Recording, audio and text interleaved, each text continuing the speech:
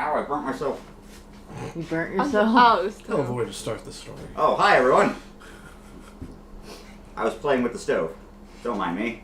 What did you pick up off of it? A piece of egg? I dropped a piece of egg like 3 minutes ago, and I thought it was cool enough to grab it, but it wasn't. It was The hot. hot thing is still on.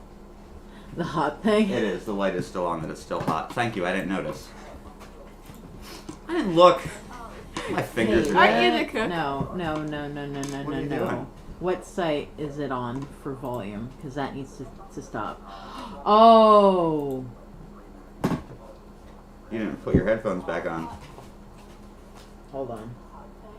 This is going to be reverberating for 1 minute like stupid. Rip. Alright, there we go. Sorry, everyone. I was showing you that thing last night, that's why. My bad. We're back. It's not missing it. Sorry, everyone. I should have done the audio test. I'm sorry. You're right. Okay, just continue what you were talking about. See what so happens smug. when we give less than 100. Yes. He's so smug. Yes. What are you doing? How many times have I been right this morning? All of them. All of the times. Hi, everyone. How are we doing today? Welcome back. We're playing more Awakening. Before we do that, though, Boss Lady has some announcements. I have some announcements. We'll let her do hers first. Get them out of the way. All right. So there is a new thing today. We are currently multi-streaming this on not only the YouTube but the Twitch. The Twitch has mostly been VODs, so this is kind of cool. We're doing both today. We are being sponsored by Call of Dragons, so go download the game. The link is already posted, and it's PC only apparently because we tried. So come join us, play with us. I'll be doing a stream on that very soon, hopefully. Link The is last up. time I asked somebody to play with me, I got flagged for sexual harassment. He's Sorry. He's joking. I He am. is fucking joking. I am. It's a joke. Terrible joke. It's not. Like a joke yesterday. Who cares? Speaking of, did you complete that dream? Yeah, did you? I reminded you last night. No, I did not. It's been more than 5 days. Oh, great. Okay. I made mistakes. So, yeah. Anyways, we're gonna go to the game now. Let's just I sent you forget the game, everything. though. Let's forget everything else and go to the game. Man. No more announcements right now. Oh no, several Doesn't pay announcements. attention during the game, doesn't pay attention to everything else. Welcome to basic my math. life. Oh my god. Welcome to my life. Hi everyone, we're back. Yes, when we last left our heroes, they had choices to make. I forgot to bring my PhD out. They had just cleaned out a hideout of Gadai and found out that they were indeed planning an attack on the city. But they had been planning it for months and waited too long, and our heroes busted in and put some holes in men and Several. threw some men off of mountains, Crush and your it was head. a good time. Yeah, that was a hot time. Vanil used the attunement rod to contact his wife and let them know about everything that they had found. The guard has been extended to the tree line to prevent any incursions by the Gadai. And now our heroes... Ooh, that was loud. And now our heroes are back on the ship and deciding where to go next. And we had a Discord chat about this last night. Yep. Without me, I have no idea what's coming. So, sidebar, I have no music prepped Dude. for... Dude. Alright, we're gonna mute this for like 1 minute.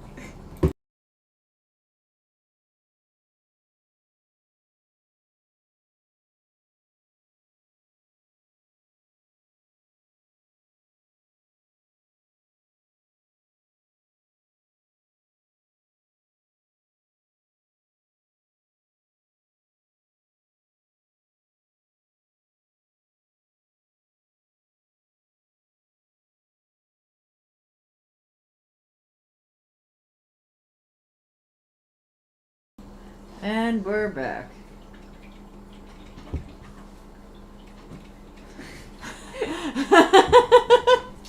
Charade's awesome. Gotta love it. So yeah, everybody had a Discord chat last night. I was excluded because I didn't want to know. Caveat, I have no music for today. So, tough. But, where are we headed? Alright. It was your idea, so It was. We're going to the shell. The the one place that didn't want us to go first. The look of pain. For you guys. Yay! Yay! No, like, this.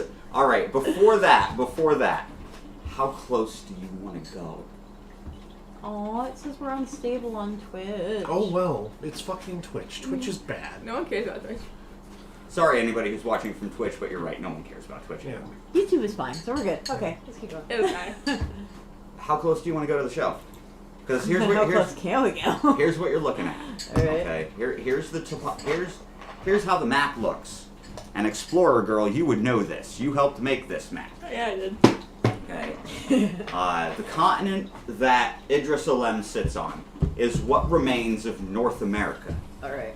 Okay. It is the northwestern part of the country, most of Canada, and then a bit of Mexico, and then there's a big canal, more like a Panama? small ocean, in between the tip of Mexico and what remains of South America.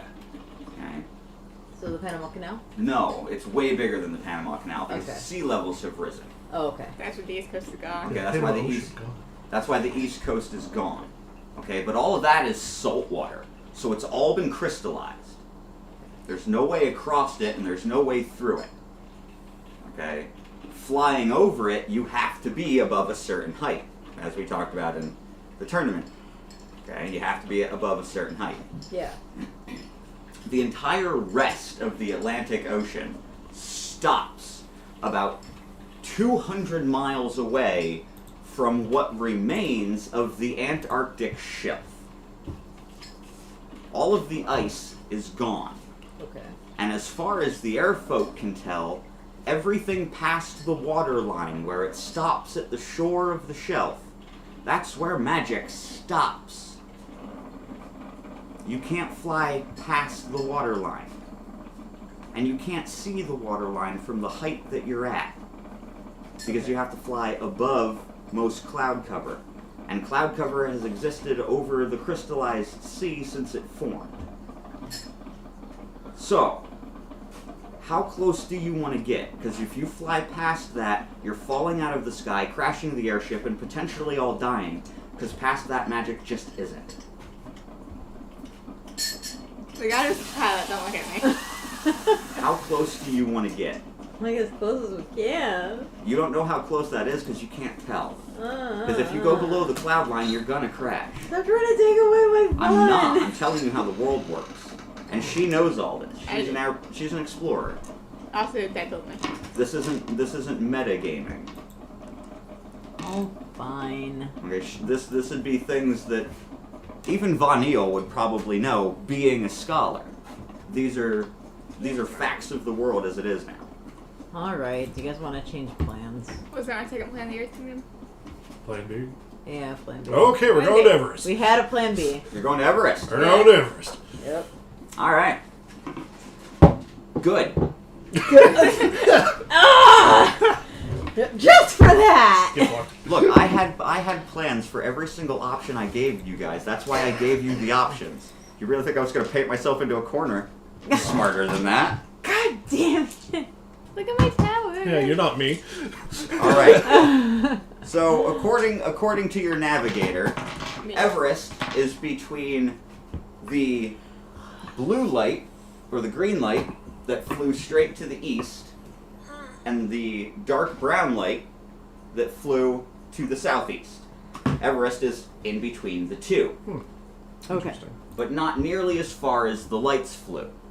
So it's only going to take you about a day to fly there. And you can fly the ship almost asleep. It's that attuned to you by this point. Mm-hmm. Just your short flight from Idris Alem to the mountain, and the ship has attuned to you to the point now where you can almost fly it with your eyes closed, Lovely. says the blind girl. Okay? So it's almost no effort for you to be rested and everything. At this point, would everyone like to go over the new spells that they've made, because you're officially on rest? Or do you want them to stay a surprise until you use them? Because I see you hesitating. I want to stay in surprise. I want to Okay. stay a surprise until you. Okay. I'm probably not going to use mine for a while, so I might as well tell mine. Okay, what's yours? Mine is called Sparky Boom Boom. Yeah, buddy. Sparky Boom Boom. So that's just my other one that says Go Fast Bird. But it's an AoE. It's an AoE It's an that's, air fire element. that's comprised of air and fire. Yeah. You shoot it into the air, And and then it fireworks. creates a firework of And- any shape you want. And it rains down. And then it rains down like small little fireballs. Like angry hail. If hail wasn't already angry. Hail is very angry. This is angry hail that's on fire. Yeah. Okay. So yes, Sparky did Boom Boom. I don't remember if I actually went over that during the last session or whether that was off mic. But when everybody gained the awakening ability, they also gained the ability to cast all the types of magic aside from water or on tier 1, the element they are opposed to. Except I can do water. Yeah, but you can't cast fire, so sit down. I can. Lame. Fire's cooler than water. Fight me, merfolk. Wait, that's I can't use I will that other fight spell. you. Well, yeah, because if you light a fire. No, that's definitely a tier 2 thing. That's why we were talking about the air thing. Oh no, I was because I can't use air. Yeah, Sorry. not for tier 1. We can make a crispy fish. Some fire, Well, then I'll fish. have to come up with Yeah, I get you. completely new spell. If only I liked fish. You know, crispy fish is my favorite. I love a nice beer-battered, Is that- deep-fried fish. Is that why you burnt the fish from all? I just turned off your coffee pot Why? because I unplugged it because it's It done. was still brewing. It's ready. But I haven't gotten my coffee yet. Now it's gonna sit there and get cold. I'll get you your coffee. And then your dad doesn't know how to make salmon. I don't know You how to make sabotage her shelf. She sabotages your coffee. I didn't sabatage the shelf. That's the way it was. That's I- the way I it's know. always been. I know that's the joke. I'm not trying to ruin anybody's fun, I promise. I'm a good DM. I'm a good That's new tears. So, where was I? Right, elements. So, yeah, at every 5 total spell levels, you can make a brand new spell in an element combination that you don't already have. But you can only do that at rest, which we're at now. We've also all leveled up. We're all much stronger. I can actually take a hit now. And in my excitement, I realized, yesterday I was playing my own game wrong.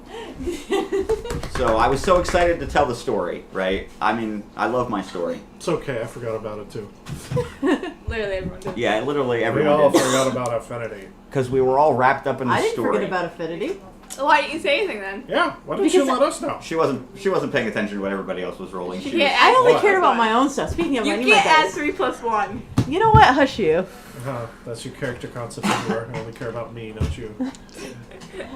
okay, so we're gonna say, let's see, what time did you guys leave that mountain? It was midday when you left Idris. So we'll say early afternoon. Didn't take you guys very Yeah. long to clear out that cave. Yeah, it was a fun little I know thing. why. What? Thief. This bitch just stealing my dice. Because it was the ones that I use every day. She's just rude as fuck. Wow, man. I gave you a replacement. You are committing several table fouls right now. I gave you a replacement. Boy, oh boy, I'm gonna have to start being a strict DM, aren't I? Man, I'm just gonna sit here and I'm not gonna help her anymore. Oh boy, the team is falling apart. No, I'm just gonna reinforce this one. This one can go die. There you go. We haven't seen you for 100 years. 100 more will do. She'll just heal herself. Can't you do that? Yeah, she can. That's a Can thing she? she can do. That's a thing you can all do. Eventually. You may be able to heal yourself, but can you last? She's still on the dice. And you last. And you... I don't know, could she take a hit from Ryan? 2 of my dice you've stolen. They're my dice! She's about to take a hit from her. You just unplugged something. You did. You unplugged the lamp. No, the Oh. fuse blew.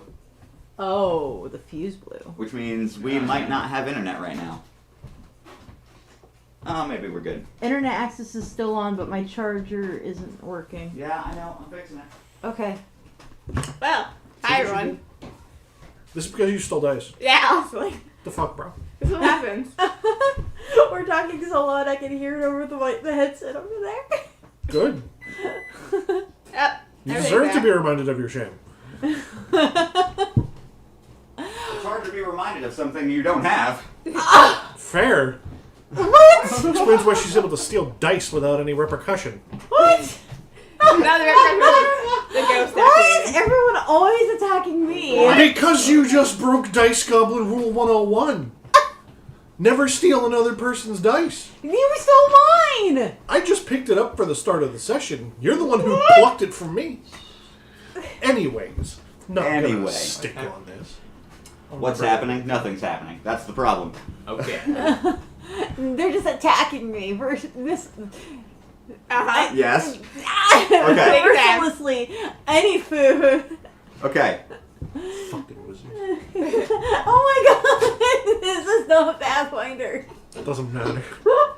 Still your character. Hey, this isn't even close to hot. You Okay. probably should have separated it first. Okay, sorry. I need my character sheet. We need a duel now. Alright, I'll We kick had your to ass fight till ways on to my fucking ship. Sunday. We're dueling. No fighting on the ship. We're dueling. Wait, no, if this is a magic ship, we can make like a battleground, yeah? Like Pokemon style. We need Fuck to it. land. We need to land. No, listen. I'll allow it. And I'll tell you exactly how I'm going to justify it in world. The magic fridge isn't just a magic fridge. It's a portal. It opens to whatever you think. Yeah. That's what you're trying to tell me. Charles instilled the idea in you guys that it was just a fridge or a microwave, so you would only pick between the two. But since it's your ship now, you know There's that no rule. you know that if they open that door and they're looking for a place to fight, it'll give them a place to fight. Indigo League. You want to You're go gonna fight? die. Let's bring out Do you two Pokemon. really want to go fight? Indigo League. That's a yes from her, so sure. If she's really wanting to do this, I'll kick her ass. All right, Von Neil. We got a day. Von Neil agrees to Referee. ref the match, so neither of you die. That's a good. Oh wait, what about And- mana? Does that my normal rules apply? Yes. Why would no rules not Okay, apply? you keep your mana. It's a duel. You are exactly as strong as you are going into it, and you are going to be as strong as you are coming out of it, minus whatever your HP is, because you're not actually going to be killing each other, right? You get no XP. I mean, you're going to one-shot her, dude. Everybody at the table knows it. I just Everyone want to knows. watch it happen. Yeah, it's gonna be funny. I mean, if I roll a crit, you're one shot. Initiative. Round one. Roll initiative. Well, let's see how well this dice treats me, shall we? Let's do it. 7. 6. Okay. Oh, all right. You go first. I don't care. Earthers are slow. We know this. Well, she's just gonna tap you with her stick, and you're gonna laugh, and then you're gonna murder her. That's how this is gonna go. Yeah, pretty much. All right. So Go ahead, tap me with your stick. I'm gonna look at my hands and I'm gonna cast. Okay. See how this goes. All right. So this gets a D6, D4. Gets plus 5 damage, and I'm gonna use my water air, and I'm going to freeze the air around and suddenly throw ice shards at you. Okay. Why not? Use spells. I'm practicing. That's what. Yeah. That's You do no damage. Well, it's plus 5 also. You Hold do on. no damage. It's plus 5. His magic defense is over 10. You're not doing any damage with that. 5. That was a 10 low roll, plus Oh, wait, plus your int. That's right. Oh yeah, what's her in bonus? 10. Okay, so, you I'll take 10. Okay. That's 10 not bad. damage! Woo! Woo! Do I To get his to 50 50. my water spell? You're fighting, yeah. Yeah, woo, water. Alright, that was my turn. I'm gonna die, but hey, at least I'm practicing my new Alright. spells. Let's see what you got. You know, if you could see this if I wasn't flying the ship, I'm sure whatever's going on in my Fabio's microwave. describing it to you. He's got I the don't really attunement need to stone. give much Oh, of a yeah. shit, so we're just gonna go He ahead. has me on speaker. Yeah. Okay, we're gonna do this. We're gonna do this. Describe it to me. And I'm gonna need this. There's ice. It's like Yeah, I'm you there. I'm did it. borrowing it for a Fair. second. Haha, fuck you, returning the favor. It's fair. Welcome to damage over time, motherfucker. You sit your ass down. Okay, so you're that dead. is 11 rounds of 2 plus 2. Wait, no, hold on. Which one's the d10? So yeah, that's 2 plus 2 plus 10. So that's 14 damage over 11 rounds. Minus your Nine. magic defense. Minus your damage. magic. So that's 9 damage over 11 rounds. Yeah, well, you're on a clock now. Boy, dots Every are, time. dots are fun, aren't they? Every fucking time. You forgot affinity, He's didn't you? farting. No, Oh, the farting. Yeah, Oh. the party. come on. 9 dude. damage. So over... here, what I'll You know, do Come on, is please. I'll use this one as the countdown so you can have your pretty little shit back. And then I have 9 damage on my luck die because I don't think I'll need my luck. Also, by the way, you're going to be taking Was I that supposed to 9 roll my luck for my spell? Oh, right. I got to do Yeah, I didn't roll the... my Yeah. luck. No. 17, so it's- no. Okay. Yes, that would have done something, but It's retroactive. Alright, that's fine. 10 for level 1 spells plus the level, right? Yep. Okay, so that's plus 20 mana. We enter cooldown. So Describe that's it minus to me. 4. Alright. So Yeah, that's do 16. cool down. And also Describe it because... to me. Describe it to I am. also, once it hits your turn, you take another... Yeah, you take 9 damage every time the turn switch Yeah. happens. I So know. at the end of your turn, you'll take another 9. At the end of Ben's turn, you'll take another 9. Alright, so that was it was a 0 level spell, so I gained So 10 it's 10 off of plus it. the level, so you gain 20. No, this was 0 level. Then Oh, it's, so you then gain it's just 10. flat 10. Yeah, alright. So 26. And then minus 2 plus your cooldown. So minus 3. My cold. Where's my You're- cold? It's right there. Oh yeah. Plus for actually every 10 every 10 in you have, this should be 2. Oh okay. So So that's 22. My co-DM, everyone. I've been paying attention to the rules. I'm so glad you have. I enjoy love- it. I love that you're so invested in this, man. That's why I keep Like going I'm, 100%. I'm so invested because like I think I might want to adopt the system for myself. Because goddamn, this is so good. That's not true. Yeah. Okay, well your turn. Alright. You'll take another 9, Yep. At which the, is end, already down at the 10. at the end of your turn, you're going to take another 9. Fred, you don't die now. And So after your turn. It Af- should. Alright. So After my turn? after yeah, your so turn. it was 11 on mine, and then now that it's turned to your turn, I ticked it down to 10, Alright. which means that you take another. Yes. At turn switch is when dots take effect. Yes. Alright. So. Because having a I'm dot gonna do it means again. you will not have full Okay. health until that dot is over. So she can heal herself right now, but then her turn ends and the damage ticks. She's back down to minus 9 HP. Yeah, it doesn't matter. Yeah, there's no healing a dot until it's over. No. It's a war of attrition, and Ben's gonna win because you will not do enough damage to get through his defenses. Well, no, her magic can. Not. Not like that. Oh wait, no, that's 12. 10, 17. So 17. So I'll still take 7. Alright. Uh-oh. Which, I mean, that's really the only way that she can get me is right now because my magic is low. Well, you're still getting wisdom XP and armor XP for taking those hits. Oh yeah, I should actually be marking that. Oh yeah, I should probably mark that too. Yours was a spell that you Yeah. hit me with? Yeah, it's a dot. Earth. So that I would do You armor. now, hey, listen to me. You get XP for the initial hit. Yeah. You don't get XP for the dot ticking. Yeah, no, but I didn't do the extra initial hit. So Okay. it'd be armor and. It's She doesn't armor have and a wisdom. dot. No, Oh, but your for my dot. dot. Like if you have a dot on you from an enemy, you do not get that armor XP every time that dot ticks. You get the initial hit, and that's it. Also, I should mention he's not going at you with the axe. Oh god. No, he's No. just using fists. That'd be too easy. Oh god. Oh, what's your weapon die? It's a D20 Down one tier. for You're use- using your fists. Really? You're not using your weapon. Well, I have his weapon to wear it more, don't I? Because it was made out of earth. Fair point. You did say that. So earth gauntlets. Fair point. You did say that. Roll your damage. Alright. I forgot. Well, that's a 19 on luck. I'm That's a dodging. crit. I'm dodging. Damn. I crit failed that. No, that was my crit. You crit fail dodge. Yeah. I crit. You know, if you crit fail dodge, that's an automatic critical hit. I know. Damn. That was. Let's calculate the damage. Hang on. So An initial crit would lower her defense to 0. yeah. Okay, so you're not defending this. This is all straight damage. Uh, So how much damage did you roll? So that's 11 plus my damage bonus of 10, which is 21. Doubled Doubled to to 42. 42. You're dead. That straight killed you. He punched you in the face and knocked you unconscious. Vanio calls the match. I mean, he's not going to punch her in the face. No, he's going for the solar plexus. Oh yeah, Fuck you your were breath. straight dead. Straight dead. Oh, and then just, for an extra little Stop bit blowing of, holes in my shit. Stop blowing holes in my ship! I'm not blowing holes in her ship. I'm blowing one in her fucking back because I punched her in the stomach. It sounds like you're blowing up my ship. As these two are winding down, the comm in the ship dings to life, and you hear a staticky, gravelly voice coming through the crystal comm. Go back up. Who is this? Do I recognize that? Oh wait, do I heal? Yeah. Because after Yes. we're resting. Yes. Sorry. Yeah. You're not in the cockpit. And then because It's just coming through the comm. She's the only one who can hear it. because that was a crit. That's Alright, we go to Everest. I forgot. double. Whatever. Yeah. Just talk. Hi.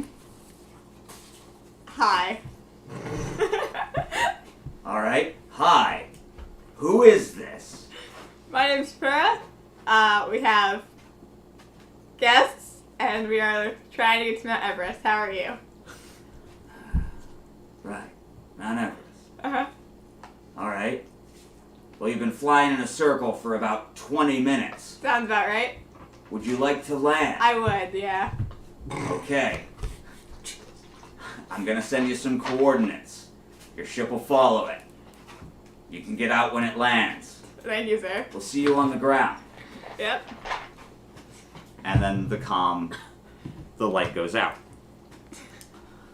I'm As grateful. these two were fighting, you were paying attention to the fight. The ship had reached where you had sent it, and it had just been circling, waiting for the fight to stop. It's a loading screen of death. So, the ship receives the signal, and just kind of drops, nice and steady, down into a field just at the base of Mount Everest. And it looms over, peeking through the cloud layer. You can't even see the top of the mountain. You can see the ice cap coming down out of the clouds. And the shadow that it casts covers miles and miles in every direction. The sun is going down, it's almost behind the mountain, it's fiery red everywhere else, aside from the area in which you've landed. The ship settles in, the door pops open, ramp flops down, because the ship's lazy. And standing outside at the bottom of the ramp, is a congregation of Earth folk. No, love it. And you recognize diplomatic formal wear almost immediately. It's like, oh, this will be good. No. And there's 4 men. 2 standing on either side of the ramp in full earthen color guard. A furred sash with a clasp at the shoulder and not loincloth, but loincloth-esque pants. Right? They're flesh colored in the legs, and then they have like the fur loincloth over the top and the sides. And a pair of ankle reinforced leather moccasin. Okay, so the ankle is bound in worked hide, and then the sole is just leather. Are you kidding me? It's still bound. I was gonna do it with my hands. I just cried. They both have strapped to their back the type of axe that he wields, only much smaller. Okay, the heads of the axes are only slightly larger than the heads of the men. And they're on the backs. No strap or anything. They just hang there. Because they have a piece of magnetized metal Oh. on the backs of the sash. That's a wide piece of bread. I know. So they can just click the axe handle there and it'll hang. In front of those 2 men, facing the ramp, is a man a head taller than Reiner. Yeah. And old. Like, Verney old. The guy in the comm? No.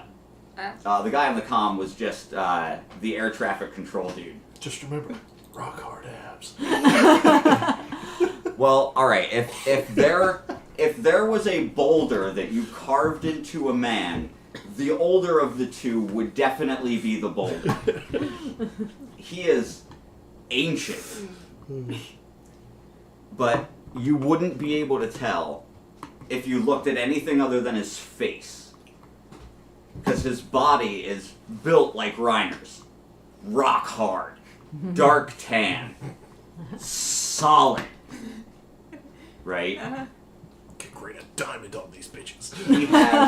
He has no sash, but he does have a band around his forehead, just a small leather band, marked with the symbol of Earth, which I'm going to let that up to you to decide what that is.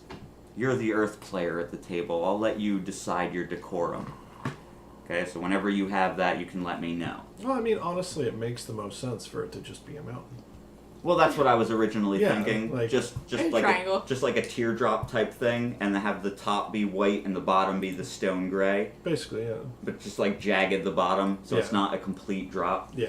Okay, that was my idea. Yeah, that makes sense because, I mean, they revolve around Everest. Yeah, and that's the symbol he has hanging on his forehead, and it's just a simple band of leather tied in a knot in the back. Okay, this man is important because the dude next to him has a full robe on, furred collar, furred stripe down, black and white, very very stark dress. The robe goes down mid calf, and he's got the same pair of leather bound moccasins that the guards are wearing, but his are tanned black instead of brown like the guards. Okay.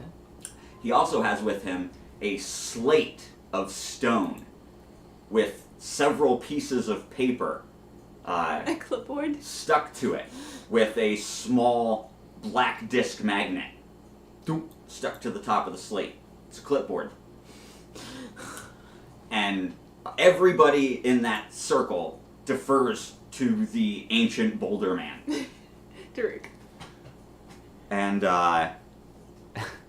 as you guys step down the lift, you come out of the cockpit. The flight's over. The door is shut.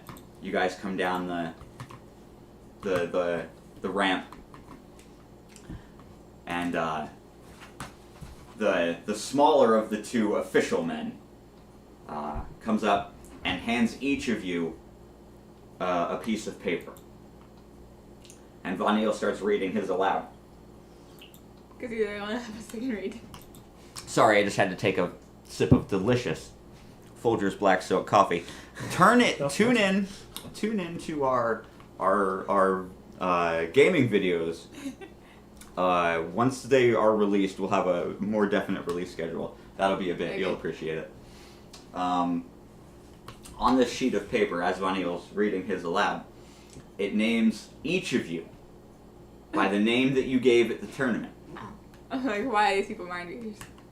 It names each of you as official representatives of the Earth Kingdom for the representative title of hero. This is them officially recognizing you guys as heroes. All you have to do is sign the piece of paper. I am listed as Earth Kingdom. Okay? No. They have you listed as unknown. I put an Earth in the tournament. Because they Everyone knows know you're lying. for what you ain't. They know you're not. Literally everyone knows. In the fields behind these men, and here's why they know you're not. In the fields behind these men, you see row after row of crop. All different kinds of crops. Over time, the land surrounding Everest has turned into a very fertile marsh. So they have been growing rice and grain for generations. And it's generally the women and the children of the Earth tribes who tend to the fields. So you see Earth women out in the fields with their kids, and their children are bigger than you are, built bigger than you are, Yeah. right? You could Buffalo babies. you could put two of you, side by side, and you would have the shoulder width of an average Earthbound child. They are gigantic. Yeah. Maybe I should have put more there. No, you're too tall to be here. Should have picked fire. They Oh, yeah. listed, you would have been closer if you picked fire. They listed you as unknown because they called bullshit on your Earth thing the second they saw it. There was no friggin' way. Mm-hmm. And you do not recognize the older man, the one in charge. Okay? But he knows you. Oh, shit. I probably should have asked this before the session, but we're going to get a little bit of Ben's backstory today. Boy. Okay?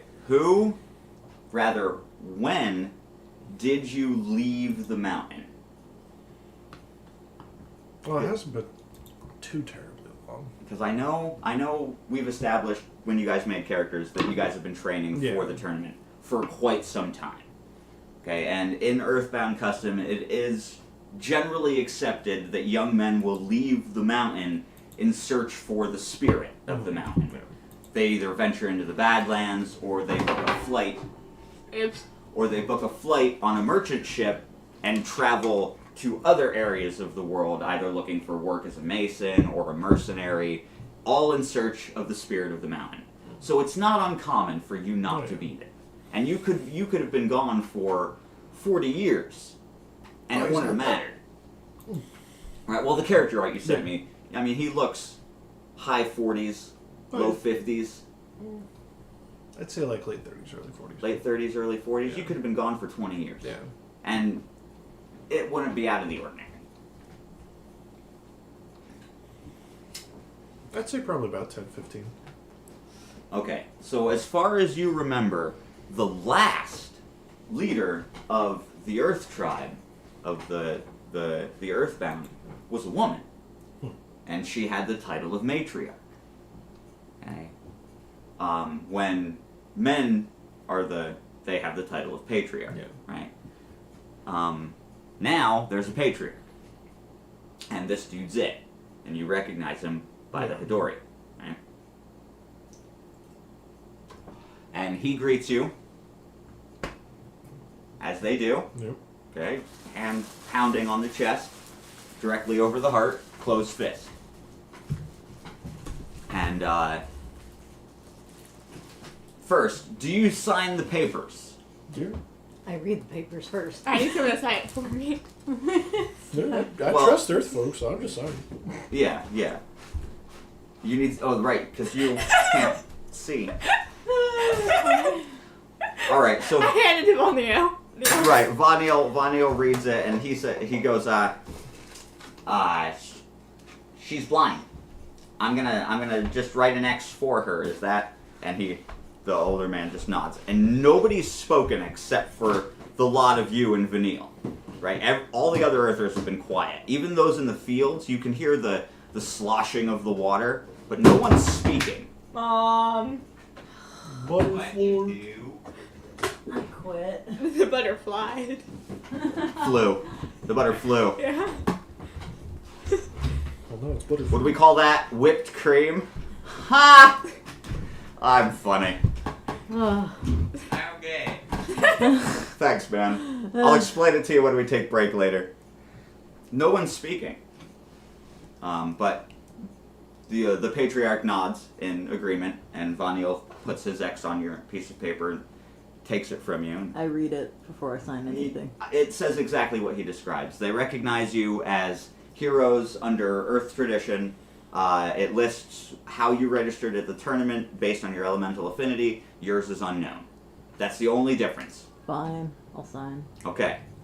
So you turn those papers back over to the diplomat of the two, and he takes them and turns and salutes to the patriarch, turns and walks towards the mountain, and in the direction of a very large, very ornately decorated arch built into the mountain, carved by artisans from the Earth tribe. You guys are excellent stonemasons. It's literally almost impossible to replicate anywhere else in the world because you guys are so precise. You can do workings in stone that look like you're carving butter. Yeah, we're dwarves. It's so ornate and so well designed, and it's the entrance into the cave system where everyone in Everest lives, in air quotes. Okay? And out of all the children that you can see are both equally dispersed between male and female. Okay? There's an equal number of both, but only women, adults, are in the fields with the children. Okay? And the patriarch steps forward and finally he talks. And his voice is not what you'd expect. It's very smooth, not like any of the other Earthers you guys have heard, right? He doesn't have that deep, gravelly pull, right? It's very smooth, very even, very level. Like he's trying to stay calm. Okay? He's making an effort to keep his voice even. And he says, he welcomes you to Mount Everest, and he specifically spaces those two words, ever rest, because it's part of their custom, as it is.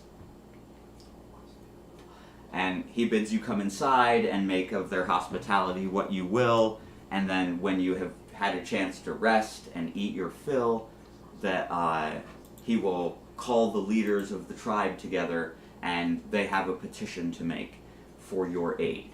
But to take in the hospitality first and make yourselves comfortable before you're ready to meet with them. It will take some time to gather everyone because it's the middle of the work hour now, and everybody needs to be gathered up. Everybody needs to be gathered up. And then, very hastily, he excuses himself with a salute, but he doesn't look at any of you. He looks at you. Ah, shit. And he gives you the salute. And then he walks away, Oh, back towards the entrance. Oh god, I'm in so much trouble. And the guards, in perfect unison, the furthest from them walks in a semicircle, and then once he is even with the other, they march in step behind the patriarch back into the mountain.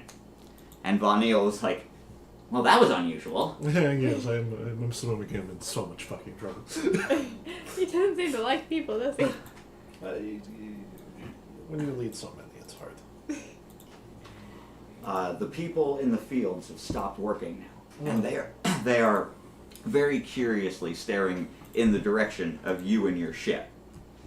And the ship closes the door and just lifts off Don't touch me, don't touch me, don't touch me. straight up into the cloud layer and then stops. Just high enough to where you can see the bottom of the ship, but it is hidden in the clouds. Okay? And there she stays. I'm assuming we got off the ship. Yeah, you guys were off the ship. Okay. Alright, you guys were off the ship in the field with the diplomat and the patriarch. Yeah. Okay. So there you are, outside of Everest. The entrance to the mountain, you can clearly see. It's where everybody else has walked.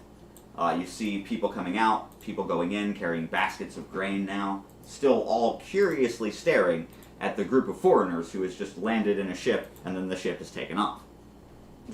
But none of them are speaking. They're all very quiet. Just the sloshing of the water and the sound of wet and or dry boots hitting the ground.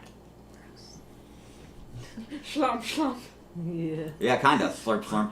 Watch Legend of Zelda, the first episode from our games. You'll understand. That's a callback. What's it called, Dad? So, no, that's a callback. Oh. The slurp, slurp thing. Yeah, It's a going callback. off the rails. What do heroes? You guys want to roll initiative and pick from there? Yeah, sure. Oh, I'm going first. I have a 20. I'm like, 13. Stepping. Let's say, so, Von Neil, Reiner, Pura, Sylph. So, Von Neil is like, I'm going to go ask some questions. And he grabs his book and pulls out his crystal pen and opens it up and starts walk writing like he was doing before in the temple. And And off he goes, wandering towards the entrance of the mountain, occasionally stopping to ask people who just shake their head and continue about whatever it was they were doing before he had stopped them. And into the hole he disappears, into the mountain. How much trouble you want to get into, Ben? I'm gonna go stop him before he gets in trouble himself. Okay. He's just gonna look at the both of them and be like, "Look, they do not like to talk at this hour. Just go inside." And then he just takes off. Okay. I guess I'm following the boys. Yeah. As you guys go inside, the scene inside is much the same as the scene outside, with several differences. You hear people not talking, but grunting in unison. Huh! Huh! Right? You are standing on a stone walkway. On either side, 8 feet down into the earth, are pits. Deep stone boxes with one door on either side. And I say door, it's a thatched grass partition. Oh, it's an arena. Okay? And there is 2 groups. On your right is the men, on your left is the women. All ages, all sizes, all training in unison, following 2 instructors on either side. And the instructors are clearly combat veterans. Scars, battle wounds. One of them is missing their right eye. They both have their head shaved. One of them is a woman. They both have their heads shaved. And they look a little terrifying. Way more than him. Yeah. They are combat veterans. Earthers love their brawls. And all of these people, there's probably 35, 40 people on each side training. And that bridge goes straight across into another small arch opening in a stark, just gray rock wall. No decorations or anything. And then there's that thatched grass partition in that archway. And it goes straight through. And Vaniel is no longer walk writing. He is just writing. He's looking at his book, looking straight down, furiously writing. And he's like, "This is fascinating. I should have come here years ago." He's writing and writing and writing. As you guys move into the next room, it opens up into a grand hall. If Idris-Alem was colorful, this place would be best described as festive. There is multicolored streamers made from nature, vines and flowers and twigs all interwoven, hanging from a low drop ceiling, curved and supported by pillars throughout the room. 4 of them on either side, making like a partitioned dining hall. And it is just from the floor to the ceiling, grass, flowers, color, everything you can imagine. Ripped right from nature, grown in its place, tended to by the tribe of Earth. And this is where ceremonies are held, festivities, weddings, parties, birthdays, everything. This is where they gather to celebrate. Okay. This room has several doors and 2 layers. The top layer partitioned by a balcony wrapped around the pillars. There's 2 doors that you can see up top. On the far left wall, there's 1 door underneath that on the floor you're on. There is a door in front of you that is wood, and then there is another partitioned door that is larger than the door on the far side of the wall, on the right wall, that leads into the kitchen areas, because you can smell meat and bread and something akin to a sweet sauce coming from in that kitchen. And as the foodie of the group, I'm picturing some kind of Looney Tunes floating in the air following the smoke from you. But I'll write that when I novelize this. We can, if you want to skip that, we can skip that. But this entire area has been grown and not built. And you see several people milling about. Nobody is eating, however, because there's still, the smell is coming from the kitchen. And what do you got? Another cute picture? I want to see it.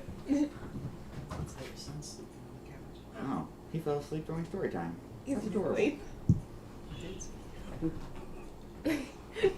Sure, is very tolerant. There are several people milling about. No one's eating because the meal is still being prepared. But judging by the feeling in the pits of your stomachs, it's getting close to dinner time. Yeah, we didn't get to eat because our fridge is being overrun. Yeah, because your fridge was being used as a battling arena. So nobody had a chance to eat. You guys are feeling a little peckish. Yeah, look, nobody says I'm not following Earth and culture while I'm away. I mean, that's fair. You don't say no to a fight. As you guys are exploring this room or looking around or whatever you're doing, you hear a clear, sharp ring. Just one. Bing! And it echoes through the whole cavernous mountain. And suddenly, there's more noise than you've heard since you've gotten here. People start speaking, talking with one another. The volume picks in pitch as you can hear from behind you the training hall clearing out. And there is a swarm of people coming across the bridge from outside. It's time to eat.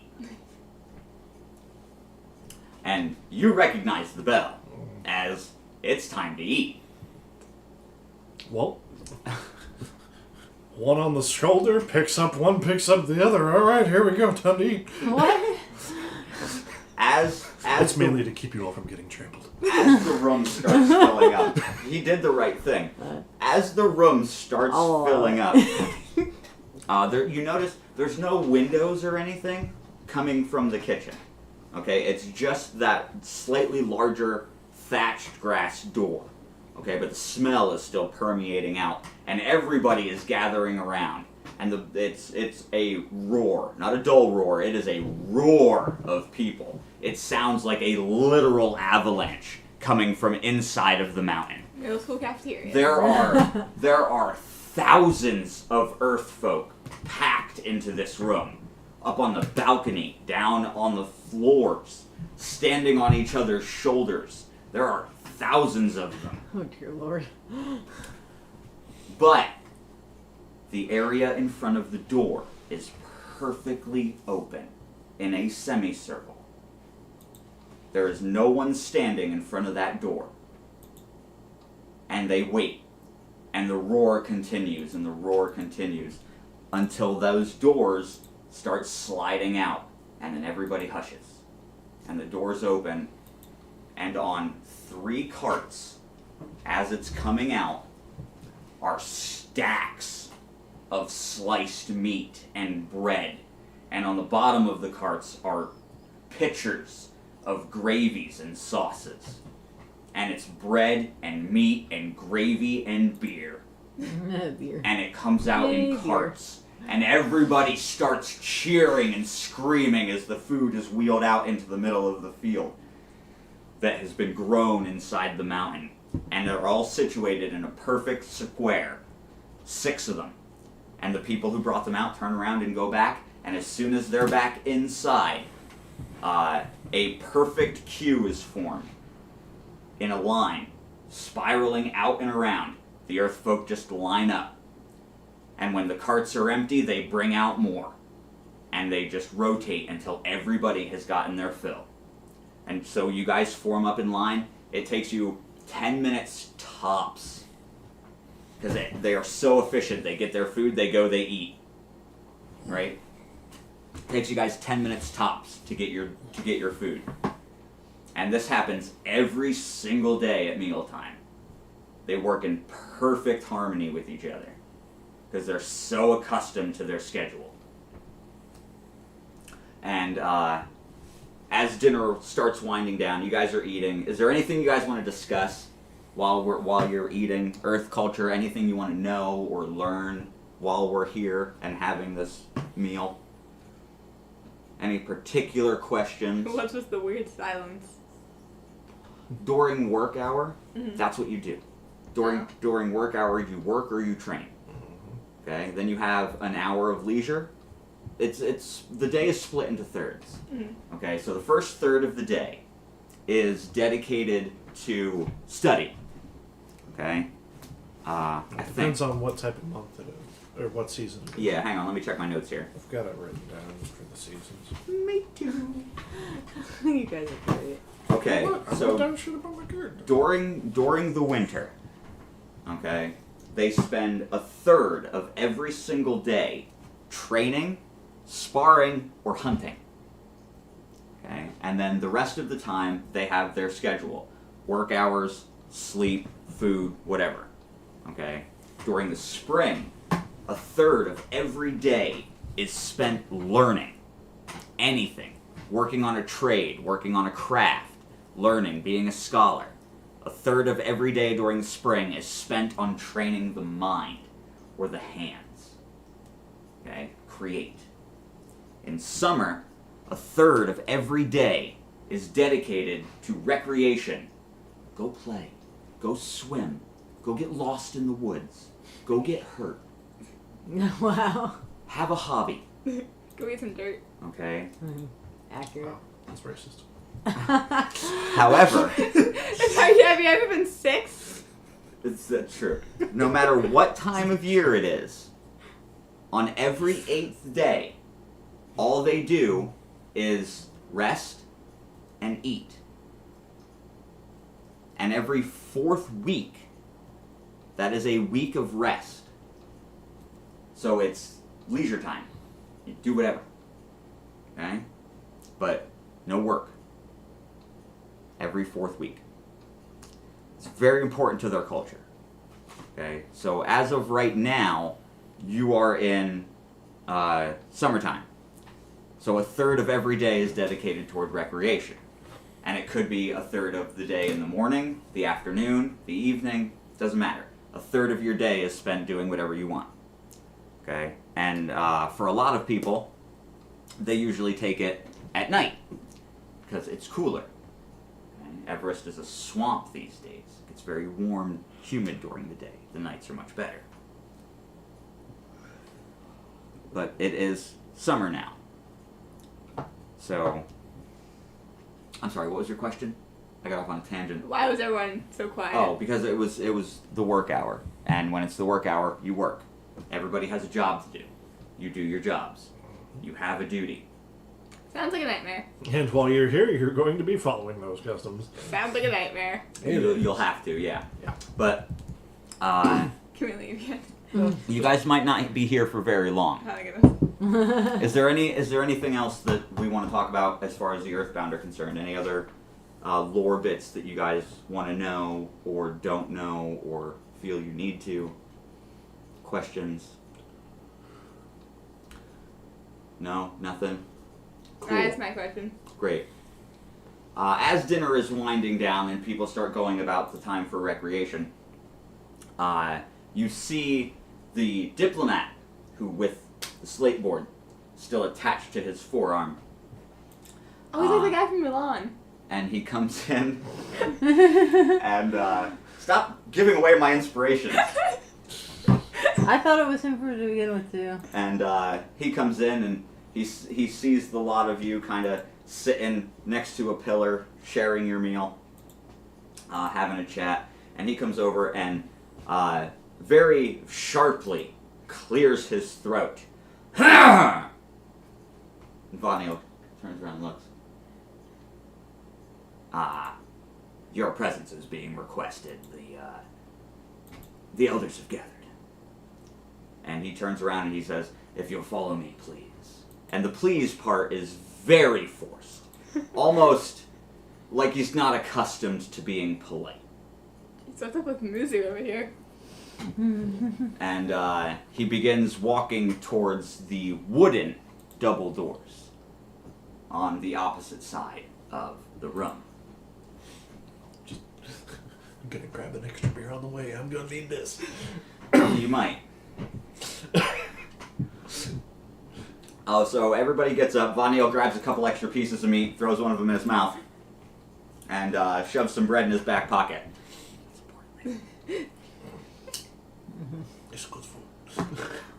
This bread is incredible. It's almost sweet. How do you guys make this? No, he has Yeah, cake. it takes a lot. You know? What? He has cake. It's delicious. I need to give the recipe to Vila. I want to see if she can recreate this. Good fucking luck. Those cooks are very, very protective of what they do. As you guys exit the grown room, it's back to the stark gray hallways born out of the mountain. And this man leads you through a literal labyrinth of hallways, going up stairs carved out of the mountain into other tunnels, going up several floors, a literal labyrinth It's like an anthill. of hallways and steps until you reach what you would assume would be the middle of the mountain. Spoilers, it's not. You're only about a third or quarter of the way up. Okay? Oh dear. But he leads you to a very ornate stone door with no handle. And the only reason you know it's a door is because it's framed like a door. Okay? And he just places his hand on it. And the slate slides back down into the ground and reforms seamlessly with the smooth carved floor. And the room that it reveals is a goddamn office. But it's got a window. Window. It has a window. This office is on the very outside of the mountain. And the patriarch had the window installed when he moved into this office. Did you guys like punch it for real? Well, he's very proud of it, right? Because the way the window is engineered, it only lets in light. That's it. It doesn't let in any snow. It doesn't let in any rain. It doesn't let in anything except for light. Because it doesn't go straight to the surface. It uses mirrors and drainage. And the light is from above the cloud layer. Ooh. He's very proud of his window as he stands and stares out into the reflected sky with his back to you as you come in the room. Okay. And the man who escorts you doesn't even bother to come in. He slams his foot on the ground outside and the door slams back into place. And the patriarch turns, and the look on his face could best be described as suspicion? We should have signed those papers. And it's directed at you. Me? Oh, yeah. The paper. Yep, here we go. Oh, dear Lord. Alright. And he says, well, now that I've gotten a good look at you, in his smooth voice, I now know which of you is lying.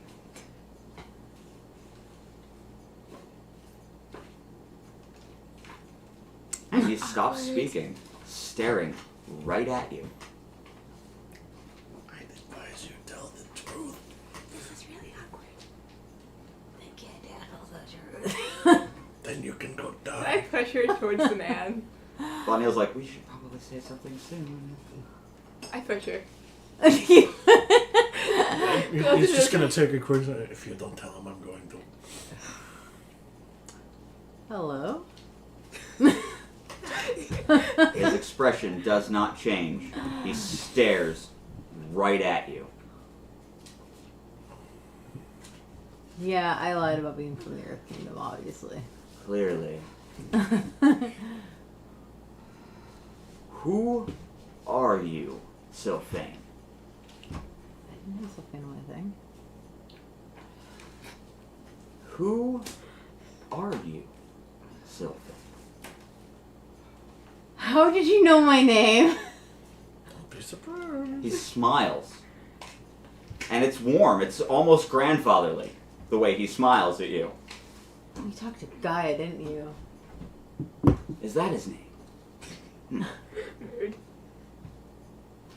I did speak to an old man, yes. Rally round to it. How much did he tell you? He reaches down onto the top of his desk and pulls out a carved stone pipe with a woven wick inside. He reaches into a slated desk drawer and pulls out a small pouch of locally grown Everest tobacco. And he packs the pipe and he looks at Von Eel and he says, "Do you mind?" And Von Eel just lifts up his finger and he goes, "Sure, I think I can." And he taps it in there and lights it up for him. And he's like, "Oh, thank you. We haven't had a fireman here for quite some time. I've missed this." And he just takes a big, long pull from that pipe. The inside's glowing red hot with as hard as he sucks into this rich, flavorful tobacco. Don't smoke, kids. As he takes the cigarette. And he blows out the cloud of smoke, and it's tendrilled blue as it comes out and hangs in the air. And he says, "Well, the old man told me you were a merfolk, and I didn't believe him. The old man also told me you can cast water spells, and I didn't believe that either. And then I saw you get off the plane. Who are you, Sylphane? And why are you pretending to be otherwise?" Yes, I am a merfolk. Yes, I can cast water spells. Water magic. Spells magic. I'm just trying to get home. Home? You mean back into the ocean? Yes. Prove it. I have a proposition for the heroes who saved the Rainbow City. Something to say, Reiner? No, just start drinking. Just like, start drinking. 3 days ago, one of our hunting patrols was set upon by something from the wastes. Our healers have been unable to stop it. So far, whatever this is has corrupted or killed 3 of my best hunters. I can't risk sending out any more men. I want you to go find this thing, and I want you to kill it. And then I want you to bring back anything that it has on it that can be used to cure my men.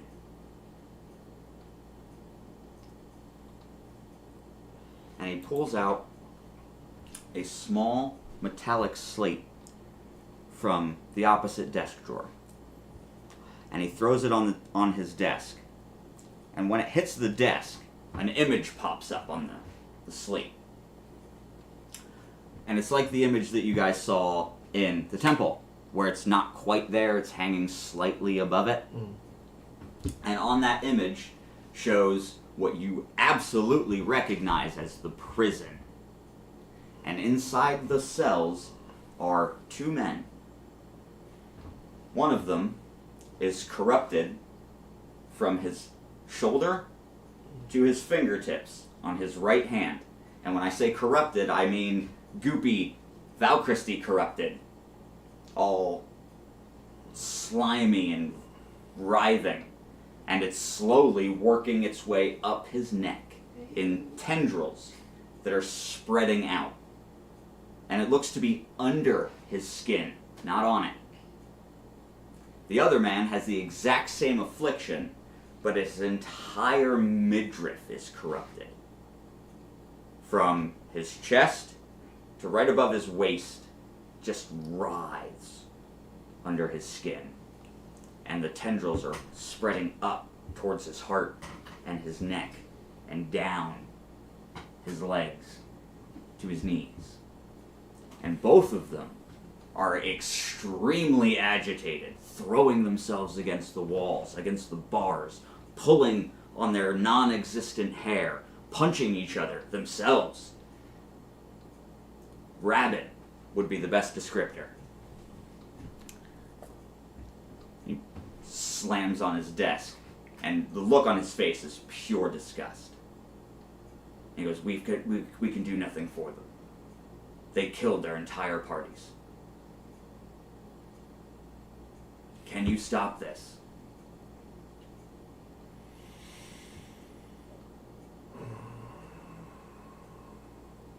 No, we can try at the very least. I know you've been gone for some time. Decade and a half. I am sorry that this is your welcome home. But you are a hero now. Title comes responsibility. Plus, at least I got the. Von Neal kind of, can I make a request? And the patriarch, of course. Could I have the recipe for this? Son of a bitch! I knew you were gonna do it. He pulls out the piece of bread, and the patriarch laughs, like just genuinely, like all of the disgust, all of the tension just leaves this man, and he genuinely, from his belly, no, you can't. I told you. He's like, oh, okay, and he just eats it. It's delicious. I love it. I'm coming back. He's like, you will always be welcome in our mountain. We're gonna steal so much food. It's not technically stealing if it's offered. So he shows you the map of Everest's local surroundings, and he points you to the location just beyond the tree line on the northern side of the mountain. Where are the two people right now? Who? They're in the prison. They're in How the far is prison, yeah. from here? The prisons are underneath the training area that you first entered in when you were in the mountain. How long would it take to get to the prison? Why do you want to go to the prison? How long would it take to get to the prison? I don't know, 5 minutes. I'm gonna lock her up. I'm gonna try healing. She wants to go to the prison. I'm gonna lock her up. I want to try healing. See if that'll help.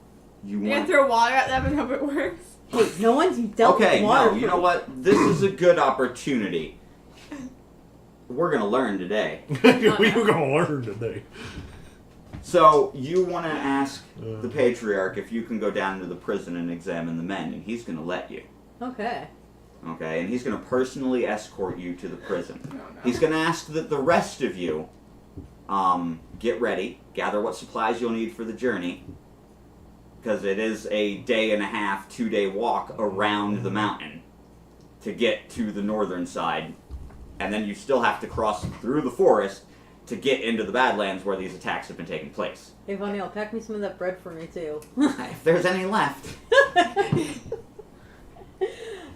And the patriarch does warn you, leftovers aren't really a thing when it comes to mealtime. I can't imagine why. But if there is any left, he has instructed the kitchen staff to set it aside as supplies for you guys for your journey.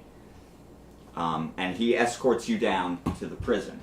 Okay. And this is the exact opposite of the growth room. This room represents death. It is stark, it is black, it is not lit.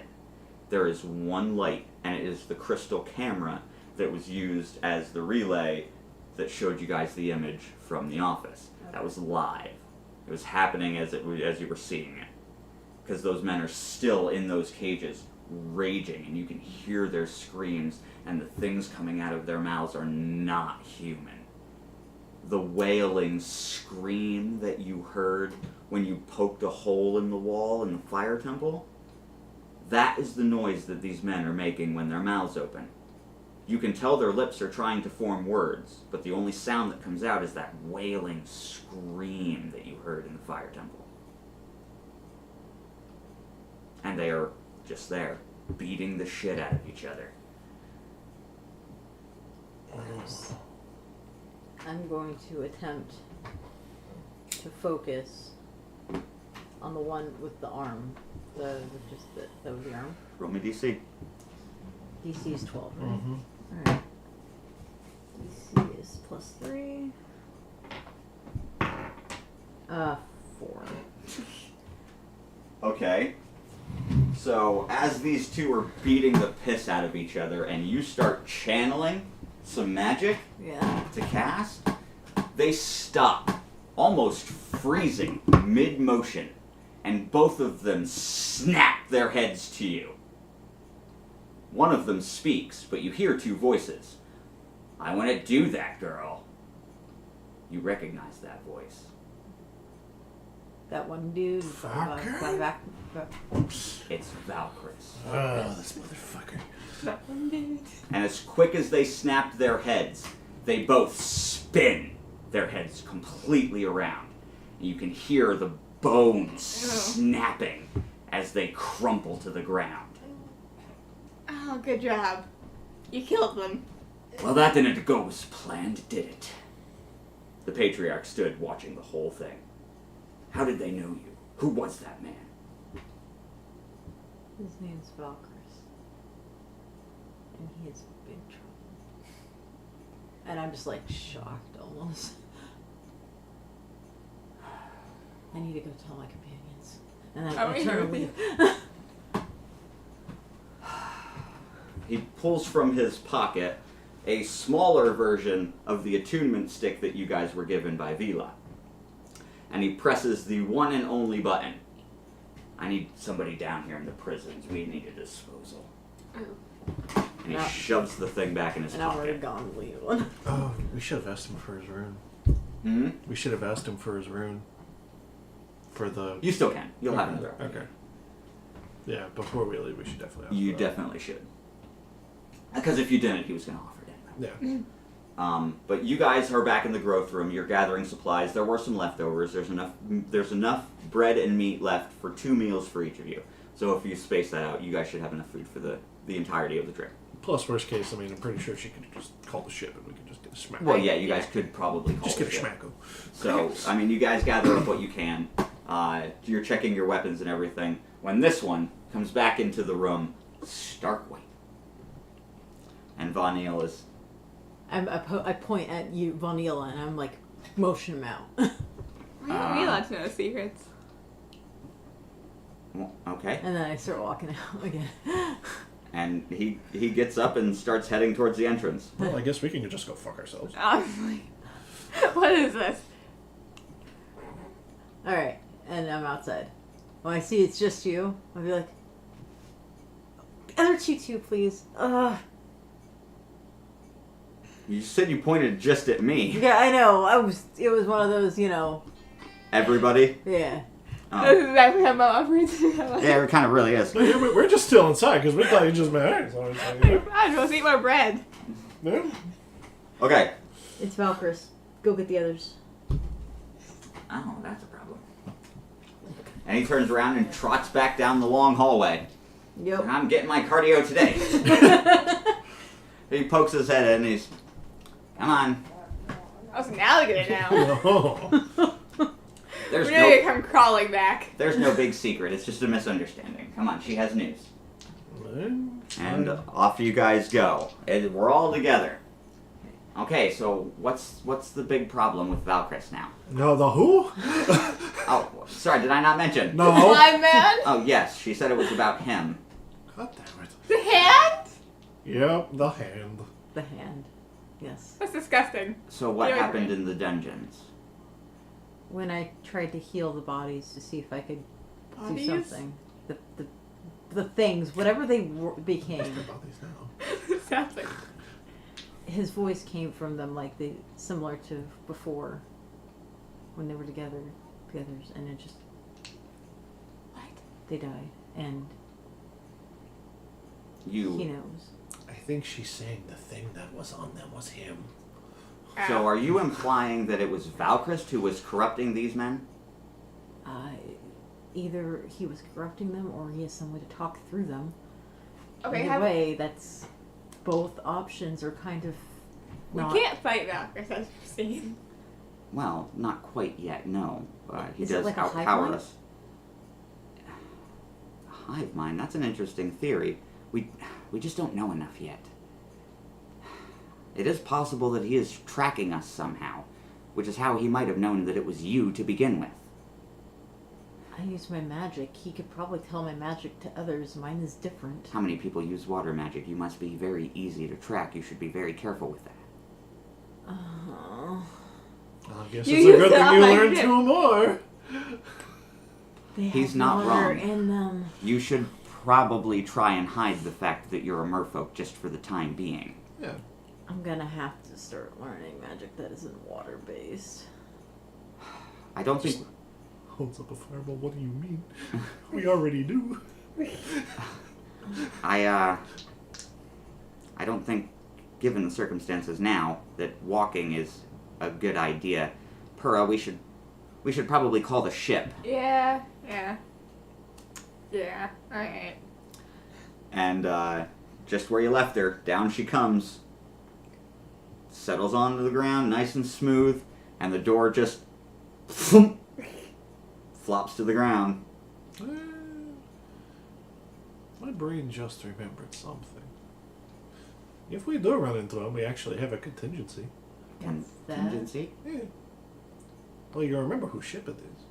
Charles. Yeah. Yes. You remember how judges would fuck him up for it? Yes. It's got weapons! It does have weapons. We're all very stupid, aren't we? Have you figured out how to work those yet? I can. So if we run into him, I guess we just blow him sky high. It's worth a shot. I mean, he took everything we threw at him, but maybe dragon magic will be... He Dragon. Oh, I want a dragon gun. he literally absorbed the guardians. How is dragon magic gonna really help much? Considering, aren't they like infused with it? That was just our vessels, weren't they? Yeah, but they still have access Yeah, to their but theoretically, magic. didn't they just pass that on to us when we agreed to become guardians? Heroes. That may have been what that odd transformation was when we were confronting Valkyrie. Speaking of, why have we not talked about that yet? Yeah, why have none of us brought that up? That's kind of a big deal. Instead, you two try to pick a fight with each other. Maybe we should go to the ship. And we'll talk about this there. See if the ship Oh, doesn't God. work, I swear fuck's sake. Talk over family dinner. Okay. We're all dead. Well, now that we've gotten some lore going, you Start to guys... think we're all fucking stupid. Maybe. There's a lot of things you guys missed. I told you there was a lot of Chekhov's guns in last episode, and there was a lot of things you guys missed that you didn't bring up that I'm very surprised about. But we'll talk about that. We're going to roleplay it all. And I'll tell you what, for every minute that we do this, and we stay in character, I'm going to give you guys 100 free XP for every minute we consistently RP. From now until we stop. Yeah, well. I'm always in character, what you mean? So you guys get back on the ship. Von Neil unpacks the food that he packed and throws it in the magic fridge. Oh, magic man. And pulls out a bottle of the stronger alcohol in Charles's cabinet. I can't drink that. Looks up in the sky and he's like, "You'll forgive me, right?" I won't. And he uncorks it and just takes 2 big swallows and slams it down on the counter. It's like, "I haven't done that in 20 years." Woo! Okay. So, yes. That odd transformation we all experienced. Any ideas? I mean, obviously, it's representative to our main element. We get some cool inheritance from our grandparents. We did Well, it all was my grandparent. What do I you don't mean? know how. He was your uncle. Whatever. we did all seem to share a strong resemblance to them, did we not?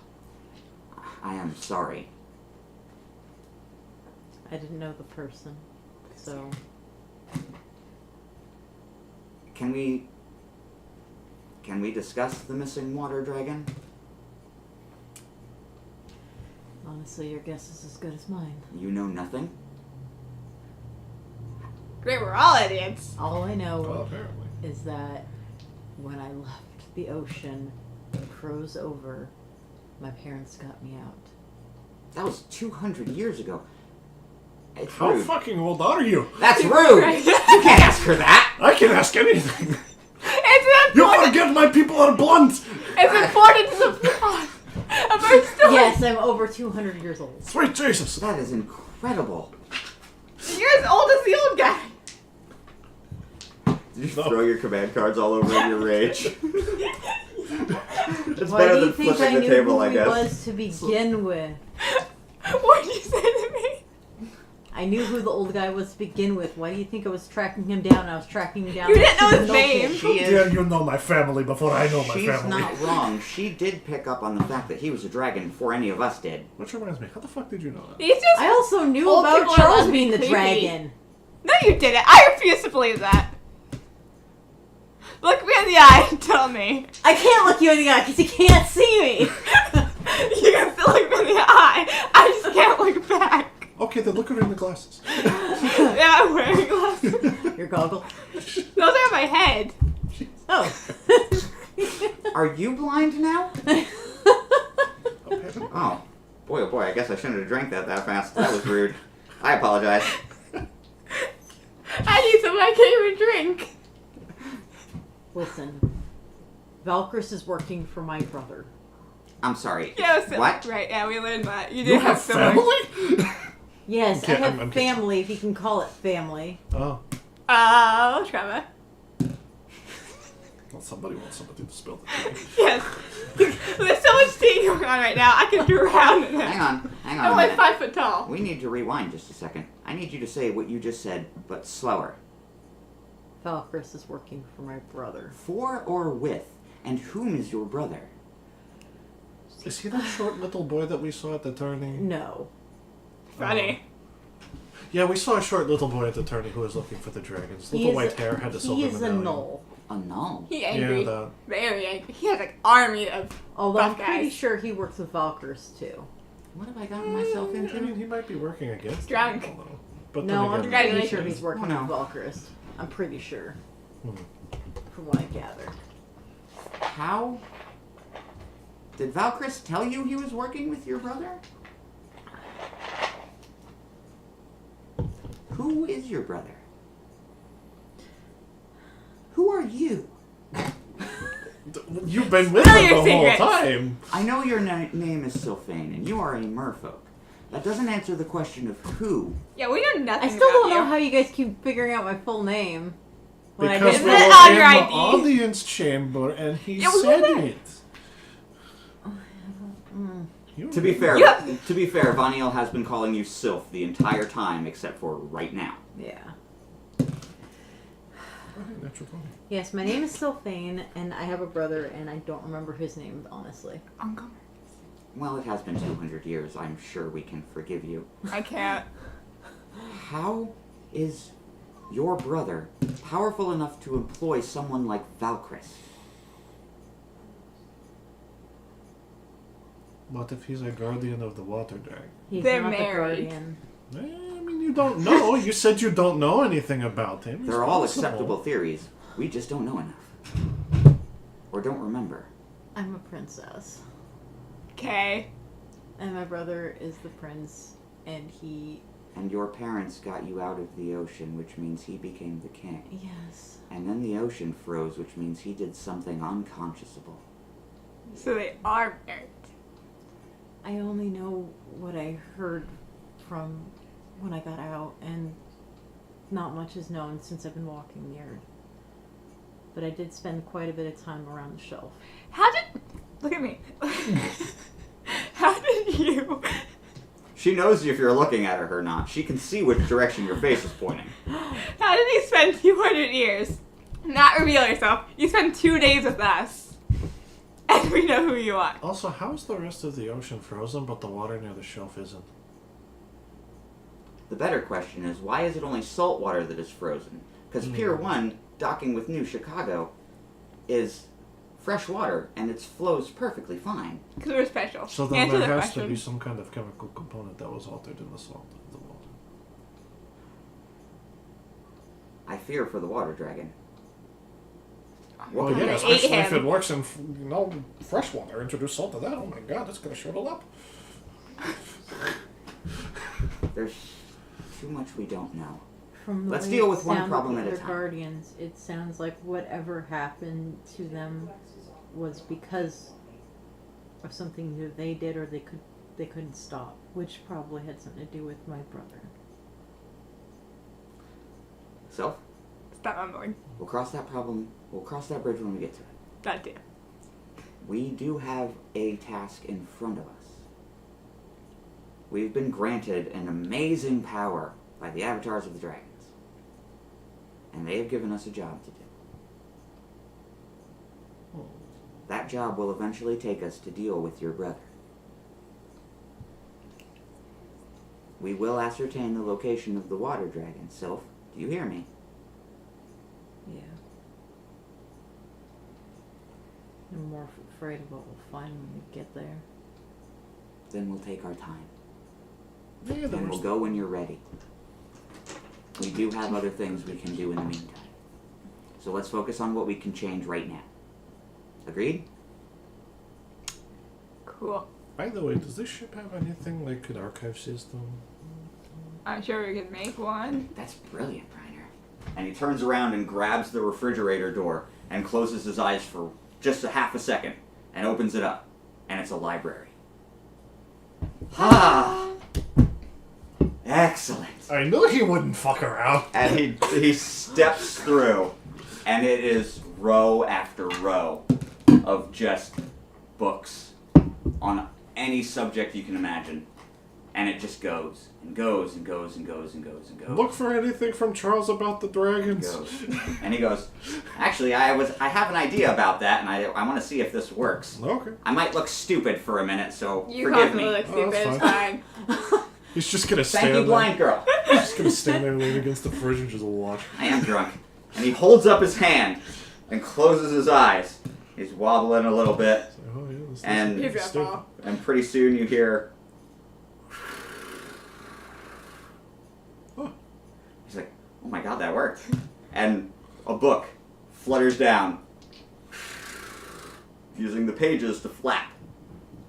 Flips over and drops into his hand. Boom. Leave it to Charles or any What other a weird person. I can't believe that worked. I'm gonna try it next. I'm gonna go and do the same thing, but It's like, different book. okay, this is about the dragons. What do we want to know? And he turns around and walks out of the library holding the book in his hand. And I'm doing the same thing now. What are you looking for? I'm gonna close my eyes and get anything I can do about the gnolls and those shadow monsters. Roll me DC. I kind of want to do the same thing, but to see if there's any books about Gaia specifically. Roll me DC. 2. Well. You can't concentrate enough. 5. You can't concentrate enough. Alright. That was a total. One more try! It was a total of what? 3. No. One more try, but this time I'm gonna do anything about the Water Kingdom specifically. In this one. Jesus. 6. Okay, a book does come fluttering towards you at rapid speed. Settles into your hand. It was written 250 years ago. And it is the only book in the library that has anything to do with the Water Kingdom. Oh, Is it a book of fairy tales? It tells you who your grandparents were. I thought of another book to look for. Who are my grandparents? Nobody of any import. Which begs the question, how did you become a princess? Charles's personal records. His personal records. Oh! There you go. Let me see. We don't need to know that. 8. No, sorry, 7. 7. Alright, specify what kind of personal records. Can we give it tax evasion? No, he's not gonna ask about tax evasion. It's funny you mention that, because depending on what he's looking for. Well, I mean, he's looking for Charles's personal records. I guess he'd look kind of more so focus on something relevant to the current situation, like any previous crossings with Valkyries. Because I remember they said seeing him again. Yes, Valkyris did mention that he was stronger than the last time they so met. I want to see if I can't find something on that. That's not gonna take my book, is it? What did you roll? 7.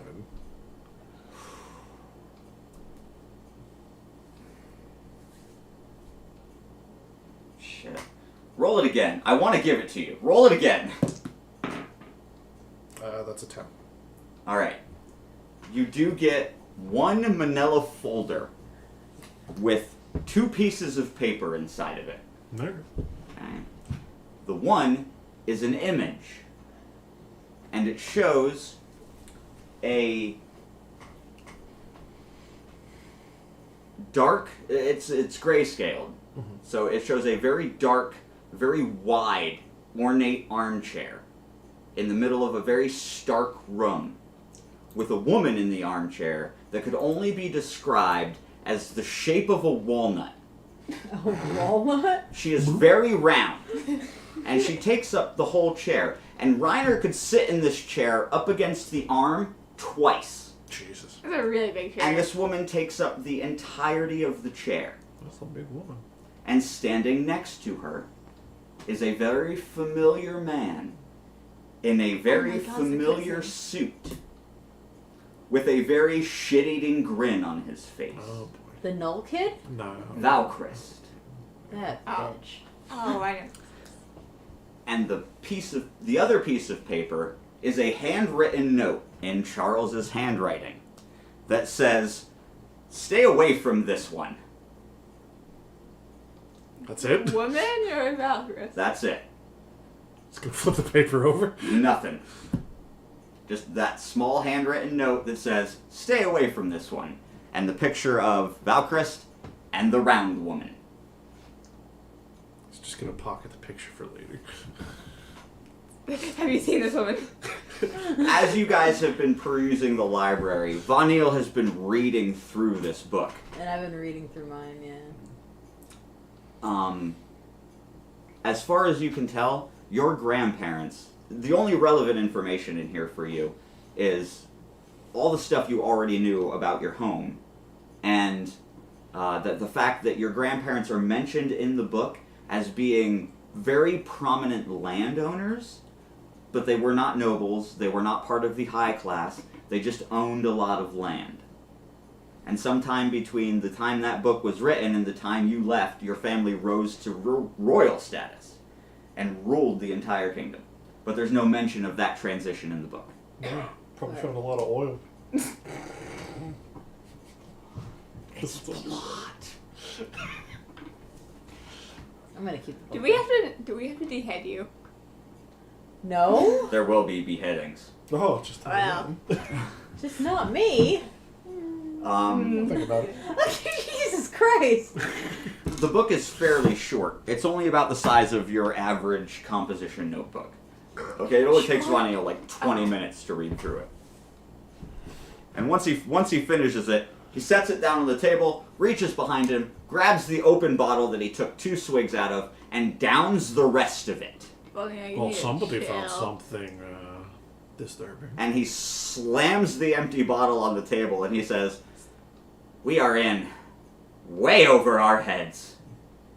And The he one who read it, explain. And he just goes, "No." Thunk. Picks up the book. And he's starts out. reading.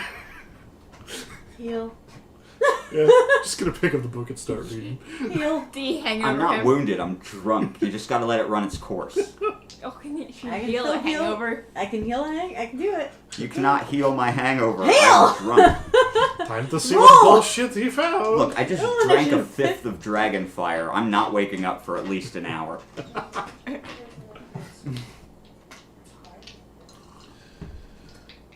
So, you're gonna read the book. Yep.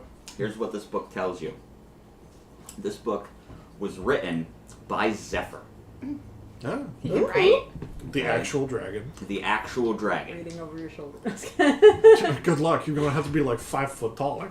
The story outlined in this book is almost the same story you heard from Miranda, but much more detailed. Okay. The dragons, the actual dragons, are not physical things. Zephyr is not a real thing. He is the manifestation of the thought of a thing. He is the representation of what we imagined wind to be. And they all knew it. Flammy, the fire phoenix, was a representation of what we believed fire would be given form. Gaia, what we imagine Earth would be given form. Who was Levi, the water dragon. Do we have a name now? Yeah, Levi. Leviathan. Oh. They called him Levi. Just like Zeph. His full name is Zephyr, but they called him Zeph. Which is why I go by Sylph instead of Sylphane. We all kind of shorten our things. Maybe it's stupid. The fuck you mean? I go by right. That is a water thing. Deal. Levi was the oldest among them. He was the big brother, as it were. And by oldest, I mean he was one of the original transient people that came from the world they originally opened the balance gate on. He was the one who was responsible for bringing the balance gate from their home to Earth. And it details the location of where the balance gate is located. Just off the coast of what used to be Florida in the United States. Ah, yes. More commonly Bermuda known Triangle. as the Bermuda Triangle. Well, It is buried deep below the silt of the Atlantic Ocean. Great.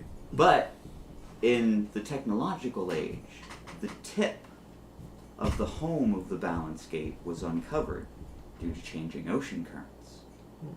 There is a crystal pyramid now at the bottom of the Atlantic Ocean in the frozen salt waters that is home to the balance gate. And nobody's heard from Levi in a very, very long time. Way longer than the 200 years the ocean's been frozen. So nobody knows how to get to the balance gate to close it.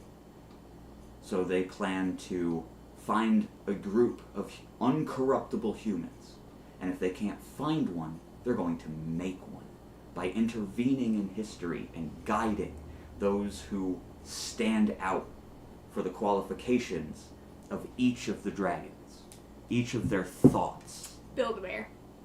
Build a human, Bear. but over the course of millennia, to give you the uncorruptible gene that will resist the trauma. You four, according to this book, are the result of a genetic experiment that took millions of years. And the hope of humanity rests on you. Because if the balance gate is not closed and is allowed to collapse, it will devour the entirety of the solar system. It will continue to expand until it has consumed the entire universe. It needs to be closed, and you need to do it. And that's how the book ends. Puts it down. I think I need alcohol. Goes to go hit the bottle. Why are my crew getting drunk? We will. Trust me, after reading that book, you'd want to too. Read I it to can't me. read the book. It's not in Braille. Congratulations, we're all genetic experiments. You've been saved from the I am trauma. blind. Genetics aren't perfect. You don't always need eyes to see the truth. You're not awake.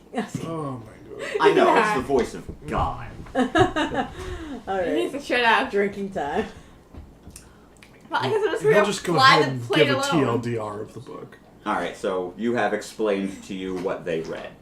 Okay, so you got the short version. I mean, if I had to take a guess, I would say if he hasn't been seen in over 200 years before, you know, it froze, he's probably on the other side of the gate but can't get back, is my guess. If he's on the other side of the gate, there is no coming back. That's the realm of thought. Physical things don't exist there. But you said that he is the very thought He is. of water, He is.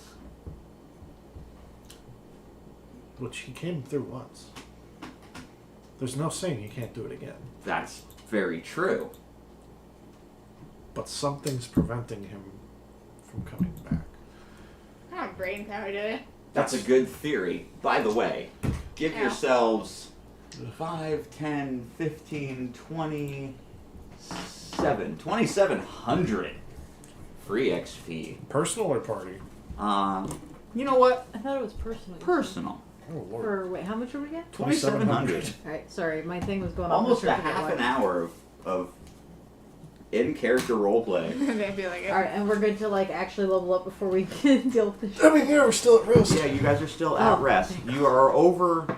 The ship has taken you where you needed to go. Because at least one of you thought it at one point. So now the ship is just like, okay, you got it, and that's where you went. All right. So now you are just outside of the area that was indicated to you on the map. And the plane is settled into a slow descent. But yeah, go ahead, level up. All right. Well, while we level, let's take a break. But before we do, let's talk about our sponsor. Today, this game is sponsored by Call of Dragons. The link is being posted to both chats as we speak. And this game is downloadable by PC. You can get your city to both level 5 and 11, and that helps support the stream and join the alliance, which I'll be making when I start playing the game. Each alliance join will also help support the stream. And we will be back in just a few minutes while we level.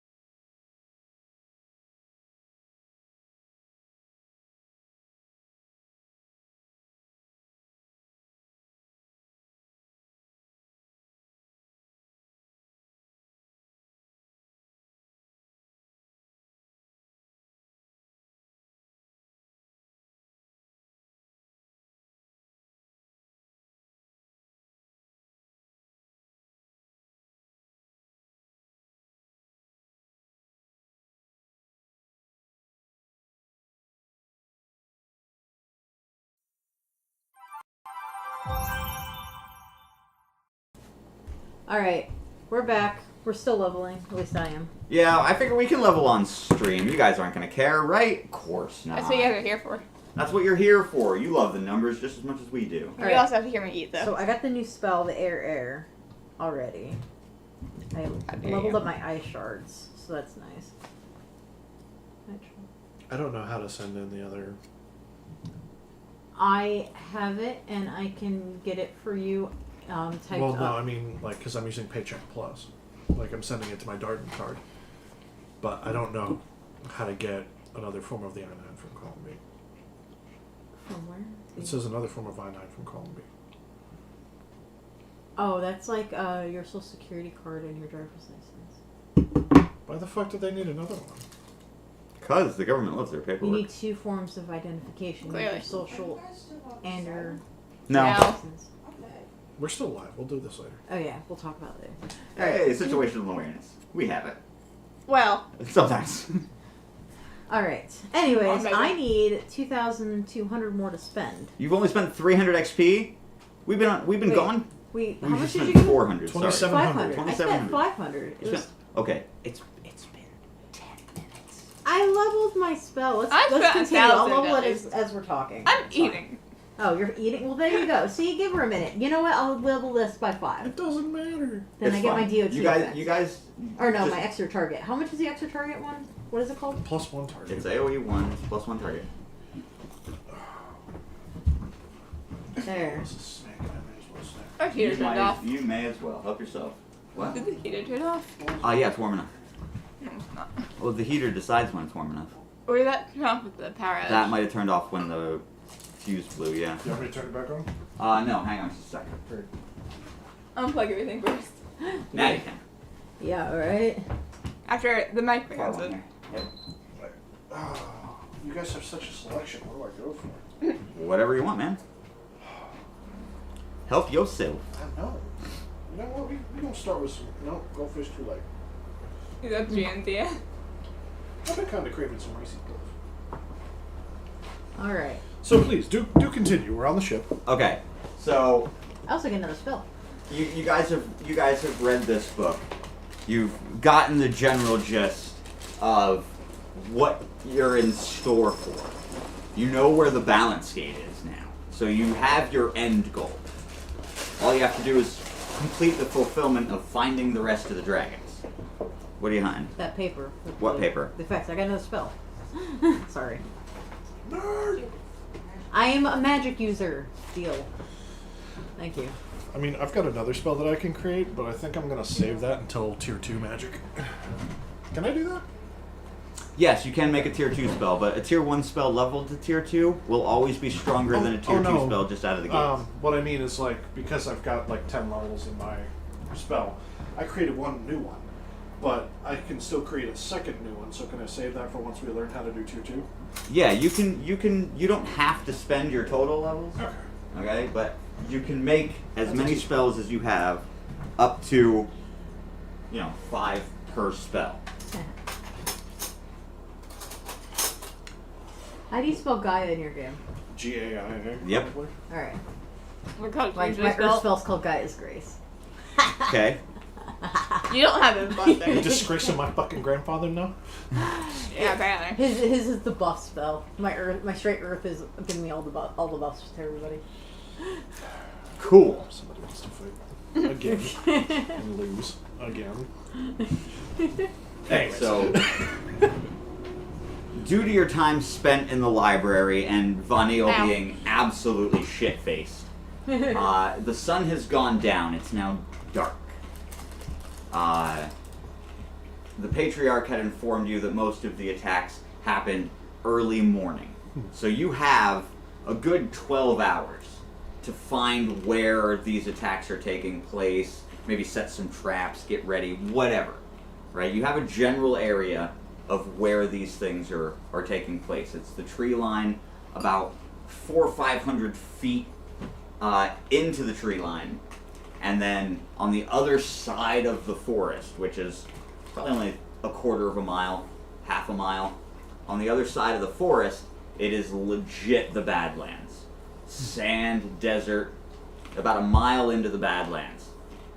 that whole region is where these attacks have taken place, leaving either no survivors or the two That we're corrupted ready. men that tried to be owls.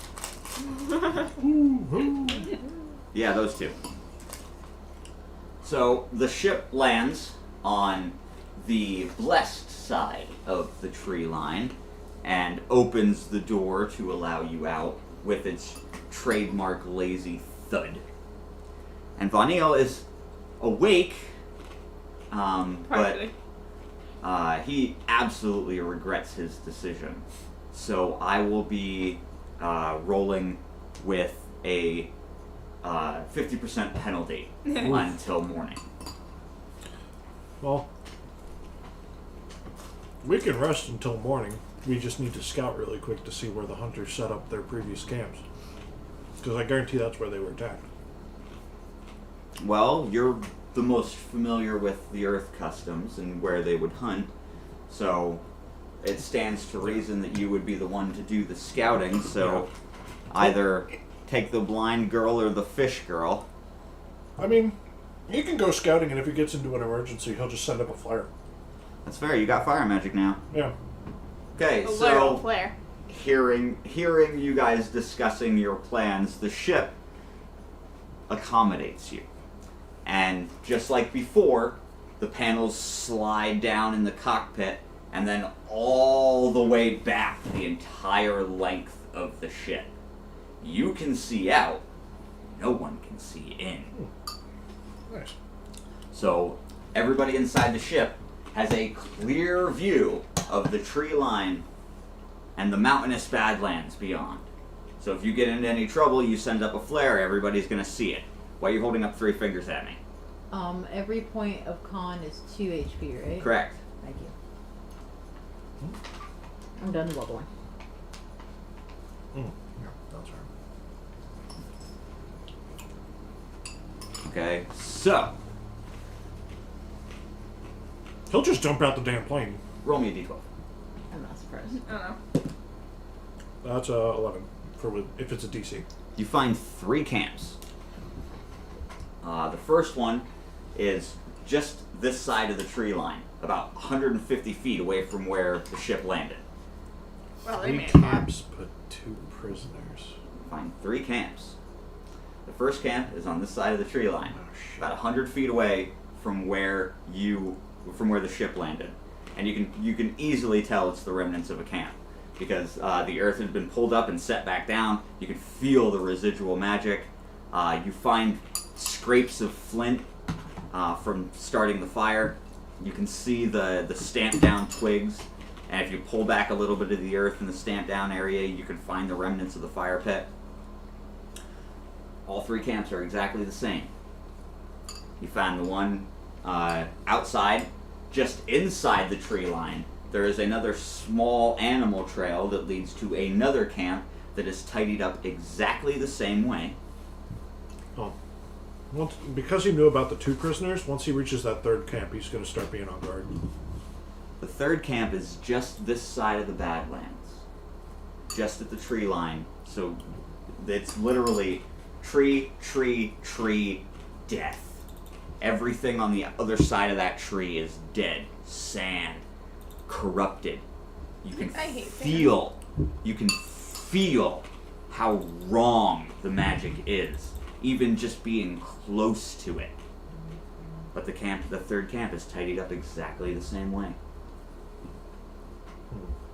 And you can still feel the residual earth magic, but no earther is going to cast this close to the Badlands. Yeah. It's not right. That 3rd camp, not right at all.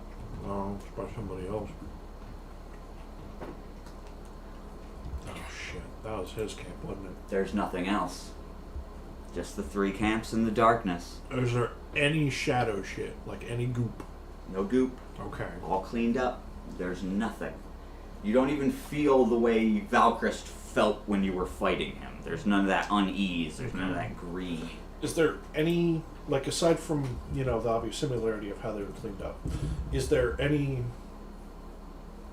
I guess, correlation between where the camps were set up? If you walk back in a straight line, you would pass over all 3 camps. I'm just creepy.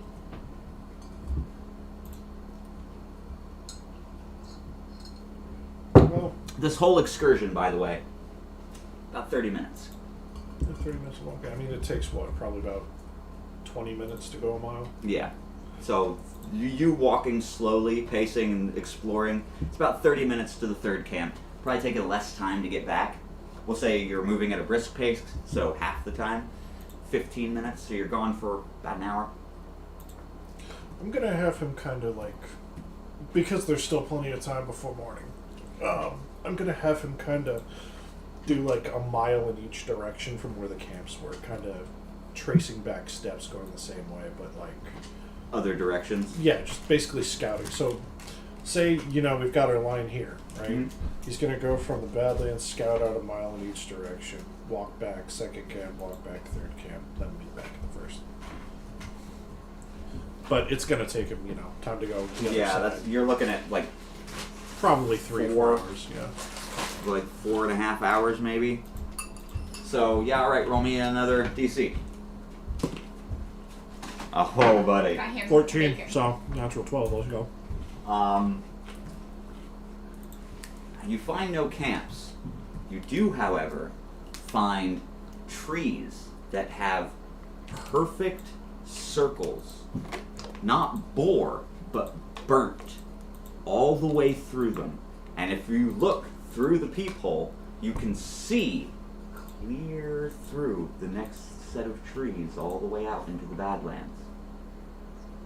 In 2 locations, about a quarter of a mile from each camp, on the same parallel that the camps are. And Earthers don't have Fire fire magic. magic, so they can't burn through. That's right. So somebody who knows how to use fire magic was here. Or somebody who's mimicking Yeah. fire magic, because you don't sense fire magic. How can they make a perfect circle straight through several if they don't have fire magic and it's not bored? I mean, air could do that. It could, but it wouldn't have burn residue unless it was rotating extremely fast. Yeah.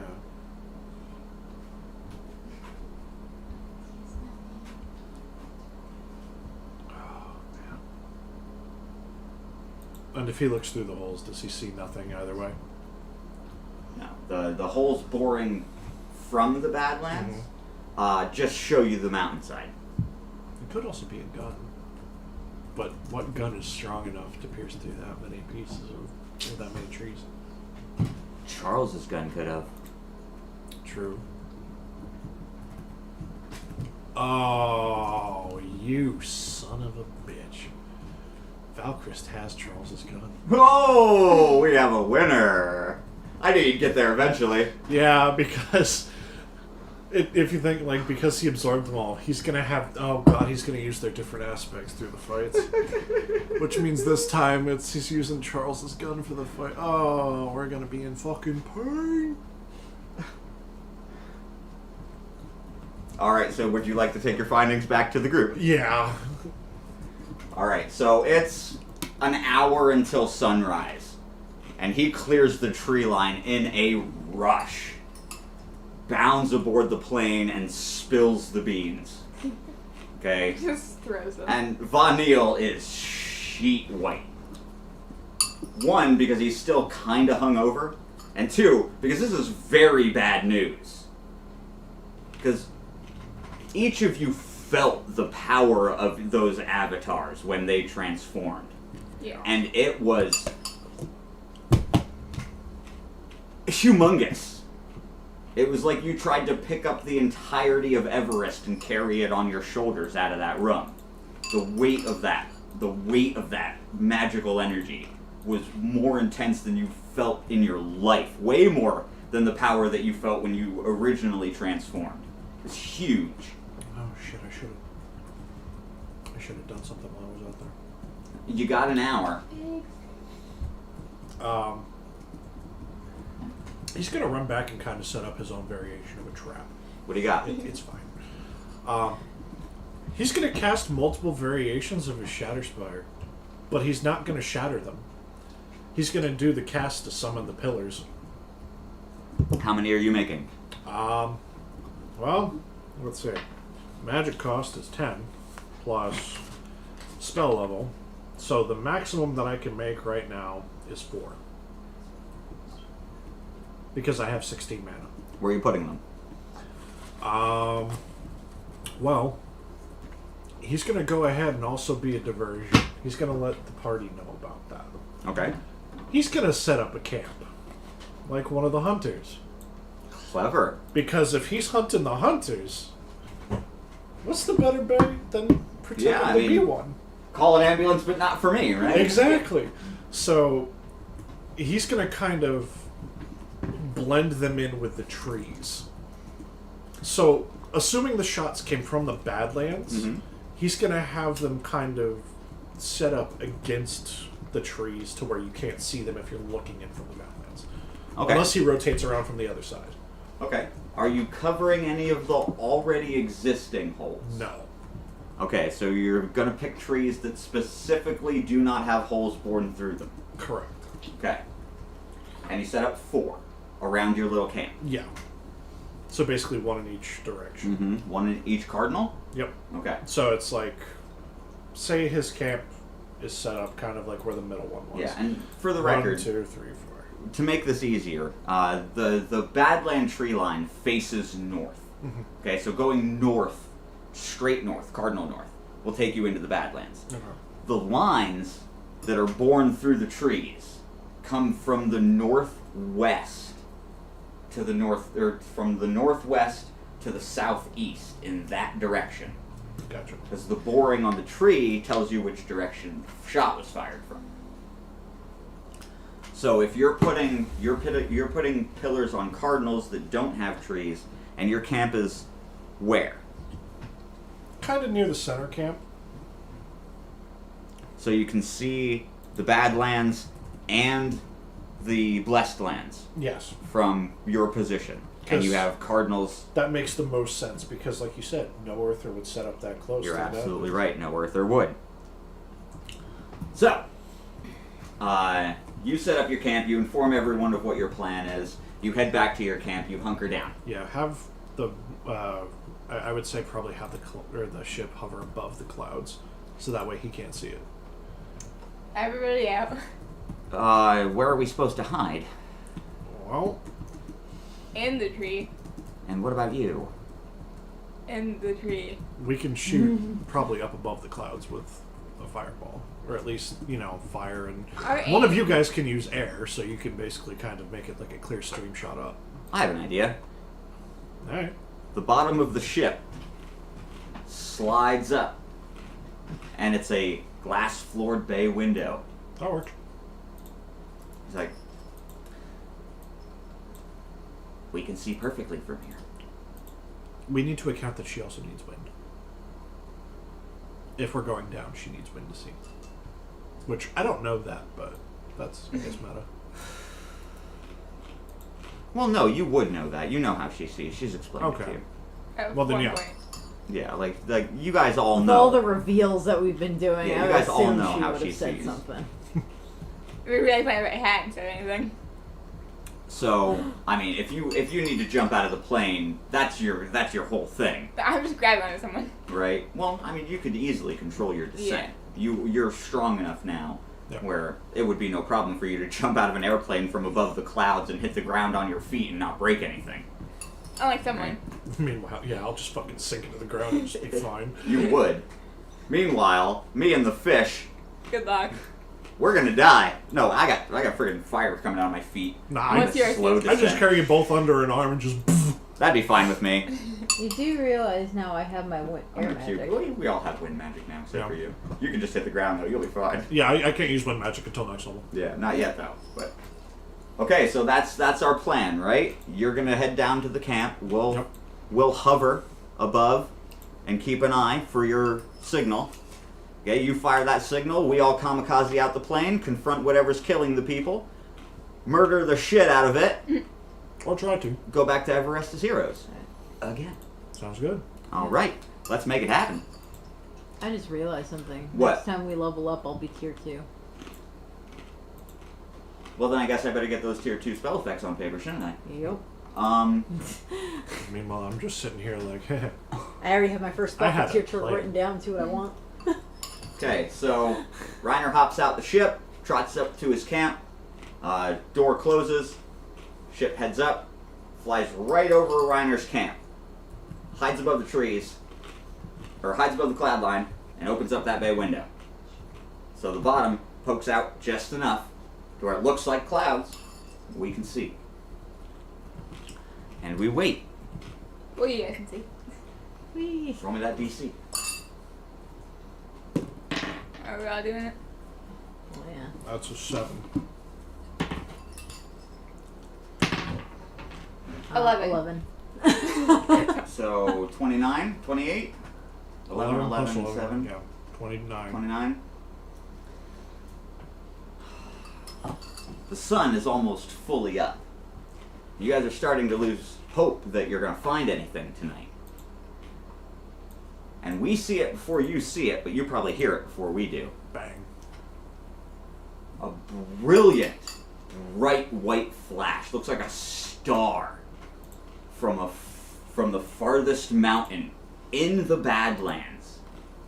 A white streak darts across the sand and smashes into the tree line. Your first pillar explodes as the bullet tears through your camp. The second pillar shatters into the tree and it comes toppling down. And the bullet rips ass through the mountain. Jesus. And then it's quiet. Very strong bullet. Feign death. Pours ketchup on body. Hi, sweetie. No. No. Are you gonna help us with the D&D? Hi!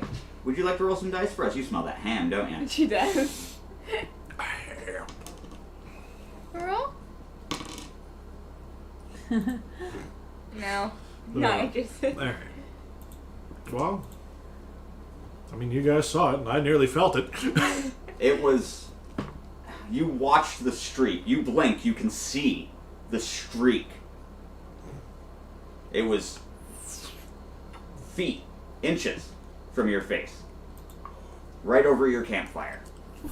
Jeez. That tree that shattered. The top missed hitting your camp by 6 inches. Jesus. And within, I'd say 5 minutes. Okay, give me how you react to almost being blown up.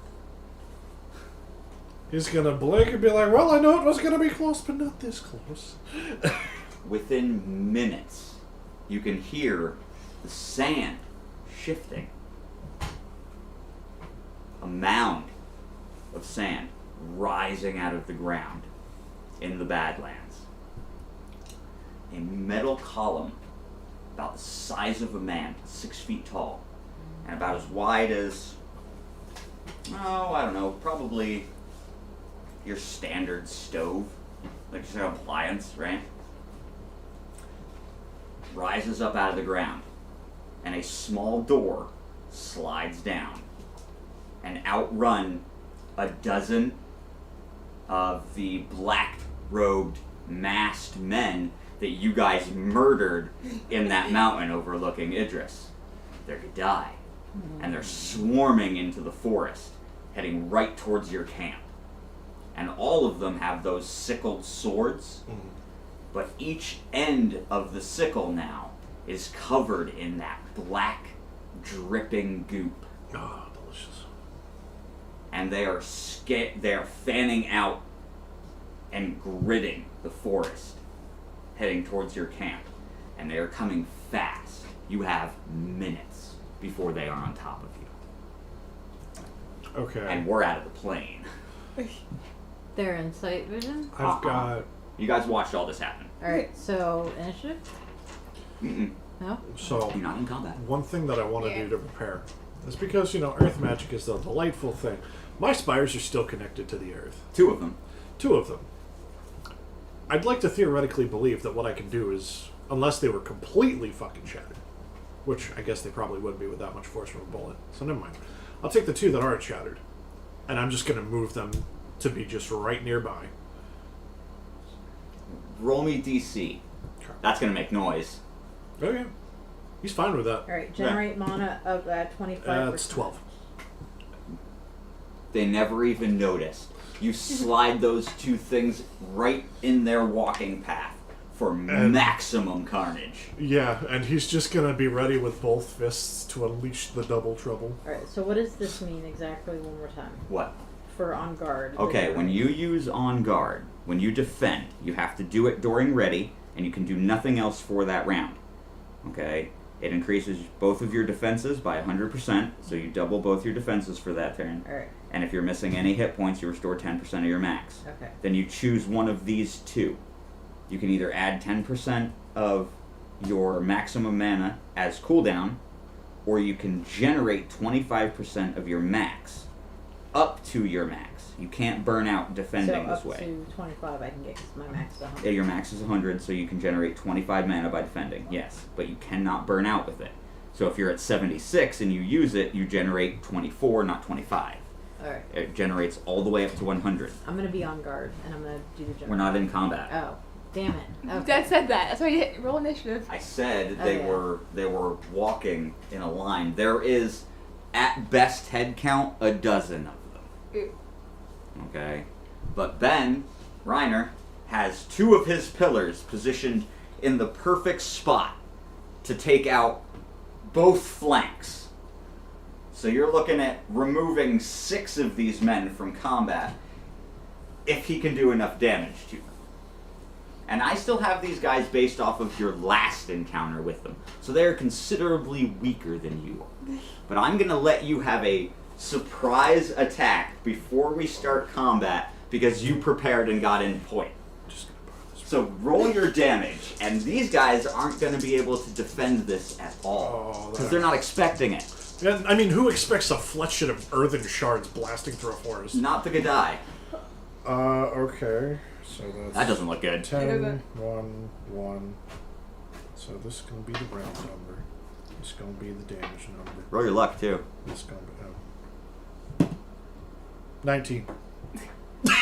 What is your actual luck stat? Oh well, that's rerolls. You don't want to reroll that. No, fuck no. So that is that's I mean, 0 defense anyway. yeah. That's a crit. That's Okay. 0 defense. So that's 10 rounds of. So 10 rounds of 12 damage. So that's Shit. 120 damage total. They're done in 3 turns. They only have 42 HP. Even on the lowest of damage rolls, I still say fuck you. Well, that's why I give you guys base damage, right? Because that was a terrible roll. Oh, Let's yeah, be honest, right? But you're still chunking these dudes. So your spires explode into hundreds of 6-inch long shards of earth that just tear through these men like a friggin' Vietnam trap. Which, needless to say, it's also probably tearing through the forest and knocking down a fair amount of trees in the process. Well, yeah, the 2 trees that they were next to are just toothpicks. I mean, there's not a piece left bigger than a number 2 pencil. Sorry, I'm helping Jaden You're make good. chocolate milk right now. So I didn't do what happened last time. Yeah. Well, I'm gonna have to shake it because it's Yeah, empty. empty. Here, put that away, my dude. Okay, and these shards tear through these men. I mean, we're talking lifting them off their feet, tearing through them. Beautiful. And we're gonna say, oh god, I can't use that one. That was all of them. I'm not giving you that. When the dust settles, 9 of the men are down. taken out by trees or the shards themselves. 9 of the men are down. And your earlier estimation of there being a dozen was off by 2. There's still 5 on their feet. And now, we get to hit the ground. So, Crunch. how'd you jump out the plane? Can I do like a cartwheel? You can do whatever you want, but whatever you do, make sure you do damage when you hit the ground. I'm I just can do that. imagining you guys seeing that from up above. Dear God. It was carnage. Okay, so if I jump out of the plane and use my Sparky Boom Boom spell and hence send it towards the ground instead of up into the air first, can I like boom on the ground? I don't see why not. Cool. I haven't used my spells before, so I gotta figure out how to do that. D6. Wait, we have to roll initiative first. Can I just? Oh, yeah. we No, should- I told you I was going to give you guys a surprise deck. Alright. Because you planned for this, right? So it's. Where's my D4? The Do you not giant. have one? That's 3. Yeah. Nope, that's a No, 4. that's four. Ah, no, yeah, it is 4. You know what And I'm gonna do, buddy? then. So 2 that's turns, 6 plus your intelligence. which is another 10. So 16. That's a 4. That's So- my infinity dice. Yeah, your affinity adds on to the damage. It does. Alright, so that's. Yeah, it's 16 damage then. Have you guys been adding affinity the way it says on the casting card, where it's your primary spell dice plus your int bonus, and then your affinity dice plus your int bonus? Or have you been adding the 2 die and then adding your bonus? I've Yeah. been doing the 2 die and then the int bonus. Yeah. Okay, I believe on the casting card it says that you add your int bonus to each die with affinity. Oh, then that That's spell dice plus int affinity. Oh dear. Oh Sweet my Jesus. god. That means I did- Minus DRM. Wait, hold on, I can count. God, that's why affinity is so important, Wait, guys. why is Oh. minus DRM? It's They're minus magic. their magic defense. Oh, okay, You're okay. casting against them. Alright. 14 plus Oh. 12. Well then. Oh, that was 31 6. then. From the spires. Okay, We're really bad at math. so it didn't kill all of them, but we're gonna go with my initial Yeah, roll please. Please. of you took them all off their feet. They are all disoriented, and they've started scattering.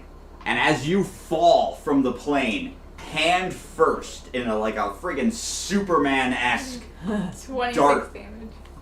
you fire that shot from your hand, and it whistles just like a firework. Pop! Feet Yeah. from the ground, inches from one of their heads, and he becomes red mist splattering against the trees as the rest of them begin scattering into the desert. And when I'm jumping down, I know what I'm doing. Go for How it. many are left? They're all still fairly grouped up. The ones that are dead are still in the tree line. The ones that are running are fairly grouped up and heading back How towards many are there though? Because I can only. 4. Alright, I'm gonna grab 2 of them. Alright, on my propel down, I'm flying down, and then Speak of it. and get while I'm going down, the moisture from the air is solidifying slowly and becoming ice shards, and then propelling at the 2 ones on either side, using my ice shards. Woo! Bud. That was a cup. That was a cup. Alright, so it's a d20 plus my luck plus my d12 because it's an affinity because it's water. Hi, sweetie. Alright, luck is nothing. Alright, so what's my Oh, yeah, I didn't intelligence? roll my luck is. My intelligence is plus 13, so that's 26. I'm pretty sure they're dead. Yeah. So those ice shards that you formed Ripped across 2 of them. faster than terminal velocity, because that's what you're falling at. You shoot those things forward. Not only do they embed themselves into the sand, they burrow into the sand with the force that you shot them. And the 2 of them that you caught spend several seconds flipping through the sand from the force at which it caught them in the back. It flips them ass over tin cups, and you can see the hole that your spike made through their midsection as it cascades blood and gore in a circle, leaving a trail of congealed sand in their wake as they come to a rest at the bottom of the hill, and the metal spire that ejected them starts to descend as the last two dive towards it. Vanille flies out of the plane, arms spread eagle, 2 fireballs in each hand as he sails down, and he pulls a Gohan move and smashes his hands together, shoves them between his legs, and fires. And the massive ball of light mimics the sun as it streaks down towards this metal pillar. And just as the bottom of the door starts to disappear, the fireball connects with that pillar and explodes shards of metal and liquid glass from the heat of the explosion. Shred into the desert, leaving streaks of liquefied sand turning to glass in the explosion pattern as you all hit the ground just outside the tree line, and there's no men left standing. Not one. Good job, us. Everybody died. And all of you, I'm gonna give you, let's do 100 free XP for each man we killed. Give yourselves 1,500 XP. That was fun. Alright. 2 questions. 1, because I hit 2 targets, does that mean I get the experience twice or just the once for... Just the one. Alright. Another thing.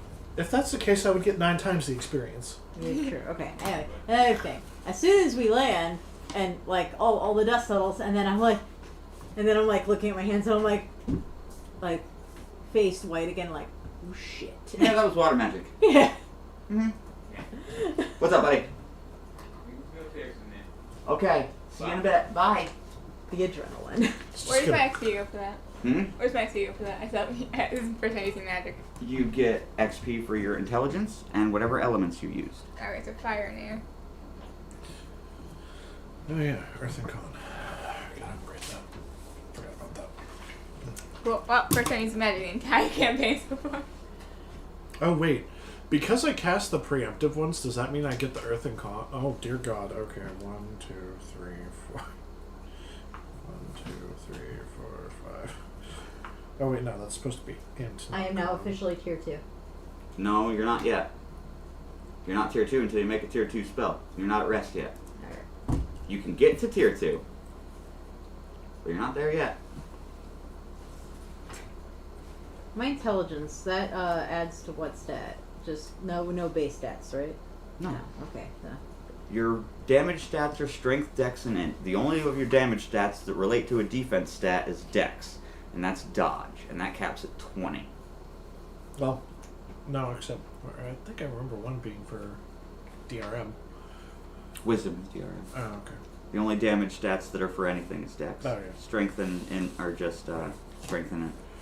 What do I want to upgrade?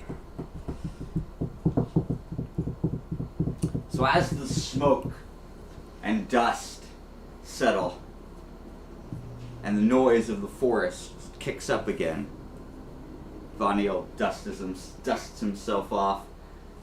I've never jumped out of an airplane before. That was fun. We should do that again. Let's see. Reiner, you okay? He just comes trotting out. He's like, oh, good, you're still alive. Yeah, you Don't know, I worry. just had the bullet fast like this far from my face. Don't worry about it.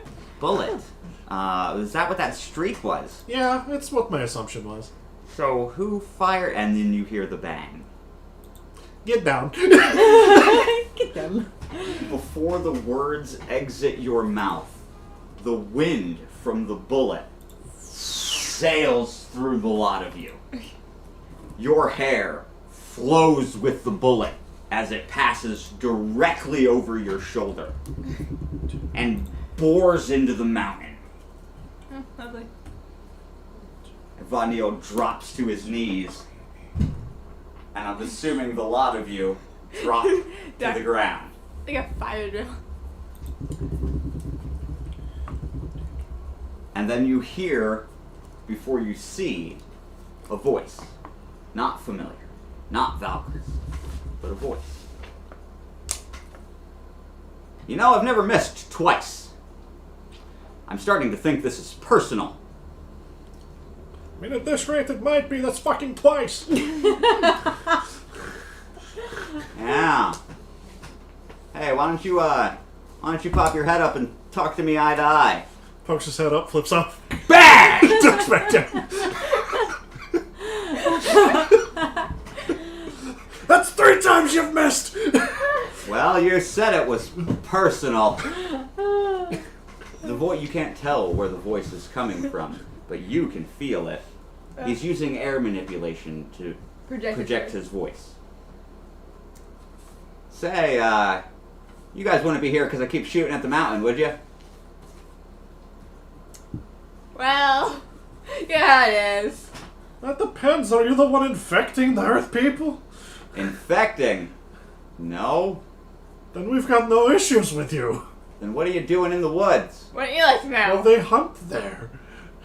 They're not. They shouldn't need to hunt there. They got plenty of other hunting ground. Why don't you let me see you? Because you're gonna shoot at me again. Maybe. It's like, oh god, it was judges, explorers, Magistrates. Magistrates. Magistrates are the ones who mediate. The judges are the crazy ones. He's like, are you a fucking judge? Did you break a law? No. Stares you- at the plane.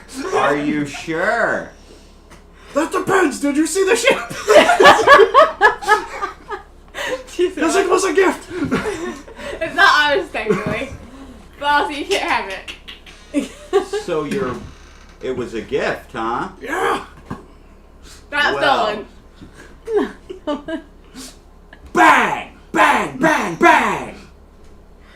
At the ship. This man is You can terrible. hear the bullets tearing through the hull. Tearing chunks of metal out the opposing end of the ship. God. I think your gift is broken. Not for long! Why don't you return it to the sender and tell him I have a message? It's because he's fucking dead. Charles is dead. Yeah. Why do you know his name? I'm coming out. How about you not? I'm putting my gun away. Why do I not trust that?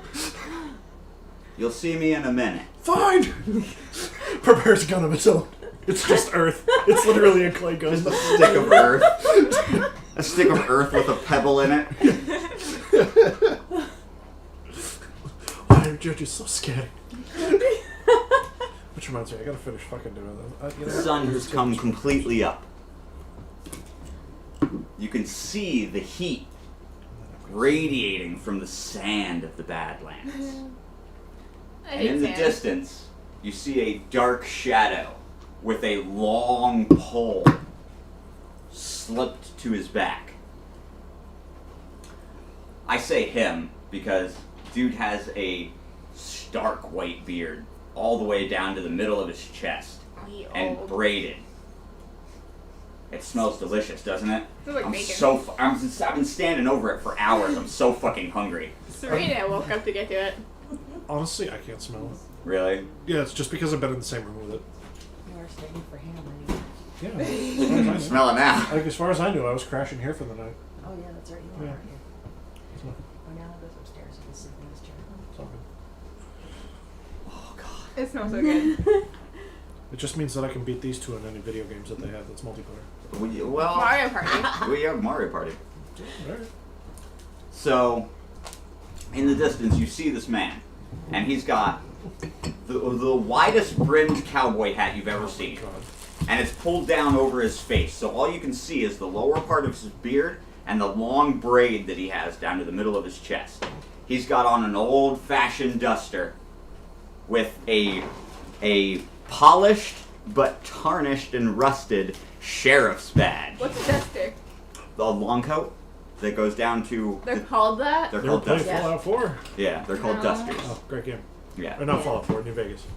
He's got that. He's got that long duster on, and underneath, he has. You can put those in the sink. Those are Jan's chocolate milk cups. You're good. And underneath, he has fake rock hard ass. It's a bulletproof vest.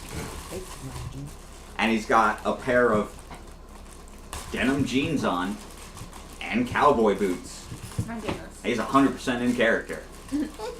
And he's got his thumb tucked around the strap of his rifle. Oh, this is one of the guys we can recruit. And he comes strolling through the Badlands, not a care in the world. And as he's walking, you can see like the critters under the sand moving out of his way. So now he knows what it is. Yeah, he's a badass. As he comes strolling into view. And he stops at the forest. Still in the Badlands. Refusing to take the next step. And Is he unconscious? We walk towards him. Tell me you're not gonna shoot! he puts his hands up. I ain't gonna shoot ya. Fine! It's like, wait a minute. Wire. How is he using air magic in the fucking Badlands? That's the first question. You wanna ask? Yeah. He'll go ahead and he'll go meet him. He reaches inside the collar of the shirt that he's wearing underneath the duster. And he pulls out a small necklace. And on the necklace, there's a medallion. And that medallion is the head of an eagle. And he jingles it. I'm a judge. I knew it. But that doesn't explain how you're able to use magic in the Badlands. The medallion. It's a field, my friend. Doesn't corrupt anything that I use. Huh. All I have to do is project my voice into some place that has magic. It was really easy. So, what are you doing here? Well, we were sent by the Patriarch to figure out what's been corrupting the Hunters. Which we have a feeling we know what it is, or rather who it is, but we have not seen anything about it. He puts the two thumbs behind the belt buckle. Classic cowboy. And he goes, well, I saw what you did to them Gadai. That was good work. I was mighty impressed. So everyone told you sound very southern. It's part of the act, kid. Yeah, I figured. I mean, one could assume they were working for you because they came out after you shot. Well, see, that's the thing. I saw you guys come in, set up. Your trap was brilliant, by the way. Thank you.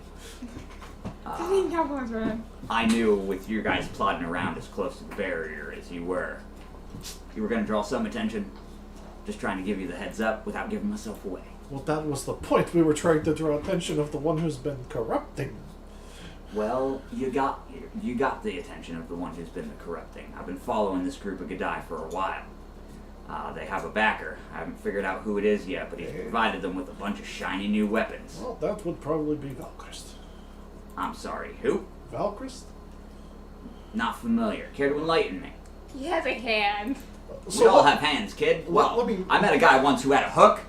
That was a rough handshake. So we'll put it this way. He's the one who killed Charles and the other three. So Charles is dead? Yes. 100%. Oh, he's been dead. For like 3 days. That is his ship, though, yeah? Yes. Not anymore. Well, That's your ship? I don't know, is it? Not anymore. He reaches into his duster and pulls out Staff. a very large caliber handgun. It is now his. Reaction. I was right as soon as he reached for something. I was like, nope. Hey, Bob. Oh, Uh-oh. All right. I think I got it. Are we going on a break? No, because I don't think I answered it. I pushed the button, but he didn't talk. Do we need to go on a break? Yeah, alright, you know what? We'll be back 5 minutes, guys. Alright. We'll finish meeting our Western cowboy hero in just a few minutes. Hero. Yeah, right after he just pulled a gun on us. Oh, you I didn't will pull- kill that He man. didn't pull a gun on you.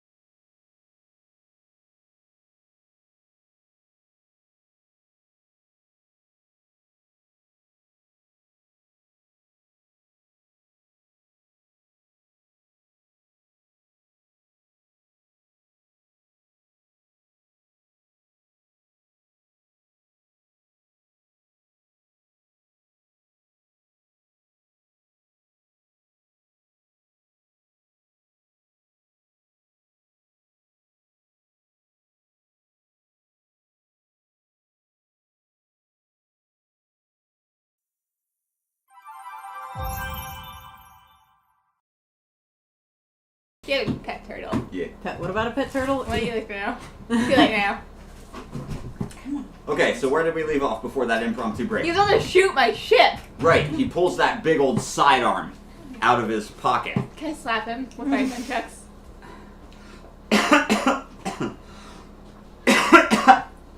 He doesn't point it. He just pulls it out. And he looks at it, and he looks over at the ship, and then he looks down at you. Yeah, I already had my staff outrage when he pulled it out. Same. He's not even paying attention to you. Yeah. So look at me. He's... You got something to say, kid? I will kill you. You might. I could. Oh no, he's got a pretty She's got big gun. backup. He shrugs, and he goes, actually, I was debating on whether or not I should try and bring you in. Because that ship's illegal. I have connections to judges. You can't do that. I see your goggles, child. I know. You're one of us. I get it. It's not your fault. Which means that you should know the trads and regulations. As if I care. That was his inner voice speaking. What do you mean? The fact is, I can't let you fly that anymore. Uh-huh. You gonna try to stop us? I'll make you a deal. Impress me. Again. With impressions, man. It has free booze. It does. A lot Also of it. has a fridge that can make you anything you think, and a freezer that's also a freezer and the microwave. He throws his duster back and holsters the gun. You want Swings some, his coat closed and strokes the braid. you want some fresh food? Hmm. Well, I've done worse for whiskey. Take your gun out there and shoot that squirrel out of the tree so I get my dog back. Alright. You got a BB gun? I'll do it. If you had a BB gun, I'd have done it already. Fair enough. We'd also have possum and groundhog, Ooh, delicious. but none of that either. How many The killing squirrels possum make just stew? wanted some tomato. He just wanted some tomato. That's fair. I don't care how many tomatoes he takes at this point. Oh my god. There's so many tomatoes. He takes his hat off, and he looks as old as he sounds. White hair, full head of hair, but white, long ponytail in the back that he generally keeps tucked underneath his hat. Very kind eyes, but off, Yeah, because he just had extra. right? Well, no, he spends all of his time in the Badlands, right? He's just a little off. Because the barrier only does so much to stave off the corruption, right? He can still feel that it's there, it just doesn't affect what he uses. Okay, so it's driven him just a little bit mad, but he still tries to do the right thing. And right now, he's having a crisis of conscience. Because on one hand, there's a magically restocking refrigerator and high shelf alcohol. That's it. On the other hand, everything he stands for, that ship is against. But alcohol and food.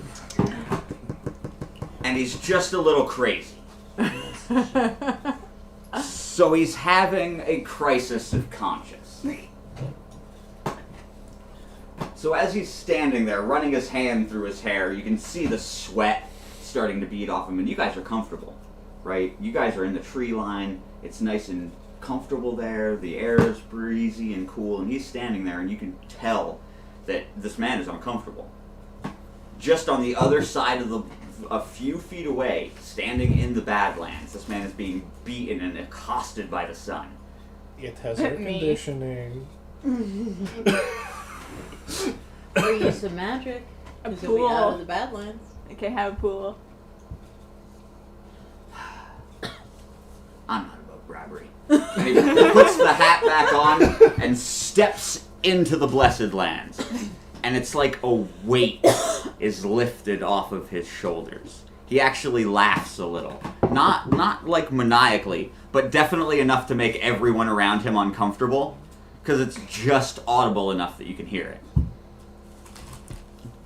Now, stop trying to eat chocolate, you will die.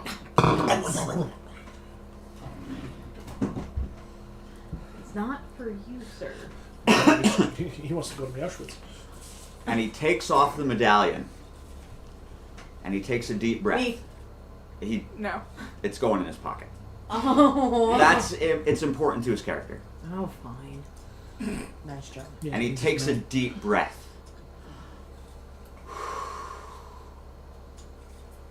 You ever taste air? Uh-huh. It's I've never tasted air that good. All right, show me the booze. Show me the air conditioning. And he starts following you guys back to the ship. And by the time you get back to the ship, the bullet holes are gone. Yeah. Bears? Self-regenerating. The ship Oh, yeah. has fixed itself. Nice. And when you come in, there's another post-it note dangling from the string. Oh, what does it say? And in Charles's perfect script, stop blowing holes in my ship!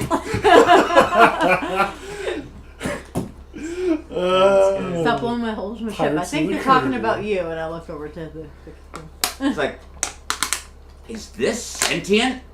yeah. This is against so many laws. God, this is comfortable. And he sits down on one of those leather benches and spreads out.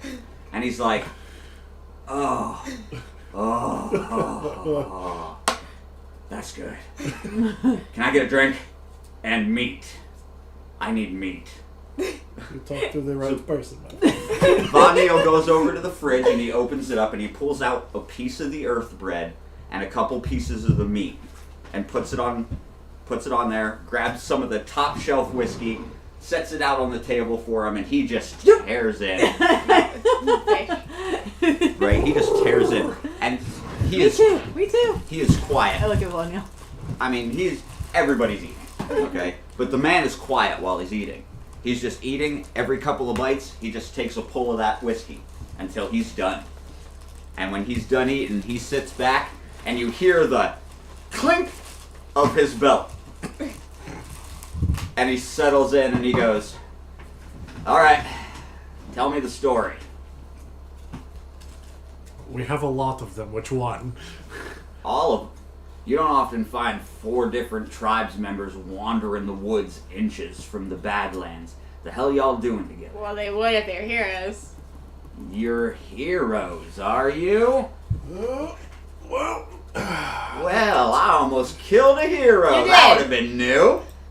you also would have gotten you killed, probably. They'd have to find me first. I don't know. I'm pretty good at hiding. Not good enough. So what are you heroes doing here in the shadow of Everest? We already told you. What brings you here? Why are you at Everest in the first place? What Would do you you got like- to look for here? Would you believe me if I said there's a glowing light that led us here? Well, no, theoretically the lights were at different locations. Plus, we heard that they were calling for us and requesting us personally. Slightly to the left. Oh, so you had a personal invitation from the patriarch himself. Mm. And some glowing lights. And what did the high and mighty Lord are of too the trusting. Earthbound want with you all? Exactly what we just told you 4 He's minutes drunk. ago when you were fucking shooting. Oh, right, the corrupting thing. Right. Too trusting. He's drunk. Listen, if them Gadai are the ones you're after, I know where the lot of them are holed up. I just didn't have the firepower to take them out myself. But now that I got you all heroes here with me, I sure imagine we can walk right in the front door and, well, do what we do, right? Are there gnolls there? The fuck's a null? They A have white ash, hair they have didn't ash you- gray hair. Yes, that. Like this? And he takes his hat off. Look at that. That's a straight up white old man. Well, Is it? I haven't looked at it in a while. No mirrors where I'm from, see? Would you like a mirror? You got one? I can. Alright. it's Charles's ship. You I think he point. wouldn't have a Where the mirror? mirror? See it away. She's like, that's what I look like these days, huh? You kind of. Yeah, not bad. Just puts his hat back on. Okay, so what y'all say? Want to be mercenaries for a day? I mean, I already fucking was in the past, so sure. Are we getting paid? No. By my company, of course. I want that necklace then. No. Pulls out a gun. No. Why do you want my necklace? No. I like her. No It's one okay, does. none of us are really in the mood. She's so old. She's like 50-50. Challenge me to a fight. Got her shit wrong. Her brother's evil. It's a lot. Yeah. What the heck? We have a lot of stories to She tell always you. gets in trouble too. Don't believe What the hell you all got going on? What the hell are you guys talking What about would you like this to for? Whoa. He pulls out the gun. He's like, don't. If you shoot inside my ship, I will shoot you. Well then, let's all just be civilized folk, yeah? He puts the gun away. Now listen, I don't know what y'all got going on. Frankly, I don't care. I got a whole hive of... I got an entire civilization of Gadai that I gotta go deal with. Do you want to help me? Or do you want to keep squabbling like children? We can do both. We're great at multitasking. Great. Are you good at killing? You'd be surprised. You literally saw the display. You make a fair point, or Alright, so here's what we're gonna do. I'm gonna take a nap right here in this bench. And when I wake up, I'm gonna tighten my belt, I'm gonna grab my gun, and we're gonna go into the desert and we're gonna hunt some. Uh-huh. We're going to go pay a visit to the Gadai. In the meantime, I would appreciate it if you kept it all to a dull roar while I take my nap. And he pulls the hat down over his head, and within 30 seconds, he has the slow, soft breathing of a man asleep. That's not soft. And Vanille's like, he's certainly a character, isn't he? Too much of one. I like him. I'm surprised he and Charles didn't get along. Find out. I don't know. How do we feel about genocide? I mean, Valdino, you killed a man. I killed several men today. You explored one's guts. I think we're fine with genocide here. if you kind of consider the past few days, as long as it's Gadai, is it really genocide? Oh god, I'm sounding like someone Going else. for no You're starting to correction. sound a little bit like this one. He points to the sleeping man on the bench. He held his tongue several times. I imagine we were about to hear some extremely racist things. Probably. So it's just, as long as it's Gadai, I guess it's fine. No, it's not. You make a great judge. Has anyone told you that? No, but thank you. You're welcome. Wasn't a compliment. Maybe we just fight to the point of disarming. Maybe stop them that way. Maybe Can you not blow someone's guts out? It was the heat of the moment. Says the Says that. fireman. We do He's have. like he's wringing his hands. He's nervously trying to justify himself. I will call your wife. No, please. All right, listen. No, make it worse. We call Bonnie. Oh God. He's like, I will go along with whatever you say. And he sits down. Do not call his mother-in-law. I just imagine Ryder does every now and again just to have civil chats. Please do not call his mother-in-law. Oh, this is It's great. like, look, I have no problem with it, but like, if they're gonna attack us, I'm going to attack them, and there is no mercy. You think Earthbound are trained like that for a reason? No. If you're infiltrating their land, of course they're gonna defend it. Well, maybe Doesn't matter. they You attack me should first. it. I attack you first. Dull roar. Sorry. You could just ask me I think they're but happy. politely to leave. It's just back asleep. Can I just use like my air magic to make it so he can't hear us? I can suffocate him. Rest in peace, Micah. But imagine as an Aaron person Look. himself, he can just say, We need him to know where they are at. He lifts up the hat. I enjoy sleeping. I do not want to commit. He puts the hat back down. Jesus. You're being quiet. Yes, you can use your air magic if you so choose to create a barrier that blocks the sound to just around you three. Okay? So now you can yell at each other and not disturb Vanille, or our sleeping cowboy. What the fuck? Were you guys telling me who I was? I trusted you with that information. We just said that your brother is evil. Steps outside of the barrier.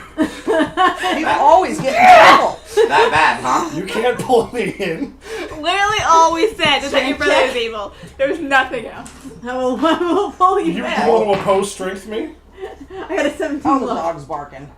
All, Don't Oh, forget. yeah. That's not a luck. all Von Neil sees is you two just angrily screaming at each other and Reiner slowly trying to back out of the circle. That's 28. Yeah, get him. Yeah, I triumph. You're still here. Your brother is evil. That's not the point. That's all we told him. We said nothing about mermaid thing. What are you again? Fish? That counts as mermaid. Yeah, stop ignoring me. No, he's outside the barrier. Yeah, He ain't hearing shit. Like, you can feel him leave. I tried to grab him and it didn't work. Weak. Your brother is evil. I don't want to tell you. Congratulations. Okay, my Fuck! dad I did it again. I lowered the barrier. can't imagine having family problems. We get it all out? As the thing dissipates, I'm like, fuck! I did it again. Did what again? Yeah, I missed it. I was outside. The water. Oh. Well, he's still asleep. He's asleep. He doesn't fucking know. No, it's not that. It's the using the water in general. Von Eels, so have we decided On what? on whether or not we're going to genocide an entire people? No, We they just were decided we arguing were over gonna something kill else. each other, okay? She's angry over nothing. Reiner? I mean, look, theoretically, they keep coming back no matter what, so I mean, it's not really genocide unless you get rid of every last one of them. It's more of like a extended homicide. Are we capable of wiping out the equivalent of the city population? If you ask me nicely, yes. Capable? Yeah. Should we? No. No one needs to know. Whether or not someone. No one? You'd make a needs great to lawyer. know. You should have been a magistrate, Pura. Finally speechless, are we? I'm done here. I'm leaving. I'm giving everybody 1,000 XP. That was hilarious. Are we at rest yet? You've Okay. been. Tier 2. You want tier 2. I literally leveled up to tier 2. I promise I will And I not already have my genocide first tier 2 unless spell. they attack me first. Okay. Alright, you want tier 2. Yes. I don't have any of the effects written out for tier 2 yet. Actually, because of that, I could reach tier 2 too. Okay. Tier 2? Here's what we'll do. Think about it. Okay. I already have my spell picked out and everything already. Here's what we'll do. For now, temporarily, just for this session, if you guys want to create tier 2 spells, use the tier 1 effects that you already have, make them tier 2. It's my fire. It is straight tier 2. I can't do that. I picked don't- Leviathan's Wrath. I've been very busy. I don't have the tier 2 spell effects written Well, out yet. just so you know, I have it for later. When we Okay, have as it. soon as I have those done, Alright. I will work on those as soon as we are done tonight, after I'm done with everything else that I have to adult. Alright. I will sit down and write out the effects for tier 2, tier 3, and tier 4. Question about pips. I can use them to just form dice, right? Sure. Periods. Yep. All you need is the number of sides. And then I would have to basically upgrade weapon or spell if I wanted to get pips, right? Mhm. Okay, well then I'll just put that into weapon. And we're gonna go plus 1d10. Do you want to level up? I might as well, yeah. We could go on about spells. I'm real. Okay, well, while you guys are leveling up, I'll be talking. Already done. Okay, if you have any... Yeah, I know, you... I really appreciate your investment in this, Ben. I really do. It's like- It's indescribable the amount that I appreciate it. I just think, and it's like, alright, this is what I'm gonna do. Because I'm working on balancing out certain aspects. The next thing is more HP, but No? I don't think anything you throw at me right now, aside from Valkyrie, can touch me. Is it every 3 you get a damage bonus for strength? Every 2. Every 2? Your damage stats are every 2. It's half of whatever your... No, copyrighted. Good music. It is. Alright. We good? Yeah, it was just my alarm. Okay. Oh, Ellie.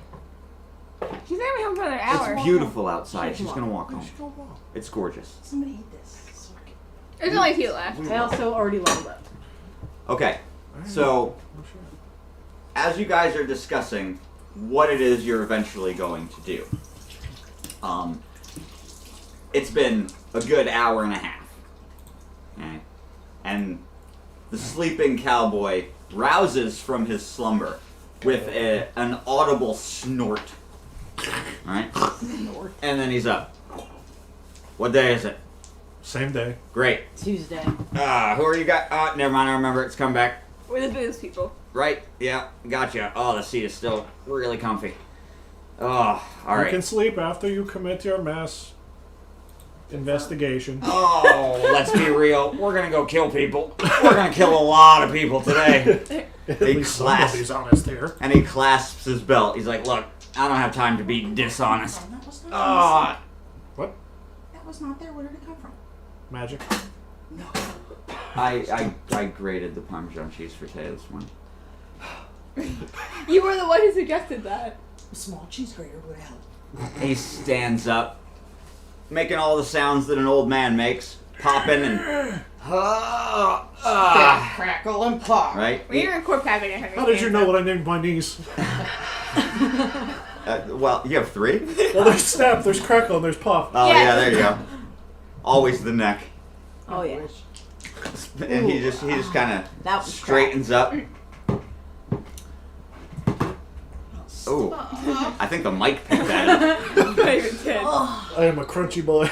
He reaches down and grabs the barrel of his long rifle, slings it over his shoulder, says, well, it's killing.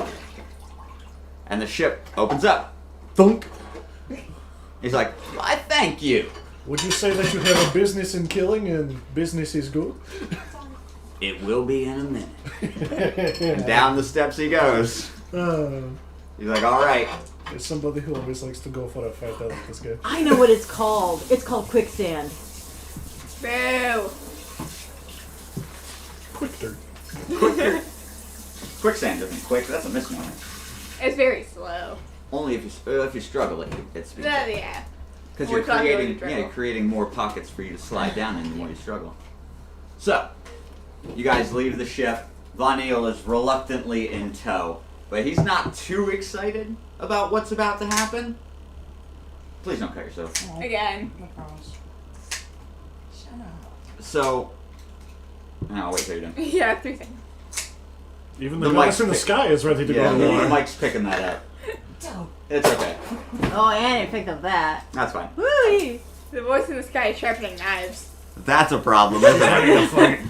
There's going to be blood today. Yeah, Summon hers. hard Sorry.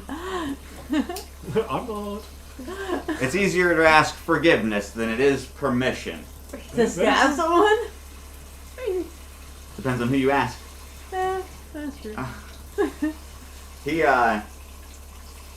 tightens that shoulder strap and he's like, how fast can you all run?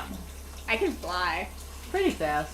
Depends on if magic is allowed in the Badlands.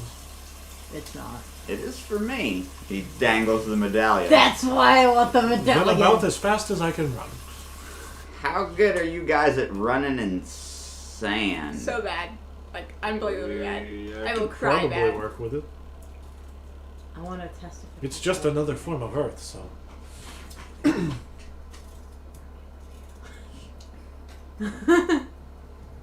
So what I'm hearing is I'm basically just picking them up in shoulder pet. Von Eel's fine. He's gonna trot. He's good. Okay. He's got endurance, if nothing else. Well then fine, I guess they both get shoulders.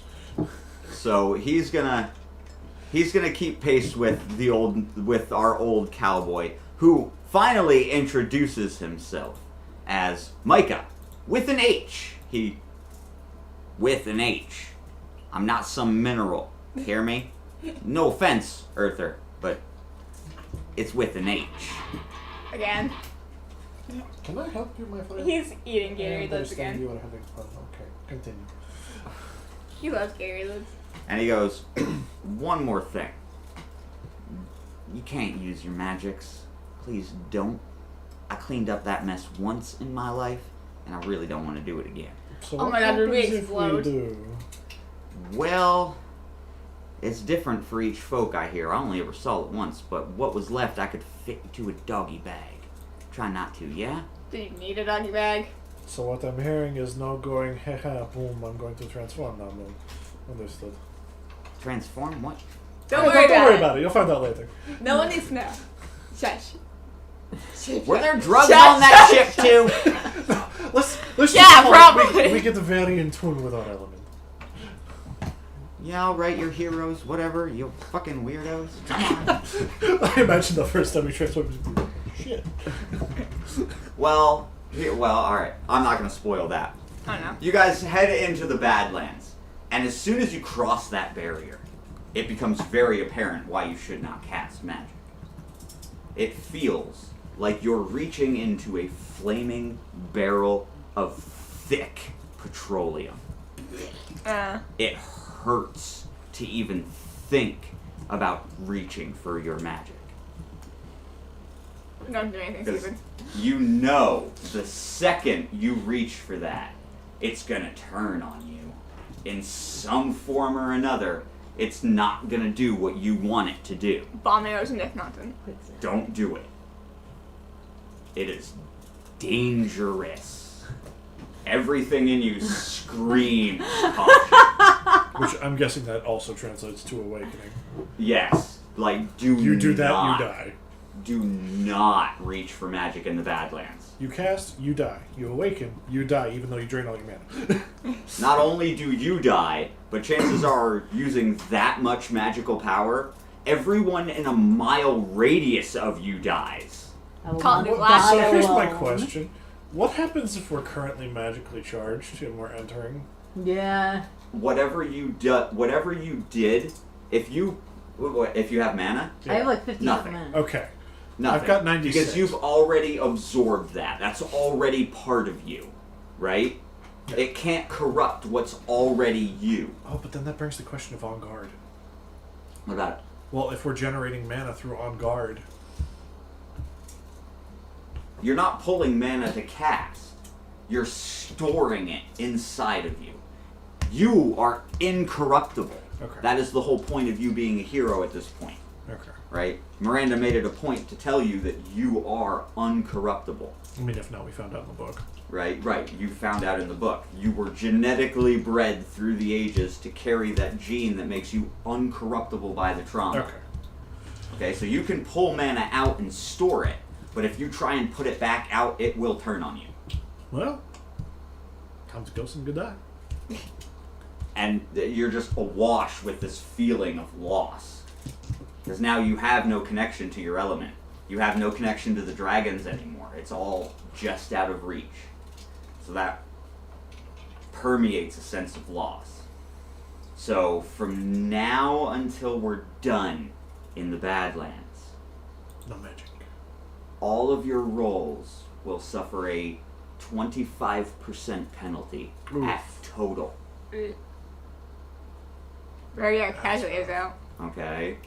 So it's not affecting anything other than the total of your roll before damage reduction. Which means it's 75% damage reduction on a fail. Yes. Oh. I boosted my strength and my dex for this kind of thing because I figured. Yeah, my damage bonus is 14. Because Okay, know so magic. no magic, 25% penalty on rolls. Here we go. Okay. Well, good thing I just upgraded my dice to D20 plus D10. Literally. Are we going to bench Vanille, or do one of you guys want to bench? Alright, For so we have Micah. to bring the. I am of no use in this without my magic. You have Yeah. a stick. I have a stick and I do have some stats, but I also don't want to commit genocide. Do you want to She's play safe. Vanille? Is he gonna commit genocide? You have to Yeah. have 4 people in I'll combat. commit genocide Rip Vanille. with Vanille. I won't. Like, Sylph won't. You can keep track of his XP if you want to, but I just level him up between sessions based on the amount of free XP I'm you not gonna guys keep get. track of his XP. I'm just gonna keep track of his hit points and his mana. That's fine. You Good want to one, give me mana. a note card? There we go. Do you have the note cards there? School bus. Okay, So you guys travel into the Badlands. Roll me battle initiative. No. 15. 16. I'm on 17 and 18. 18. Mike is going first. Ow. I rolled a 2. Ow. Should have gotten a 17. Kept this in order. So, Aren't you playing Micah right now? No. no, I am. No, I just... I'm rolling for Micah for this I'm combat. playing big shit stick. As you guys venture into the Badlands, okay, the feeling is not going away. It's not getting any worse, but it's not going away. You travel for an hour, trudging through the sand dunes, crumpled buildings, the remnants of cars, everything just frozen in time and covered in sand. You see train tracks poking out of the sand dunes. Like everything is just in ruin. And the old man, Micah, holding his gun on his shoulder. Oh, it's a beautiful day, isn't it? I love this place. And he swings the gun around, pulls it up and scopes. Bang! And he listens. And coming back, you hear a mournful sound, like a wail almost, but it's not, definitely not human. And he's chink, discharges the shell, rechambers, goddamn worms, flips the thing around, tightens it back up, looks down the dune, come on, jumps, slides all the way down. Well, fuck it. Goes ahead and follows. Roll me DC. 10. You're fine, you're on your feet. It's part Earth. Just 3 no, poor money. plus DC, so 5. 16. Wow, you're fine. He's like, yeah, you're an air kid, alright, good job. Would you roll a 3 or a 5? You're alright. You stumbled a bit on the dismount, but you're fine. Yeah, it's only It over. was all the alcohol. Yeah, it was probably all the booze. You start approaching what looks to be the ruins of a building. It's square, larger than most of the buildings you've seen in your travels so far. Think bottom of a skyscraper, yeah? About half of a block, a normal city block. Where did I just put that? A pencil. My pencil. The outside is completely covered in dead, dry vines. So like that dark brown, dead vinage growth. Covered the whole front side of it. I'm gonna put my earphones in. I'm gonna do the harassment video while you guys are doing this since I'm out of combat anyway. And you can just keep running. That means I'm playing. Okay. You're playing 2 anyway. I'm playing. You're the DM. You play 50 fucking I'm characters. playing 3 now. Well, Well, do you want me to roll for Vanille? No, I got it. Alright. She's gonna miss the story though. Well, she'll watch. She might want to. All right. she's in the ship anyway. She doesn't know Yeah, the story. she doesn't know. We'll just tell her tales of what happened when we get back. Exaggerate. Of all the mass genocide she didn't want to partake in. Yeah. Okay. I mean, gruesome detail. In gruesome detail. Yeah, you know, just We'll casually sound like Hitler. We'll spare none. None. Let's make it good.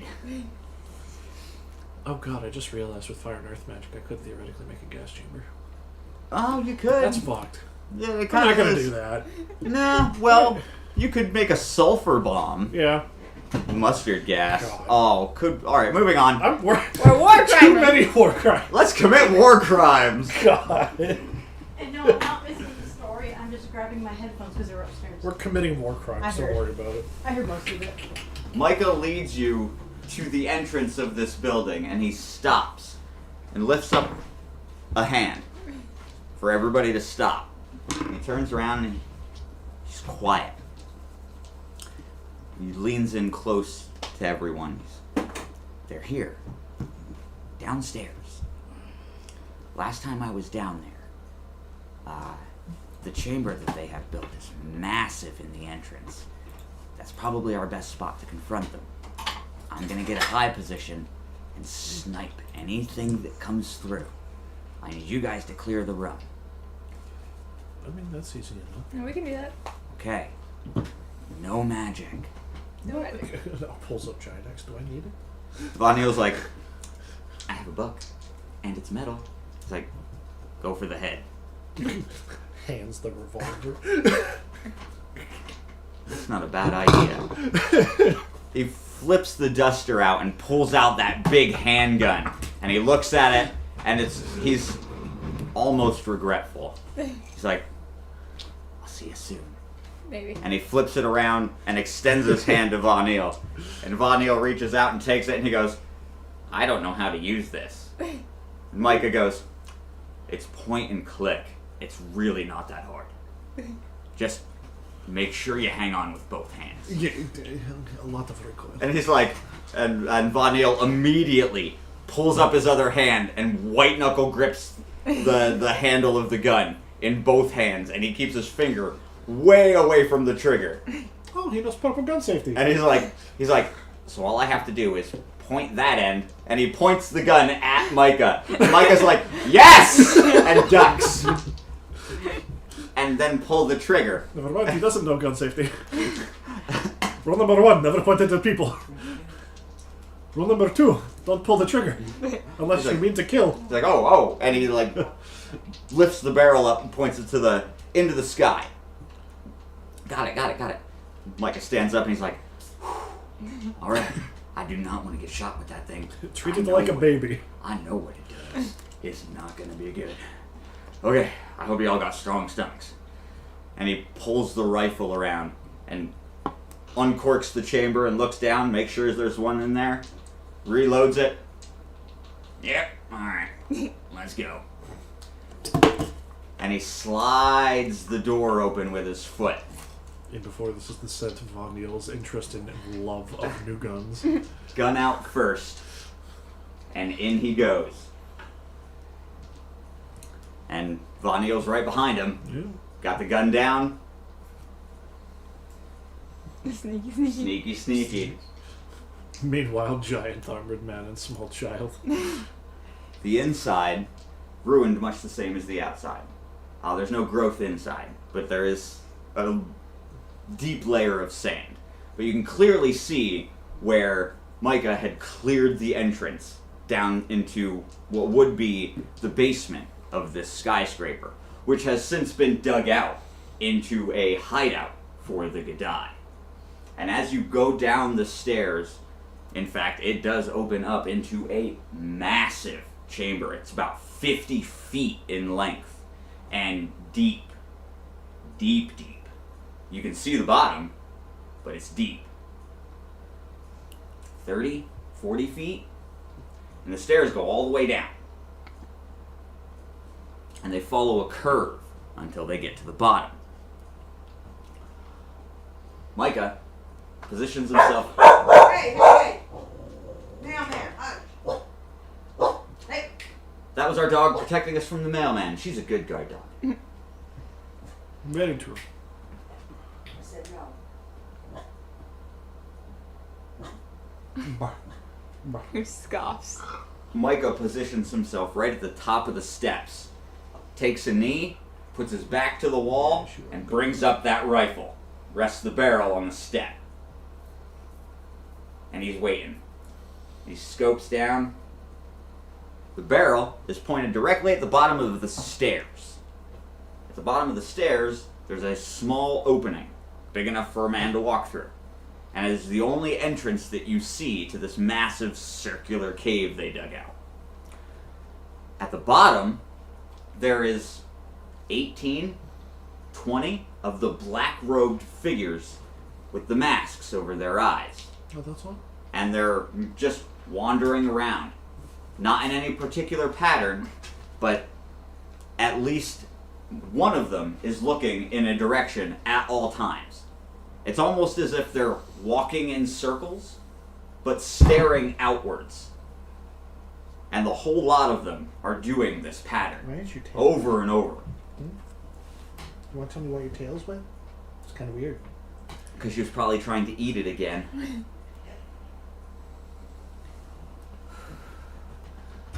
Oh, No. the animal difficulties. No. Yes, we're experiencing animal difficulties right now. Several of them, Sorry, actually. I'm paying attention. We're good. I swear. True. Michael pulls his eye from the scope. Berwick, down. Voila. Continue difficulties. She's a good girl. Time to calm down, baby. You need to go outside. You want to go out? Yeah. Come on, let's go. Come on. So happy. That means something to her.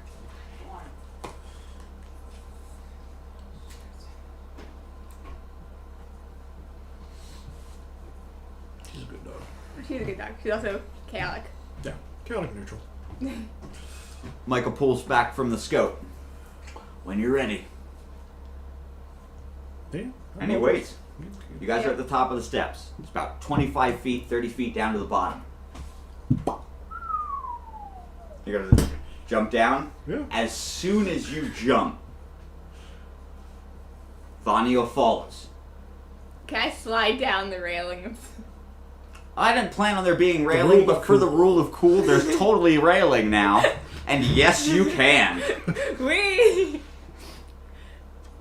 So, as the boys leap off the railing, Micah, barrel between the bars, holding up the rail that you jumped on and started snowboarding down, freaking grinding on the heel of your boot.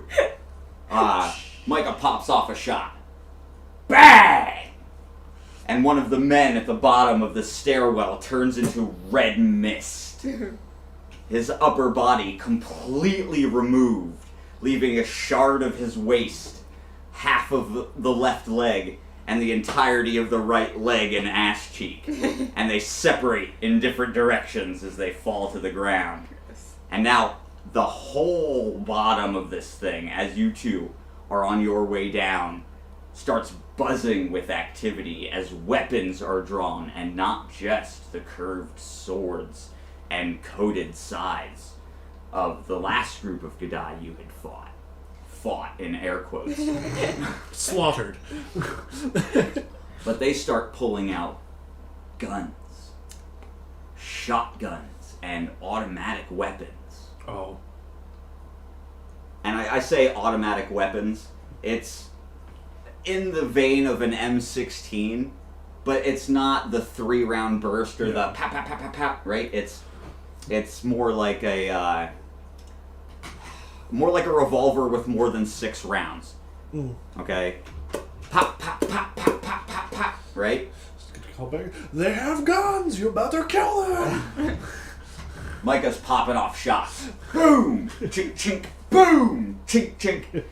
Red mist. He's an excellent marksman. 4 men are turned into puddles before you hit the ground. Von Neal is firing shots, but he is terrible at aiming. But you hear him in the din chuckling wildly. He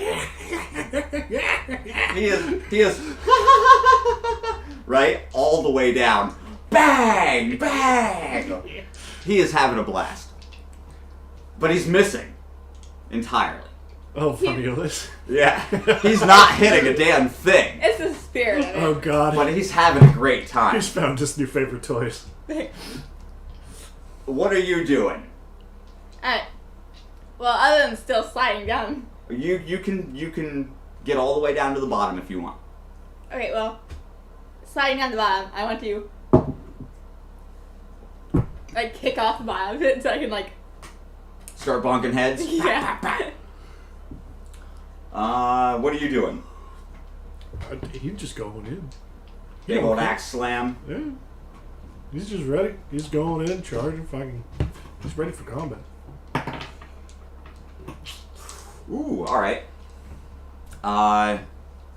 We rolled initiative, right? No. Nope. Roll initiative. On your way down. Oh, wait, in the beginning 13. we did. Oh yeah. Did I write that down? It was I got 16. 15, 16, 18, and Micah rolled a 2. Wow, I'm supposed to remember. No, that. wasn't that for... No, she rolled for Oh, Vanya. right, yeah. So it was Micah. It was Micah, then me with 15, Teo with 16, and Vanya with 18. Okay. You think we gotta remember that because it just happened. Well, I got it down now. You're welcome.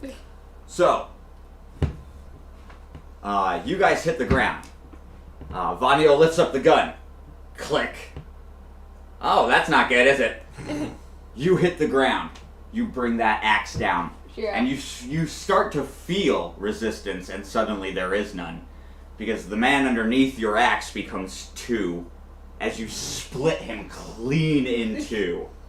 And he separates Gross. on the back end of your axe. Oh, I love my job.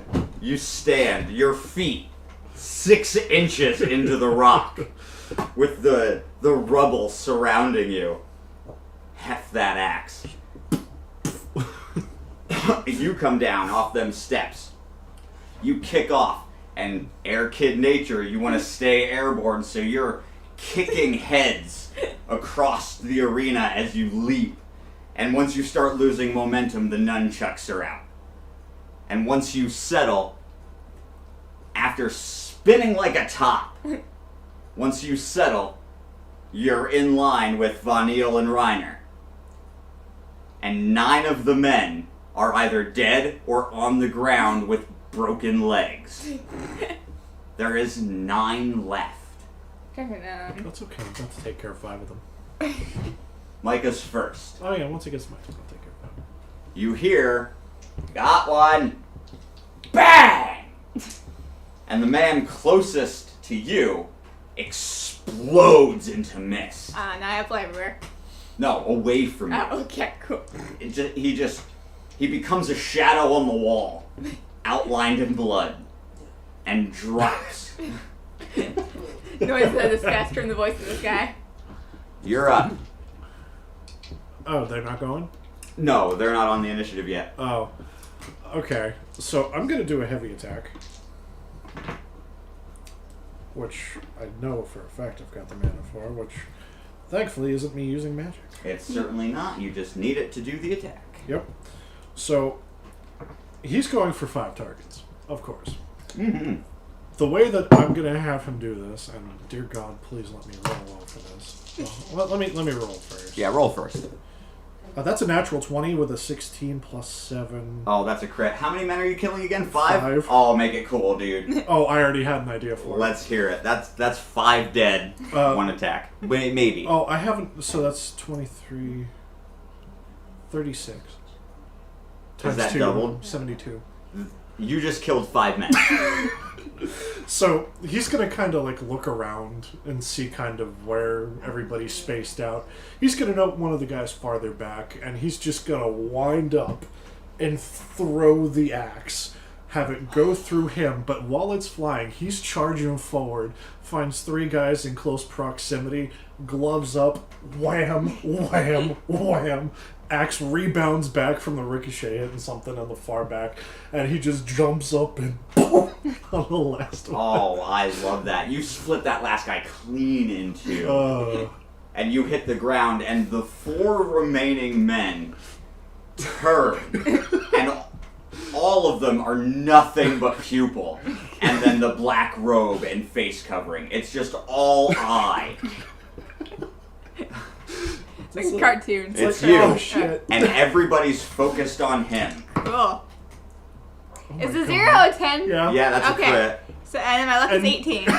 That's a crit. And my damage bonus is 14. So that's 24 24. minus the 10% on defense. Oh, I didn't take away my 25% damage.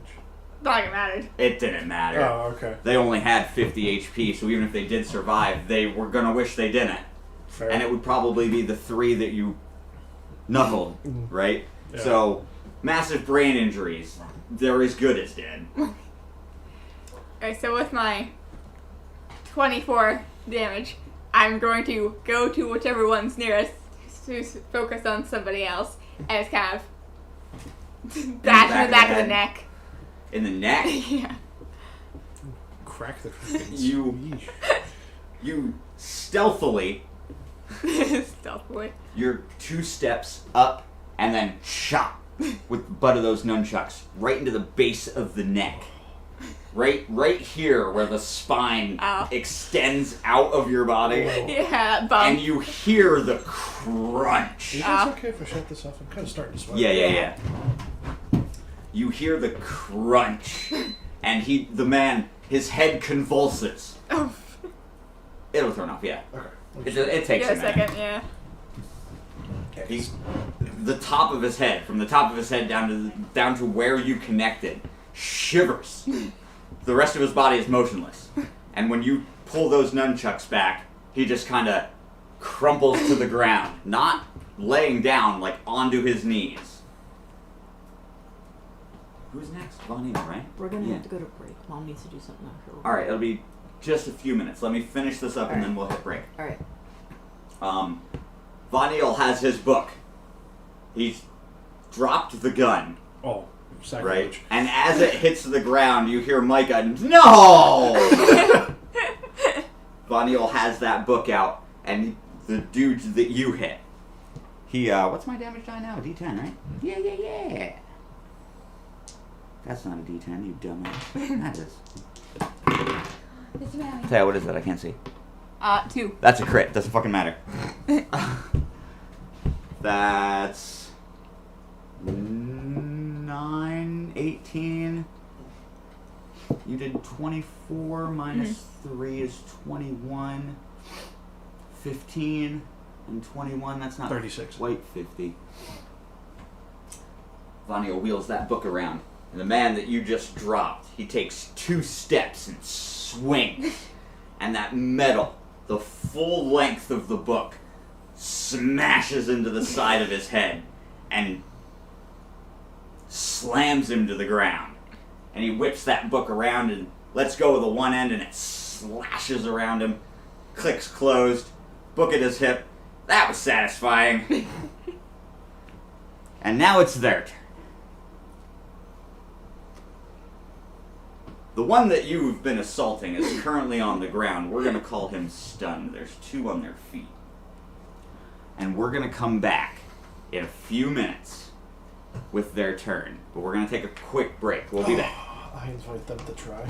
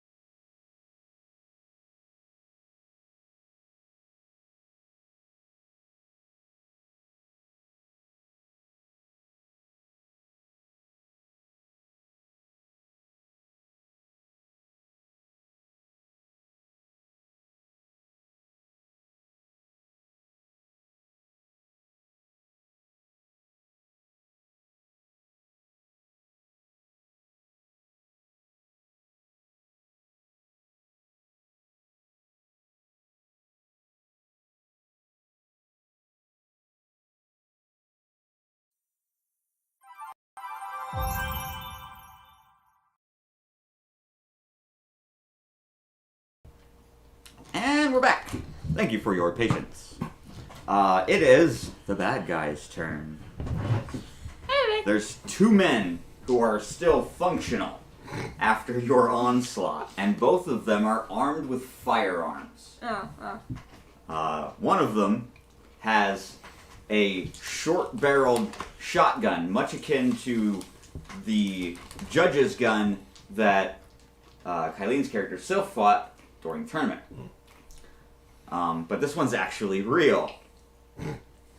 And the other one has a rifle akin to Micah's, but much shorter. That's the pack, right? The M1. Yeah. Dude with the M1 pulls it up. Who am I going to shoot at? And it can't be Micah. It's Von Neal. Well, Poor man. I'm about to get shot. How bad is By it? both? How bad is it gonna hurt? No, just the one. Okay. Because they're not a group, so they get 2. Okay, so that doesn't matter. That's gonna hurt though. Oh no, maybe not. My defense eats that. I'm only taking 6. woo. Good. What is that? 41? Was that the M1? Yeah. Oh. I pray the shotgun guy shoots Reiner. Let's find out. You get your wish. He's sir. gonna, like, kind of a little bit of flavor for this. He's gonna see the guy with the shotgun. He's gonna walk up, just literally to where it's point blank. He's gonna look down and be like, "Do it, shoot me." Okay. Dude pulls up the gun. Doesn't speak.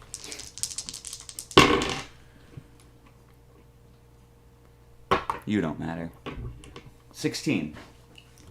Nothing. Alright, dude pulls up the gun. Point blank to your breastplate, barrel against the metal, and pulls the trigger. Ping! The barrel of the gun flowers as the buckshot rebounds off of your breastplate and peppers the man with holes.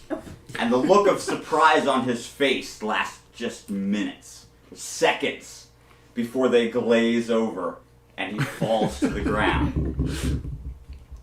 That was the worst thing he could have done. And, rule of cool and all. Oh, yeah. Micah, one left. Yeah. Chink, chink. Bang! Red mist. No other men have joined the fight. The battle is over. It's quiet. Too. Very quiet. It's a trap. Micah, you hear the shell hit the steps and ting, ting, ting, ting, ting, its way down as he reloads. I think we got him. I'm coming down. Do you want me to find out? Hey, poke your head through that hole, sure. Literally just releases the most earth-bellowing scream. It echoes through the chamber.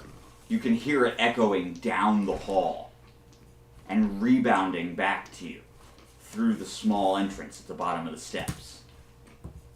It bounds around for moments, and then the silence falls, and it is quiet again. Yeah, no, we got him. Well, let's go see what we earned.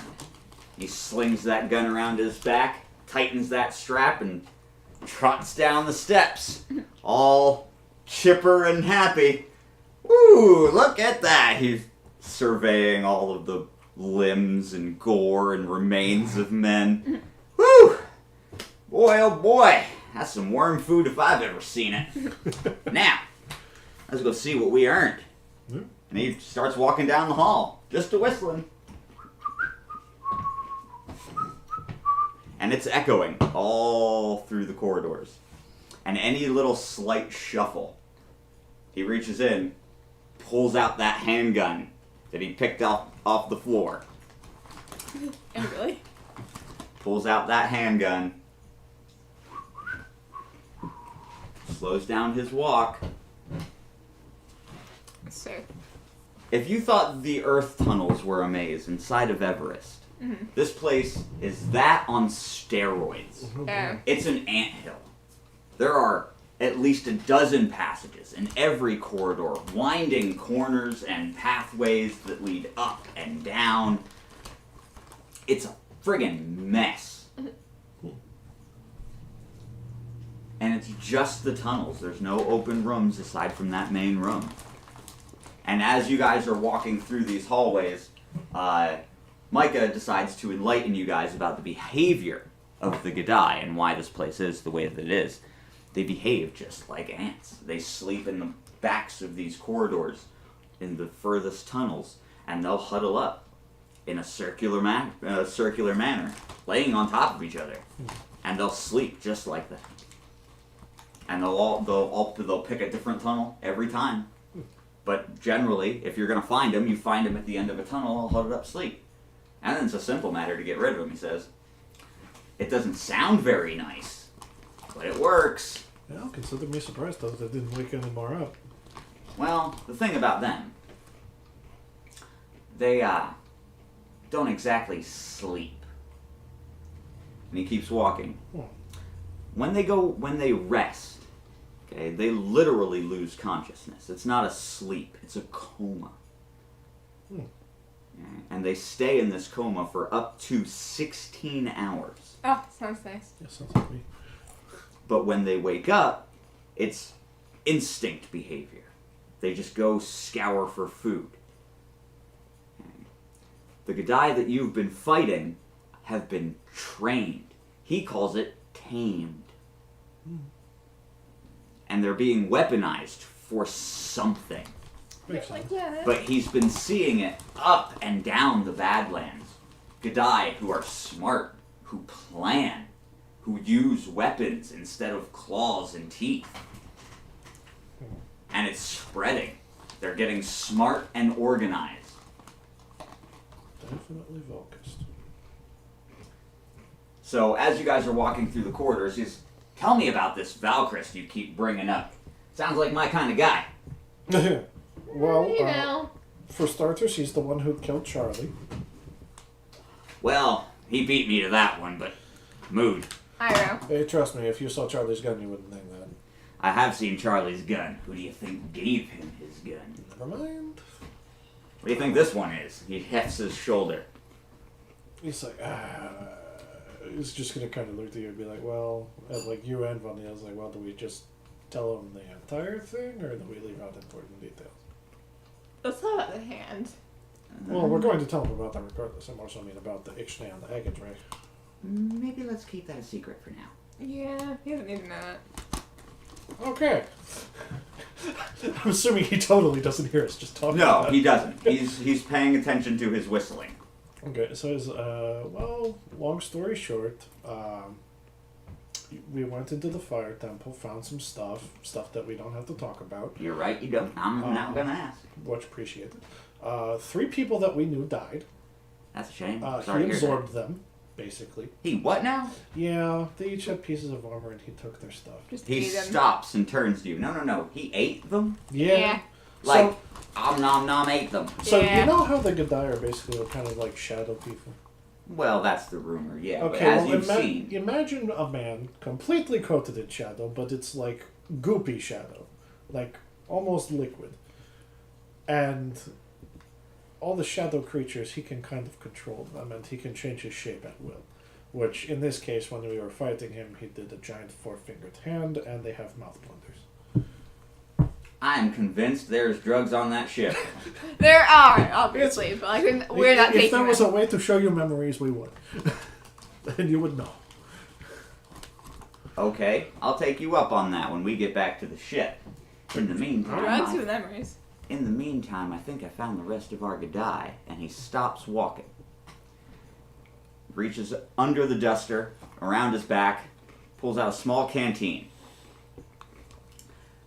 And he leans back, points over his shoulder. Peering around, you see exactly as he described, a pile of bodies, about 4 feet high, stacked in a circular pyramid until the person on top is on top. There's 50, 60 of them crammed into the bottom of this hole, That's crazy. all of them breathing extremely softly. I don't suppose you have any boom boom. He shakes the canteen, and inside there's a sloshing sound. Oh. And he goes, "It ain't pretty. You might want to warn the youngin'. It's gonna be traumatizing." And he opens up the... She can't theoretically see anyways. He's right. She can hear, though. Holds ears. And and he opens up the canteen, reaches into the pocket of his duster, and pulls out a Zippo. A legit Zippo. Oh my god. He's like, "I found this in an antique store in New Chicago before I left. Best buy of my life." And he flicks it open, strikes that flint, and pours that oil out of his flask. And leans down, and he goes, "When I light this, turn around and run the other direction as fast as you can. Don't use your knife." Yeah, that makes sense. And he reaches forward with that flame and taps it on the ground.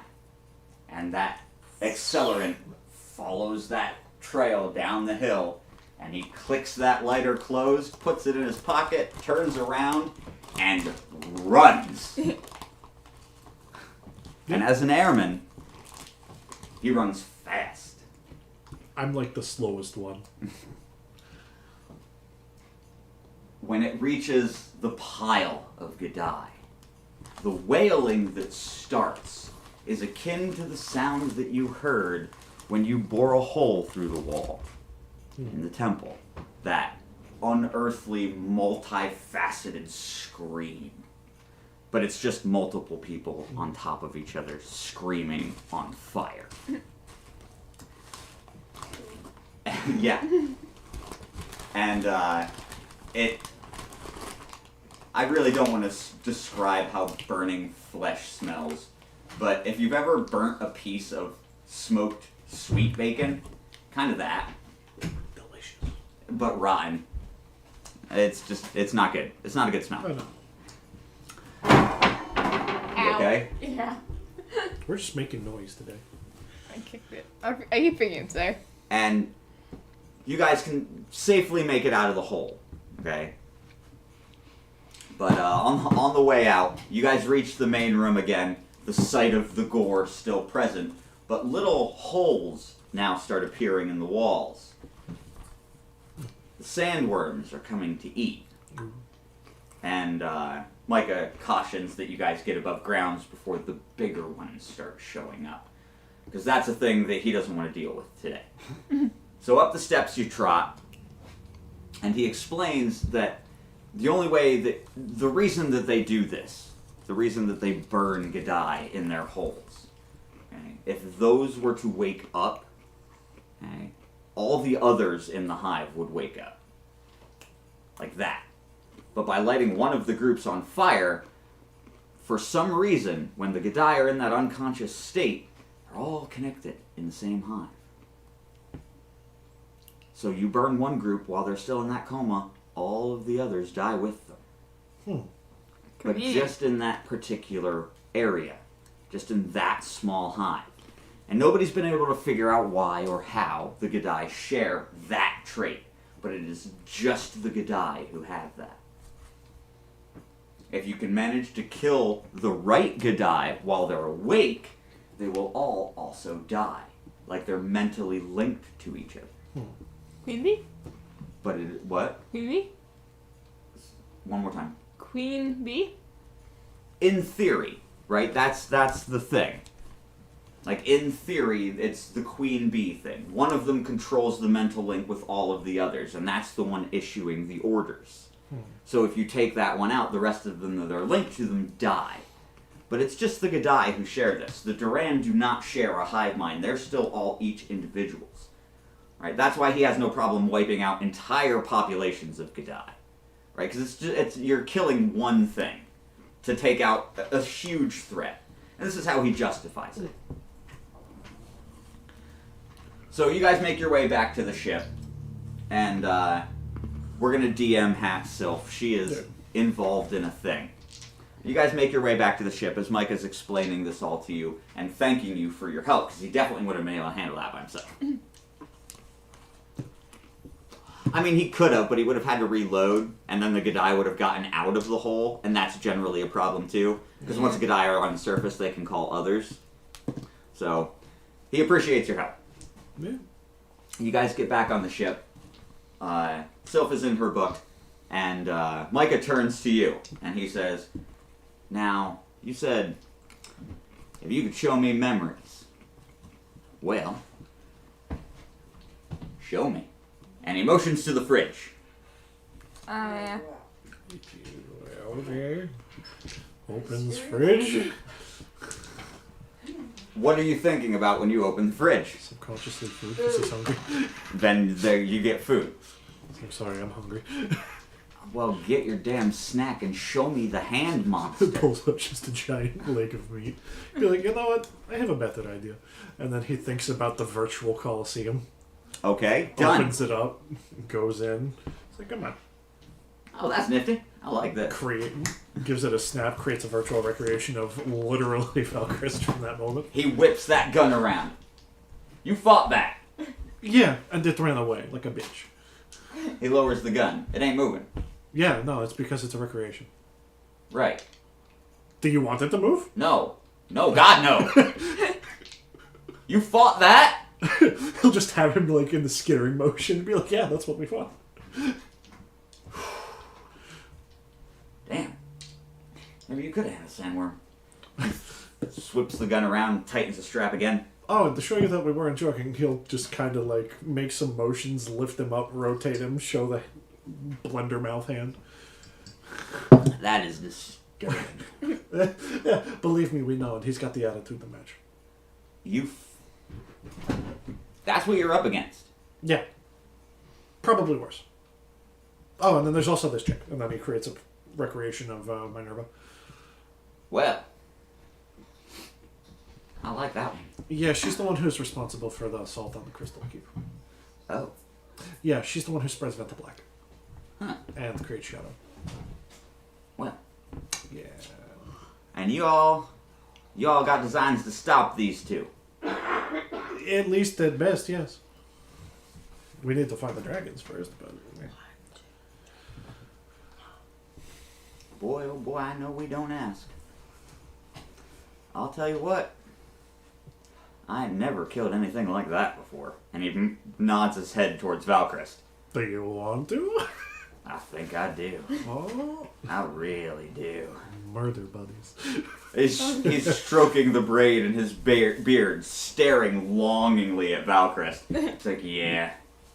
Yeah, hell, sign me up. I'm gonna kill that thing. He's like, alright. Alright.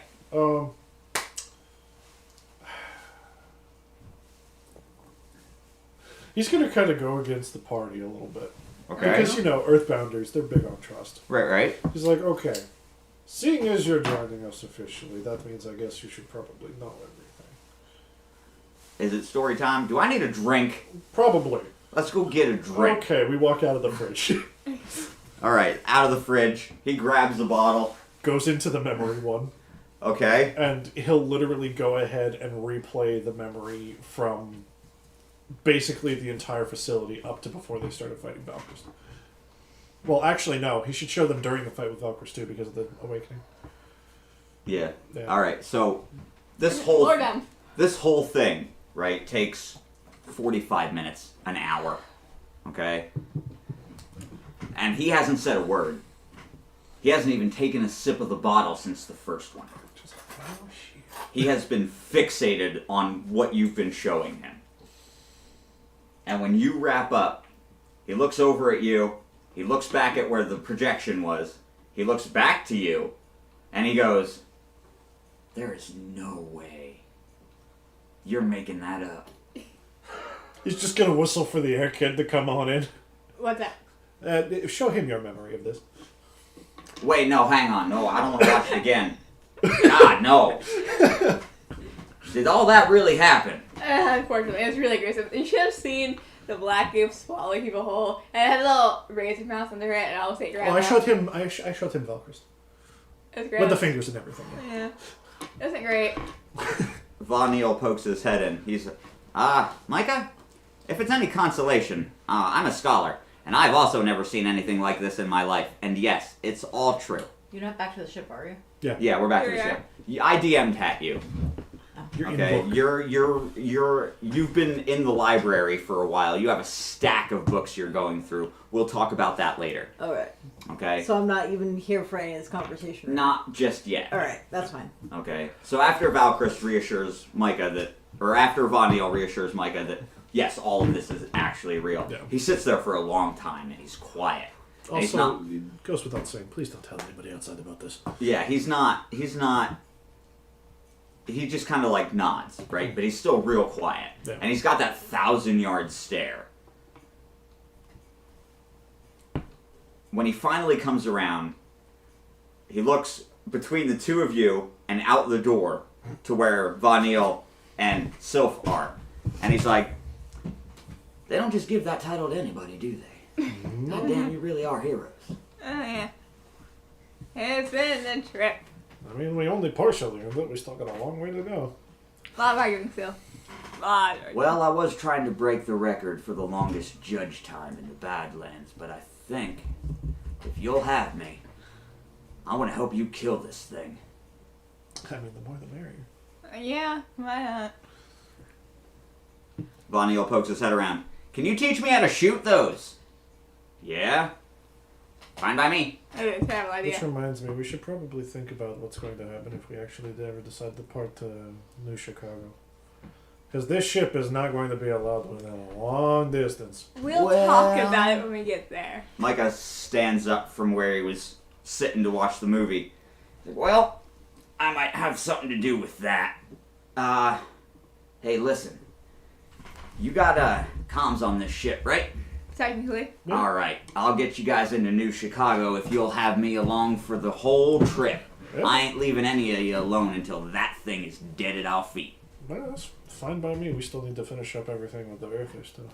Well, that you can do on your own, and I'm just gonna stay here and help myself to some of these fine beverages. Please let them be infinite. Well, so far, the bottles that you have emptied, every time you've left the ship and come back, the bottles are back on the shelf and full. Respawn. So as far as you know, as long as you don't get rid of the bottle in its place, it will refill when you leave the ship. Thank you, Charlie. Okay? He was no slouch. He spared no expense on this ship. Yeah, well, that's good. Yeah, I know. I've been watching him. Oh, and there's... Yeah. And Skylar. Oh, God. Hi, guys. Pages. Hmm? How many more pages? Like 30. Okay. We're going to take a quick 5. We'll be right back.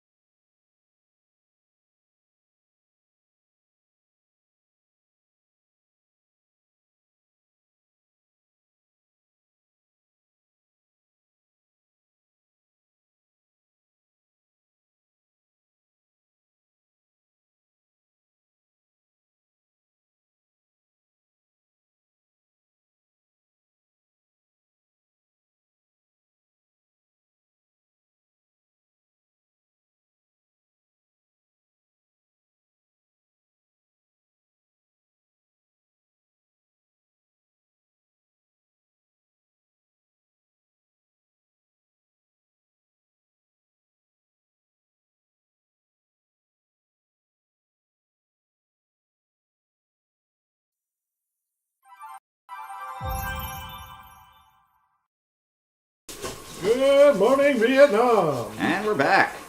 Okay, so now that Micah is officially a member of the party, also thank you for your patience during that break. We appreciate it. Now that Micah's officially a member of the party, we are going to be building his character live on stream. It's only going to take a few minutes. So, here's how we build a character. You have one of two options for your base stats. You can either roll 4d20 and then pull the results and then spend those points in your base stats, or you can roll a d10 for each base stat and take the number on the die. You can re-roll any stat one time, but you have to take the second roll. No stat can be higher than 10, and whatever luck and charisma you give yourself is what it stays at.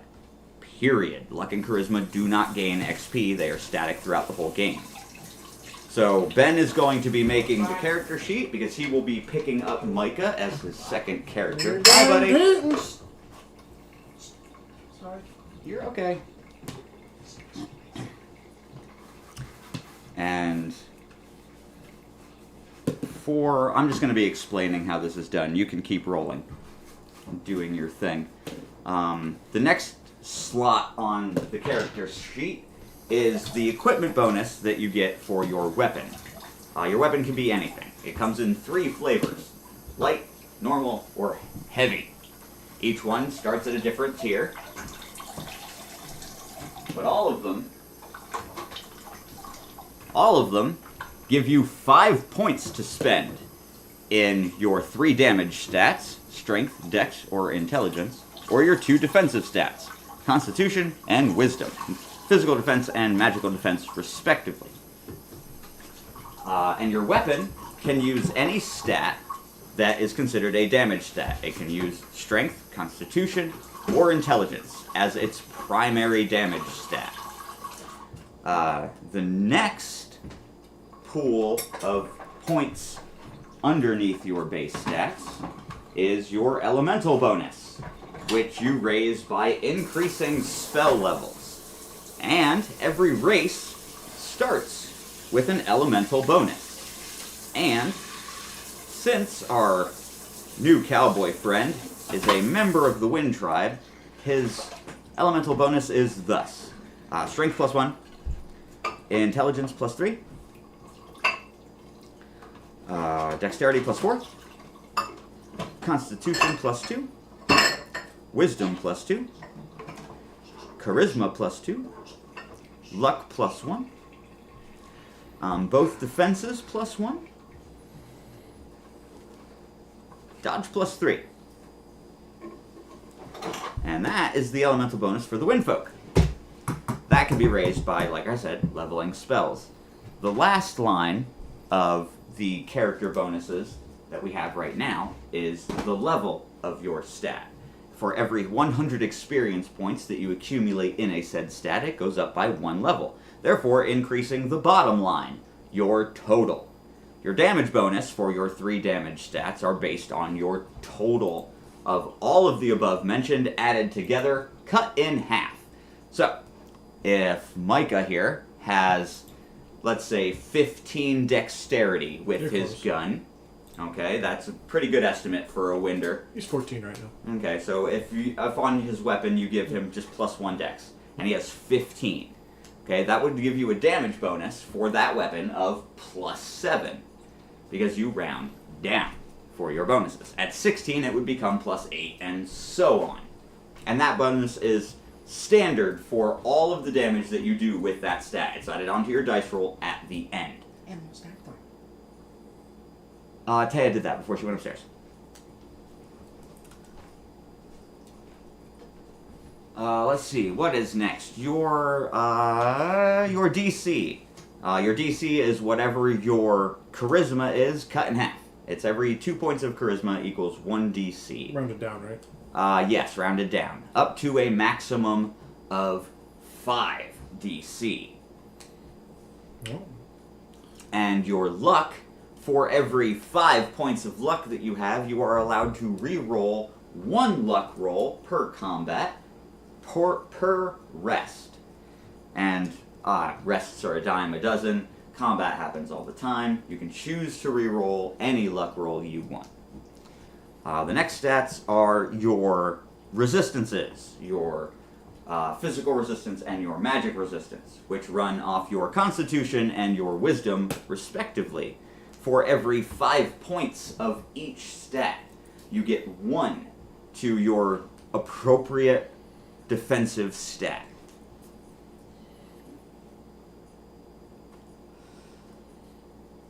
Next up is the weapon type, which, like I said, comes in 3 flavors: light, standard, or heavy. Light weapons start with a D6, standard weapons start with a D8, heavy weapons start with a D12, D10. It's a hard choice. Because he's got the rifle and the revolver. Yep. The revolver's light. The revolver's light. The gun is heavy. Yeah. So, heavy. Damage die, 1d12. 10. Oh, sorry, 10. Okay, and with weapon, like I said, you get to pick any of the 5 levelable stats: strength, dex, con, or wisdom. And you get 5 points to spend when you create your weapon to distribute among those 5 stats. And this is where you can start building your character to specifics. The same with the armor. Armor comes in 3 flavors: cloth armor or light armor, adventurer armor or medium armor, or plate armor or heavy armor. The difference with armor is the heavier it gets, the more penalties you incur for wearing it, but the more bonuses you get to spend balancing that out. Heavy armor gives you the highest bonus with 12 positive points to spend. However, it comes with the heaviest cost at a -5, which you must distribute between your 2 defenses, your dodge rate, or any 5 of your levelable stats for both point totals. And then you add that under your equip line, and then you total your stats, and then you get your damage bonuses for your 3 primary damage weapons. Okay, I think he's going to go medium. Medium armor? Yeah, the duster, the bulletproof vest. That's medium. So that gives me how many points? Medium armor gives you 10? Hang on, let me check the handy dandy rulebook. Because I wrote it down. Yeah. Where did I write it down, though? I know I did.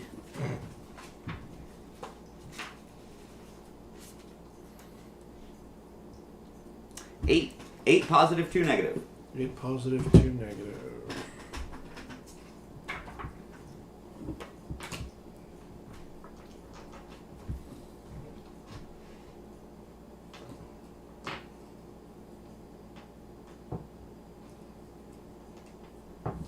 Oh.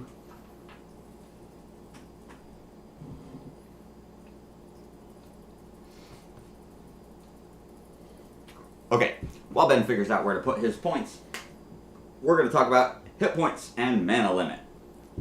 Well, let's talk about cooldown rate first. The last stat on your character sheet, underneath your wisdom, which actually should probably be underneath your intelligence now that I think about it. For every 10 points of intelligence, the cooldown rate that is applied at the end of each round is increased by 1. So for every turn in combat, you get 1 point of cooldown from your mana limit, which is at 100. You increase that number by casting spells. You decrease that number by cooldown. If you get over that number, if you generate over 100 mana, for every point that you are over your limit, the entire pool of your stat total takes 2 negative hits for every point that you are over. That's called burnout. So for example, if you're 13 points over your mana limit, you take a -26 to your total stats across the board until you are back below your mana limit. Mana only cools down during combat. What happened to the cards you normally put out? The dice tier cards and the stat cards? Yeah, I have them over here. I just need to double check the stat card. Because I'm being greedy. There you are, sir. There you go. So, strength is every 2 total, 1 hit point, and then For every con, that's 2. Yes, for every 2 strength, you get a hit point. I was just getting to hit So, HP. 24 fucking HP. That's about right for an air kid. Well, airman. Airman. But that's copyrighted. Don't sue me, Capcom. Yeah, because I went like all in on his dex. So, in order to get your HP total, you double your Constitution and half your Strength totals. And then add those 2 together. And that's your max hit points at start. Now, because we're deep in, well, not deep, we've scratched the surface of the campaign, and Micah here is a badass judge that just joined up, he's definitely not going to be starting at scratch. So I have given you guys around 8,000 free XP since the campaign started. So that is the number of free XP I'm going to allow you to adjust Micah with. Okay. After we make his spells. So that's 80 levels. Right. After we make his spells. Okay. Well, I'm going to need an actual spell sheet. Right. And We an have XP tracker. That's what I'm saying. We have to print both of those out. So, well, I hate to do this because we just came off of break. But we're down 2 players right now until you come back. I'm getting the screenshot of my certificate, so it's gonna be just like 2 minutes. All right. I'm really sorry to do this, guys. I was insistent on not taking as many breaks this session. But because of it being what it is, we're going to take another quick break. Stick around. Grab yourselves a snack. When you come back, we're going to go report to the Patriarch and move the story along. Thank you for joining us for character creation. We'll be back shortly.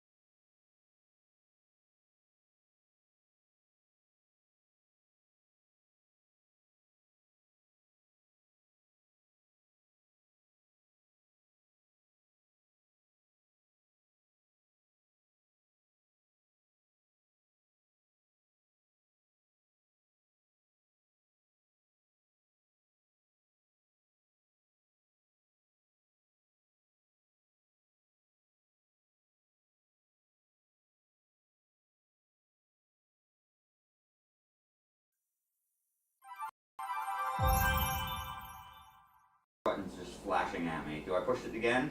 Wait, Give it's it a solid minute. Give it a minute. Alright, is it back on? now. It's solid now, yeah. Alright, then I'll do restart. But the display is still... Oh, now it's flashing again. Is it printing now? I can see why these are burners. These are No. sold as shit. Yeah, I got the cheapest. We got the cheapest one. Like, Yeah. what am I trying to do? Oh yeah, I was trying to get Sylphane's character sheet printed again. Just in general, the character sheet printed. Well, no, yours is I got to try to print in general. Mine, I'm Oh, printing you're trying to... Sylphane's. Okay. You're Yes. printing an unupdatable Sylphane character sheet? Don't. So you're gonna waste paper every time? No, I'm gonna I have whiteout, but no. Why would you use whiteout? Just use a pencil. Print it blank and copy it over. Why are you making this difficult? Because she wants to make things difficult. She does, doesn't she? It is your prerogative to make things difficult. It certainly is. I have a copier. Why don't you use my copier? Because the copier isn't really gonna do anything. It's still not doing anything, wife. Awesome. Hold on. Cancel I mean, print what's- job. yeah. Yes. I can't just make copies. Yeah, we're back on. If you want Oh, to fair. talk to the peoples while I figure this out. Okay, so we have Micah tentatively. His character sheet is done, but we're having some technical difficulties with the printer because actually of back? course we are. Yeah, we're actually back. I don't know. I'm not seeing the thing on her thing. Because I'm on Shoot. not so the you page. did, okay. Okay, anyway. Yes. Oh, See? it's There's- just the there's spells. there's words. Yeah, the Okay. only thing we're missing right now is his spells, Yeah, but he so only has the whatever. one until Ben levels him up. Yeah, which that'll take place once everything is said and done. I'm gonna write down. Right, so he agrees to come with you. But he's gonna stay back at the ship while you guys go deal with the Patriarch. Yeah, which we're going back to him empty-handed, which isn't gonna be a good thing. Well, technically no, because you did wipe out the Hive of Gadai. And from what you saw, their weapons were tainted with that corruption. Printer tray empty or open. That's Yeah. why it's What not. printer tray? It's the paper. That's what it was. That's what's giving it the problems. But we also didn't really succeed in finding a cure for Here, it. I'll just take Well, no, you didn't. But a job half done is better than not done at all. And that's all you guys really got right now. Pretty much. So, that's why Micah's staying behind. Yeah. That, and he seems to have an issue with most of the Earth folk, which is why he spent a lot of his time shooting at their mountain. He wasn't really aiming at anything but the mountain. And yet he somehow tolerates me. Well, you're different. You've proven yourself to him already. Not only with your display when you first met, but with your displays since then. Yeah, no, you know, it's just casual mass murder. Right, and you took it in stride. And he's okay with that. He respects that. Right? We just killed more than a dozen folk, but not a dozen between any one of us. Yeah. Right? So we're still in single digits today. Right? No harm, no foul. Everybody's Oh, no, fine. today I'm technically not in single digits. Technically I'm at 14. He respects you more now. Getting double digits in a day is something a judge strives for. Well, I can't really beat him because he just burned 60 at once. Plus, all the other piles, that technically totals up in the hundreds. Which is why any day you get double digits is a good day to be a judge. Well, he got triple digits, so it's a damn good day. So, hey, you gotta have... Not everyone can be a winner, but the ones that are go big. He's gonna stay back at the ship. Von Eel is gonna stay with him. Just to make sure. He doesn't want the judge to steal the ship. Yeah. And the air kid's gonna stay behind to keep Von Eel company. Because I have to DM her. She needed to take a break. Yeah, I mean, he's fine going back on his own if he So wants now it's you and the girl. We were gonna talk about Oh, what you learned in the books, but we've been busy with the technical stuff. We didn't have time during the break. yeah, Um, because that might determine what happens next anyway. Because I don't know anything that they did because I was checked out. to. We committed murder!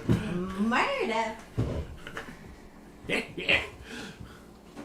well, all right. Well, now that you're back, what would you have been looking for in the library to take your attention away from genocide being committed. Anything on the dragons, anything on my people, which we already said I could do, anything on the individuals, like the names, like with the Gaia and Charles and Zephyr and stuff, like, the history, the stuff that I don't know about.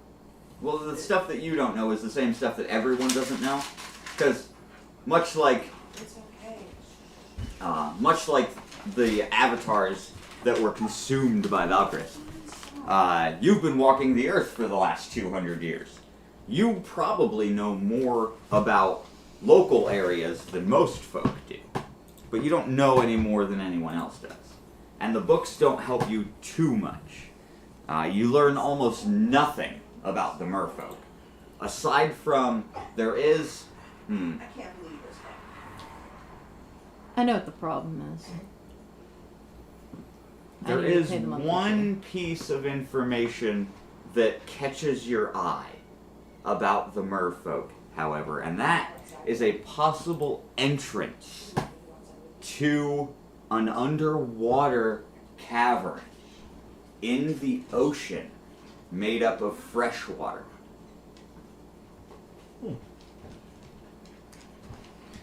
And there's a almost scrubbed out completely ink blot on the page that describes where it is. The only letters that you can make out is the word miss. What? You need to go out? Do you want to go outside? All right, come on. Okay, let's get my shoes on. Go ahead. I'm just gonna let her out. Okay. I know. Go ahead, go get it. Oh, go get that squirrel. That's right where she went too. Right to the tree. She wants that squirrel something terrible. The printer is not connected to the internet. We had the same issue last time. We sure did. We'll fix it later. It's Yeah. okay. Not now. Yeah, we'll fix it later. That's it. Just the word miss. That's the only clue that you have. And that it's freshwater. It's a freshwater passage to the ocean that leads to a freshwater chasm in the ocean. Okay. And the word miss. That's what you found out as far as the merfolk goes. As far as the dragons go, you don't learn anything you didn't already know.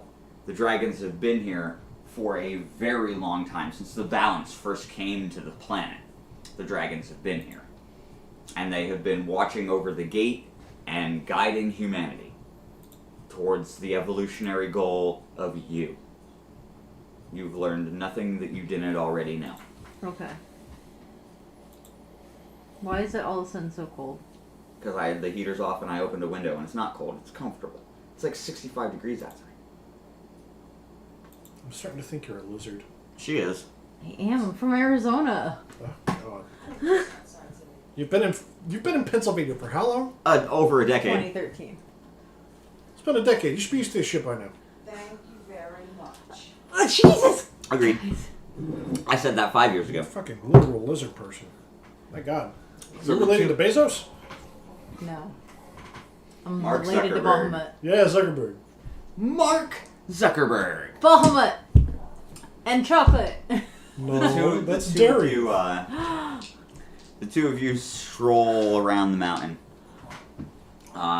Takes you a couple of hours. You catch each other up on what happened. You leave out some of the gorier details, but you do say you handled the Gadai problem. I really want this. We shit. learned that if you kill one, you kill hundreds.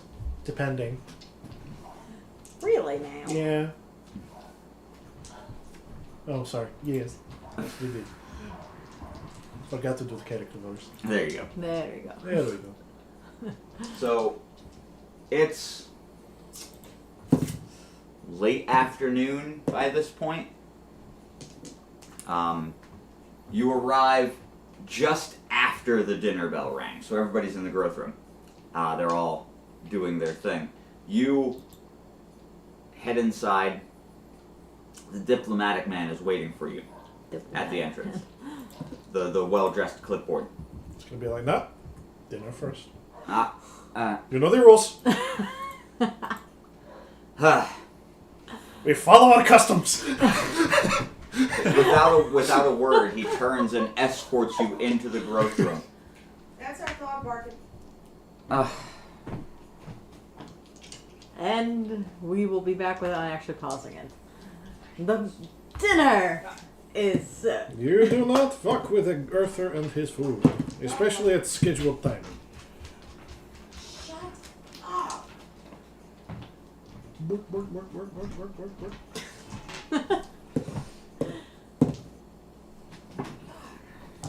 I definitely like my Lord of the Rings die. It has not failed me yet today. It has not. I think it's rolled me 2 crits. At least one. So you guys eat, you finish dinner. It's been another 30, 45 minutes. The diplomat has been standing there stoic the entire time. And as you lick the last crumbs off your fingers, he's, are you ready now? Holds him out a piece of bread. Yes. I've already eaten. Okay. Let's be on our way. The patriarch is waiting.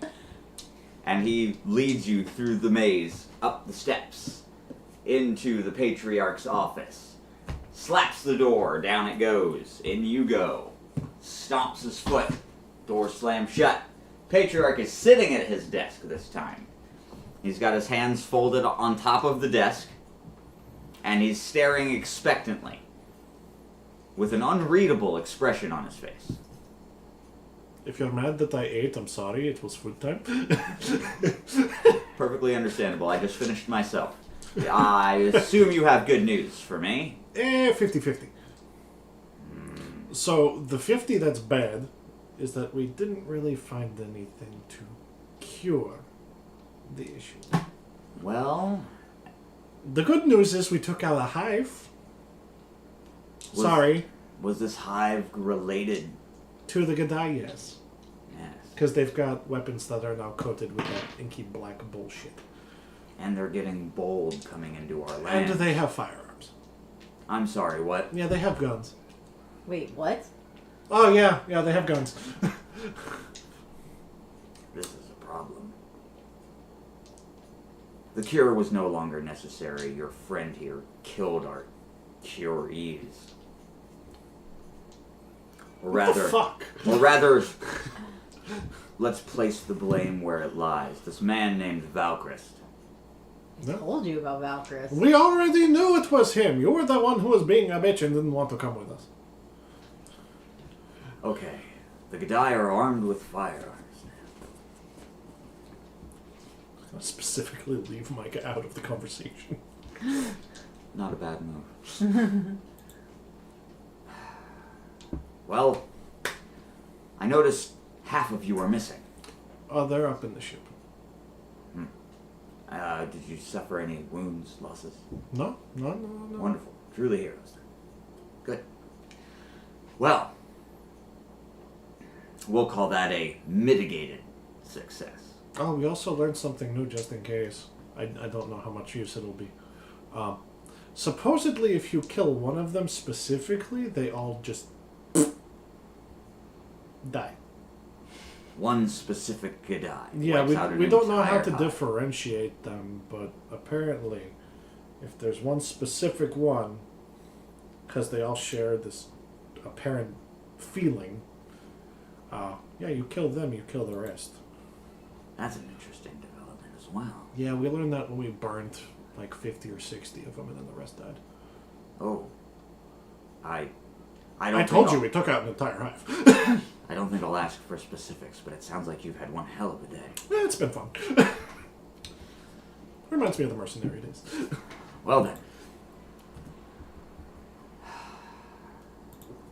I suppose your next stop will be ascertaining the status of the Earth Dragon. We would like to, yes. I will tell the guards that you are to be admitted to the temple. You remember where it is, yes? Yeah, can't miss it. Well, then you have my permission. Thank you. Thank you. Thank you. Thank you. Well met, heroes. The Earthbound, thank you. And, you know, before coming here, he would have swiped the transponder from Vinio. Your room. Yeah. And then he'll just walk over and be like, here you go. He takes it and he's, good thinking. And he presses his thumb on it. And smoke rises up, moves his thumb, brushes it off a little. He goes, yeah, still good. Hands it back to you. If we need anything, we'll be in touch. Sounds good. Plus, it'll be always good, nice to hear from home. On your way, then. All right. And just, yeah, that's business. And he taps the corner of his desk. The door slides down. You step out, taps his desk, door slides up. Cool. The diplomat's gone. He has left you to your own devices. I mean, at this point, he knows his way. Yeah, so you make your way back down into the growth room. It's empty. Everybody has moved on to their recreation time or back to their individual chores. Everybody else is busy. Back outside, the ship is waiting for you now. Purra flew it around, parked it out front. Ooh, that's why that window was closed. It was a nice breeze, though. You guys are weird. Oh, yeah, we're hot and blooded, unlike you.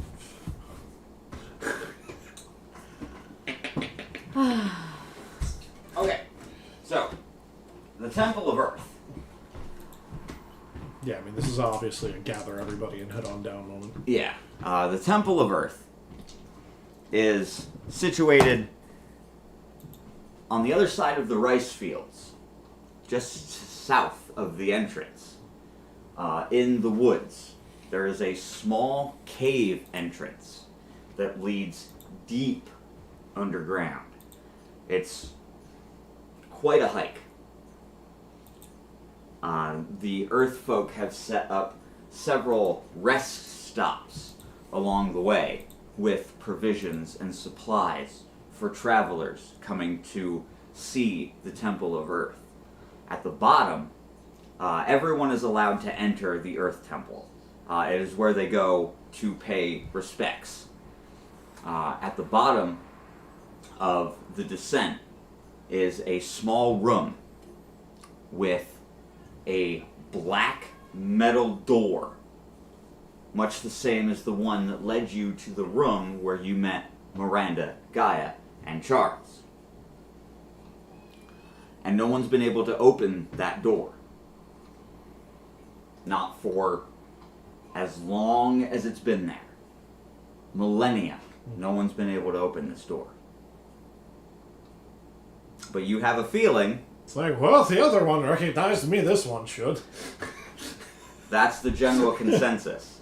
It's that if the four of you venture into the temple, one of you is bound to be recognized and the door should open. Yeah. That's the general thought.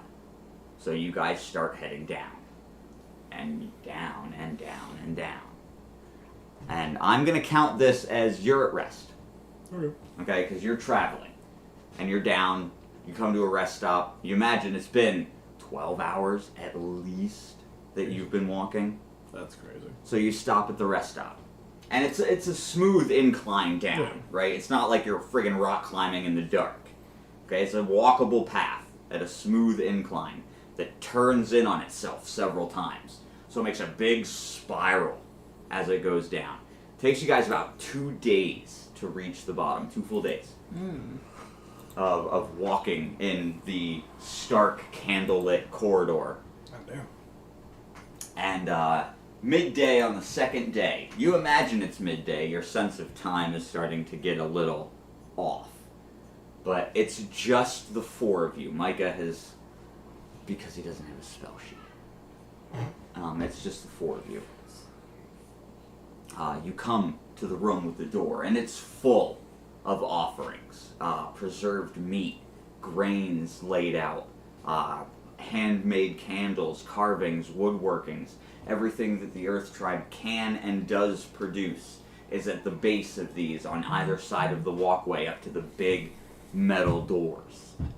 And as you guys approach, you hear that familiar mechanical female voice. Biometric scan in process. Oh dear. Scanning. unauthorized personnel.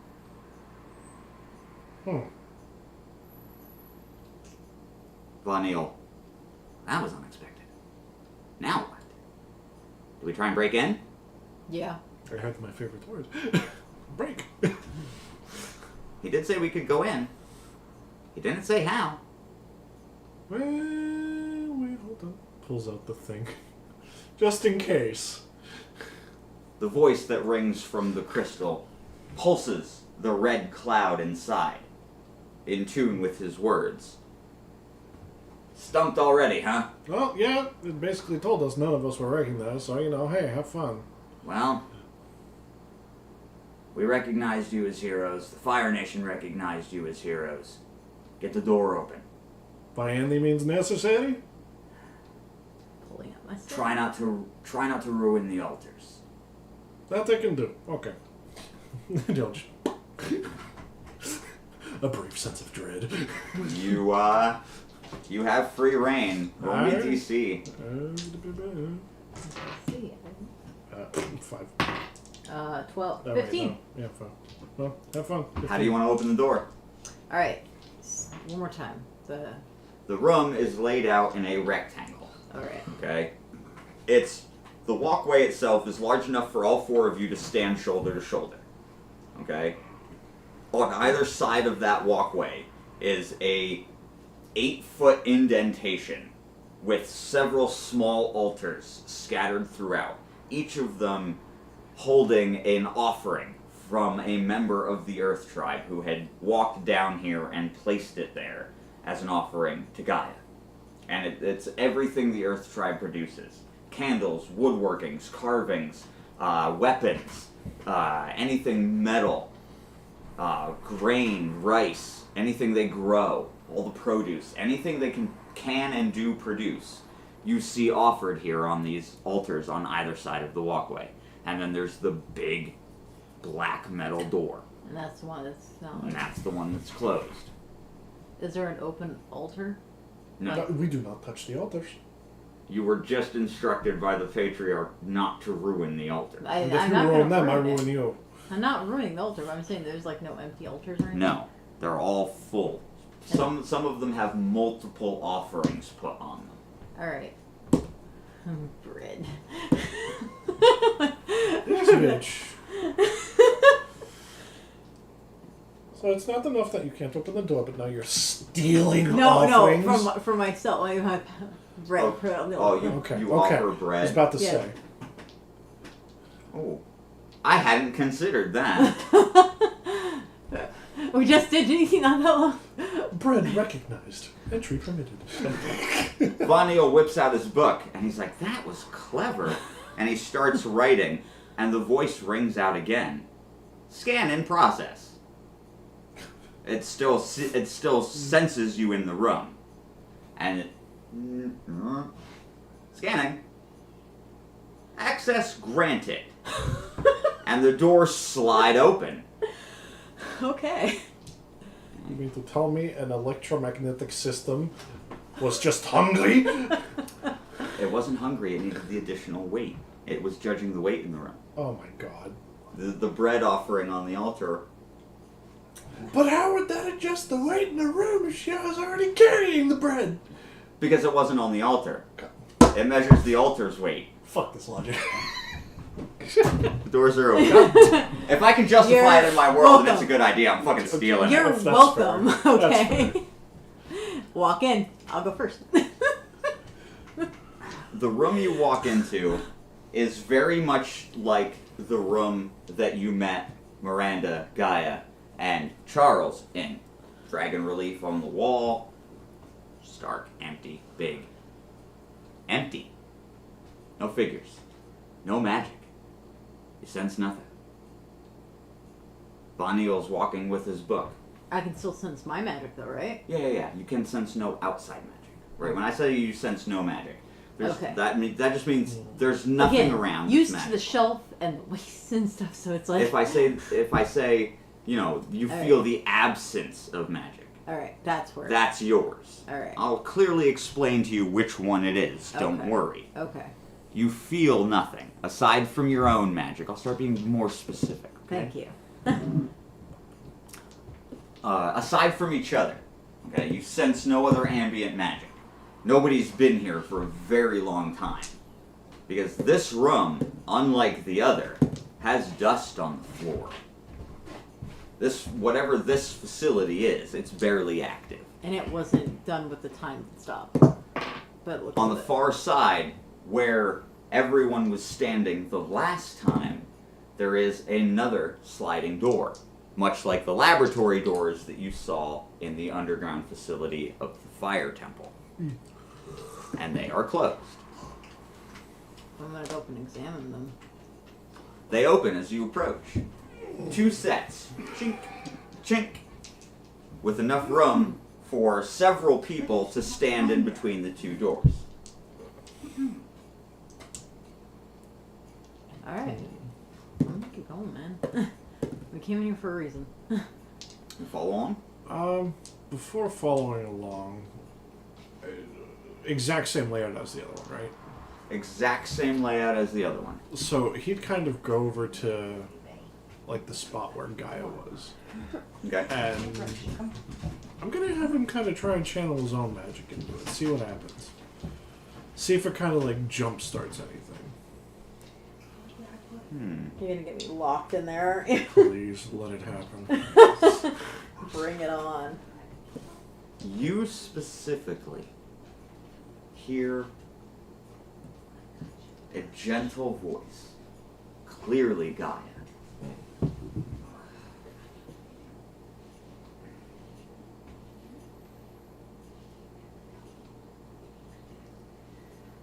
So is it Old Man Gaia or Dragon Gaia? It's old man. It's Okay. the old man's voice. Okay. Okay. It's not the voice he uses when he speaks for Gaia. Yeah. It's just his normal speaking voice. Okay. But it's gentle. Yeah. It's not the stern, gravelly old man that chided everyone. Yeah. Right? It's familial. Okay, he's talking to his children, but specifically to you. Yeah, grand of children. And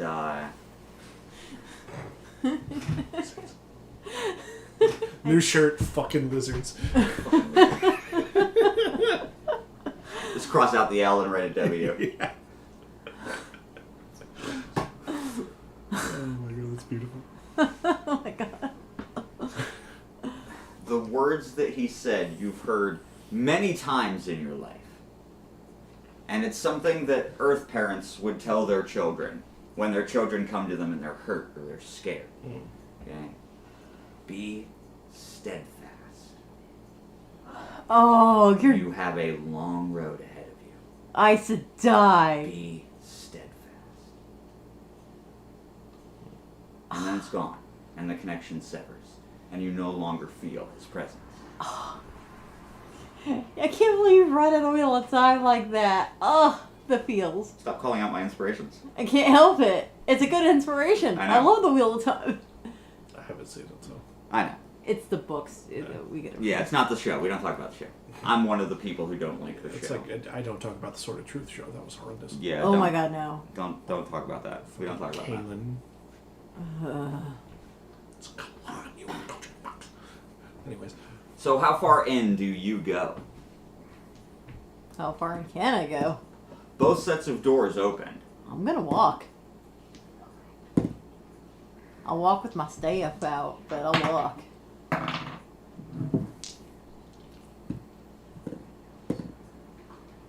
I'm so sorry. Oh, what is that? 20? It's a 1. What does that mean? I'm so sorry. Do I have to roll initiative? As you take your first several steps into the room, the sliding door in front of you closes and thunks locked.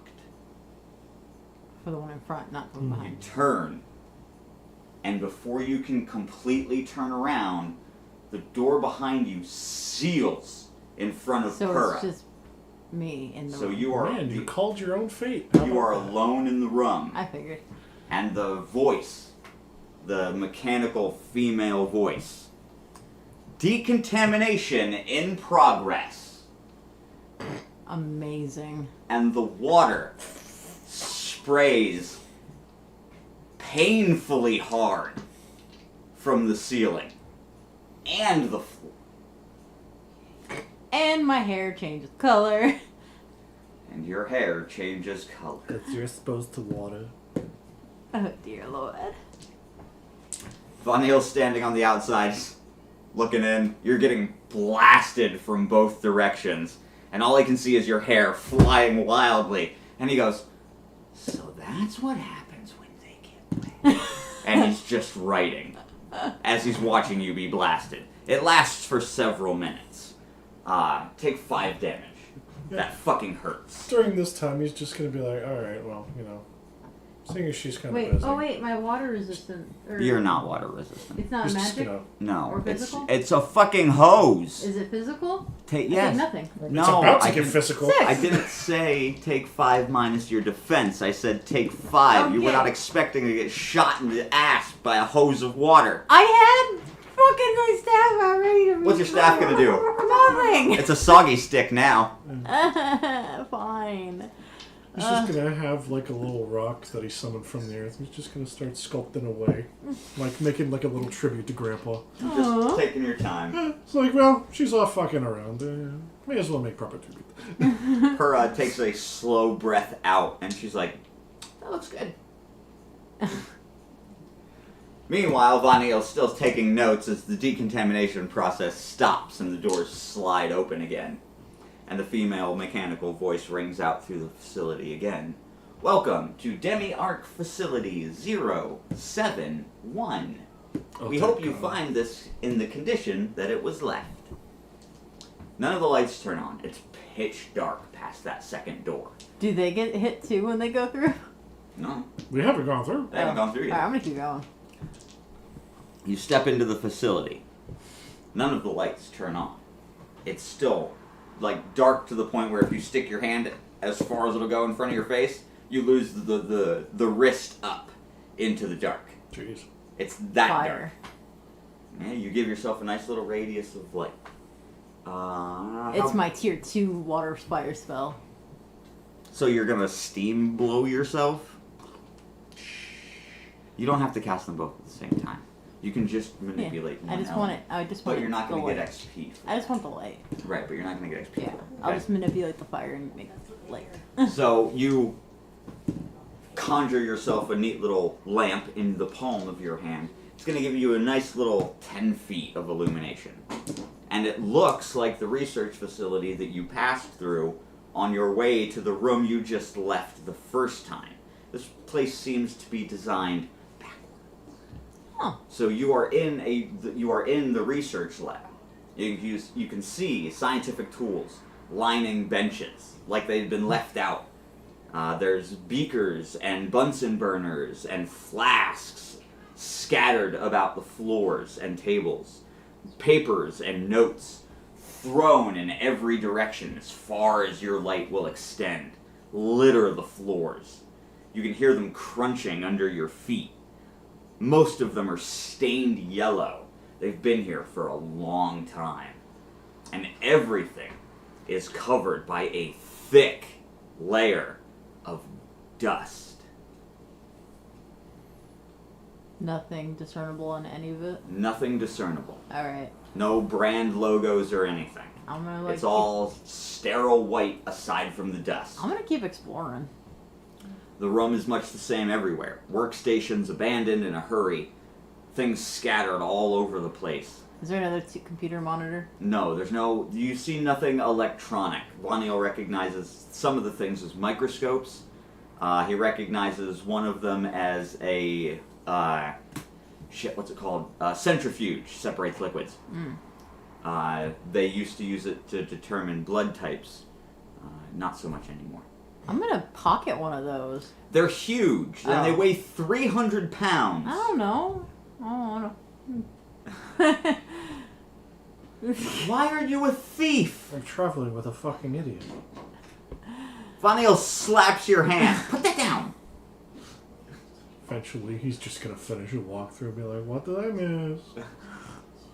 This woman is trying to steal scientific equipment that weighs more than she does.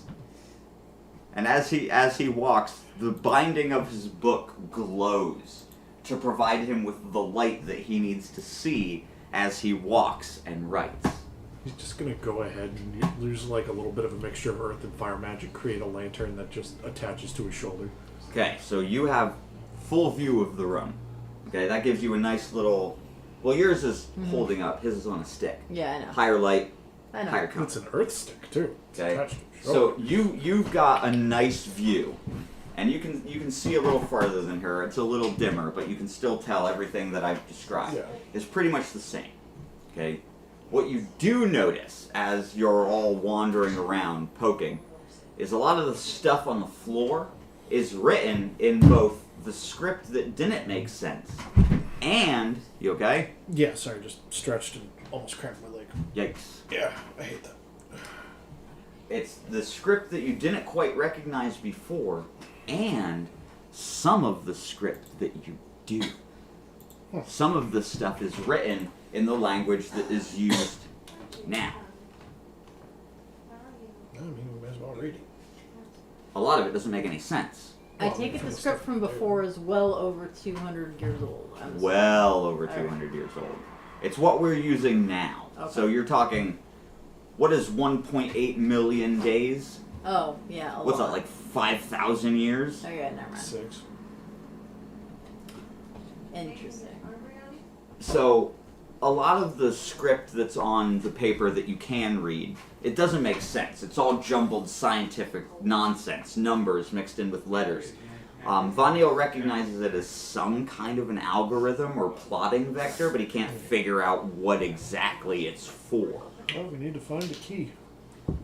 So, we're going to pocket that and keep that for later. He tucks it away in his book.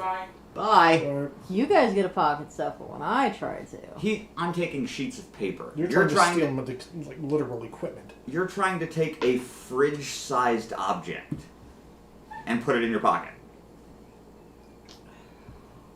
Do you see the difference here? As you're exploring, you notice small green signs hanging in the distance as you walk through this room. And they're in this unfamiliar script, but you can make out an X and an I in the middle of the word. And as you approach the sign, there's a door underneath.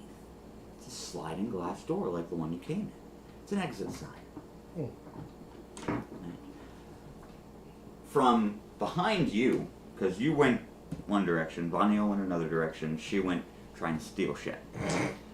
Still going around exploring. Right. Behind you, you hear Vanil, I found a door! So there's one on his side as well, with the green exit sign leading out. Neither of them are locked. You approach them, they open. Yours leads outside. You can feel the sunlight. You can The artificial? You can smell. Yeah, it feels like the sunlight in the fire temple. Yeah, It's yeah, artificial. it's okay. You can smell the grass. You can feel the cool breeze coming in when the door opens. It leads outside. I found a door that does not get us to leave. It's more so outside, underground outside. Vanil comes walking over, clearly puzzled. Right? He closes his book and he says, mine led outside too, but it was cold. And he comes walking into view, and there's 2 inches of snow on his shoulders and his head. You got a little bit of a... He's like, what? Oh, and he shakes like a dog. It all comes falling off. It quickly splats on the floor and becomes liquid, staining the papers. He's like, whew, you said you found one that led where? Literally opens the door. I didn't find anything. Just more papers with that strange numeric algorithm on it. I'm gonna pocket some too. The door opens and the cool, warm breeze, the sunlight, the smell of the grass. And you step through. the lot of you. And you're legit outside. You are... Behind you is a cliff face. Before you is a steel-plated, wired rope bridge that leads across a massive chasm that is not where it should be. Because you've walked to the south for quite a long time in your youth. You never remember a chasm being here. And as you look up, it's clearly the sky. You look down, there's a river. Boring a deep chasm. Fuck. And you feel the overwhelming presence of earth magic coming from up. But there's something else very unfamiliar mixed in with that earth magic that you can't place. It is magical, but it's not elemental. And it's mixed in with the earth magic that's coming from above you. And it is insanely powerful. Well, I know what I'm doing. Isn't this what not Charles, a guy was explaining about when he was talking about it before Valkyrus rudely interrupted him in the chamber? Which part? I don't fully remember that conversation. He said something about Everest and that it became the dragon and like swallowed up. This looks kind of like maybe this was where it happened. That's an interesting theory. This could have separated when Everest lifted off. Well, that explained the chasm that wasn't there. Yeah. Does anyone else feel that? Feel that. That's strange magical sensation. I can't place it. Yeah. It's not mine. Oh, yeah, no, it's... Yeah. Hi. Be more earth. He stops writing, closes the book again, drops it to his waist, and looks up. Are we having the same idea? I think so. Okay. Let's go. He'll just kind of gather everybody and then just... Yep. Earth pillar rising. Up we go. And once they get to the light, he's just going to kind of turn his axe into a drill. And then just start drilling up. As you approach the surface. She's just curious. As you approach the surface, you can feel the strength of whatever was done to what is feet above you now. The magic that blends around the earth is not encompassing the earth, but enhancing it. And as you hit it, or what you expect to be it, your pillar stops. And the bit of that drill hits a wall of energy. And it is giving you all of the resistance and none of the give. You are pushing for everything you have against whatever it is that should be the surface. You are literally, if you stood up straight, which holding that drill you can't quite yet, but if you were to stand up to your full height, you could peek over the top of the ridge and see the mountain. Like, Everest? Yeah.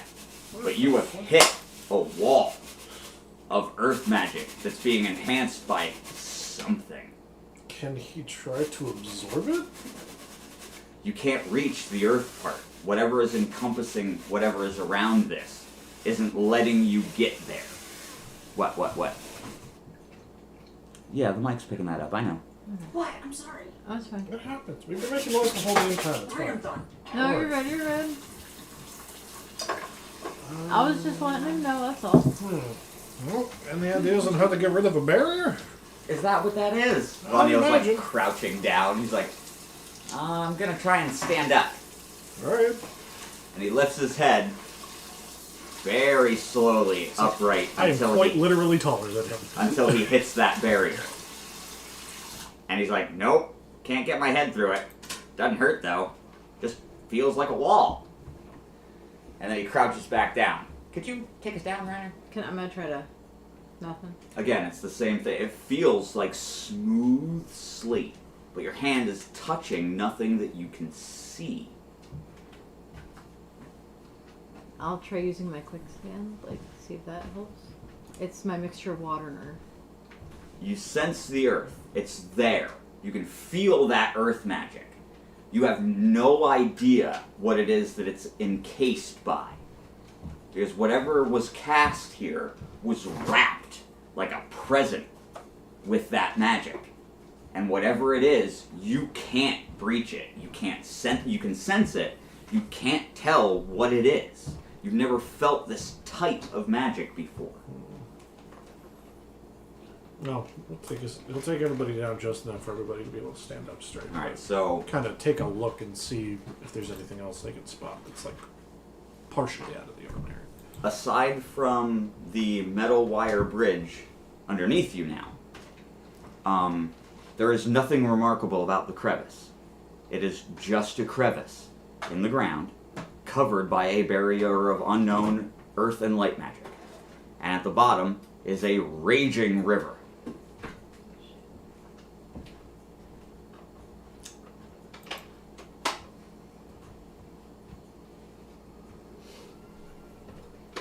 Von Neil is stumped. He is squatted down and sat Indian style, flopped his book on his lap, and is furiously turning the pages, looking for anything he might have written down that could help identify what this thing is.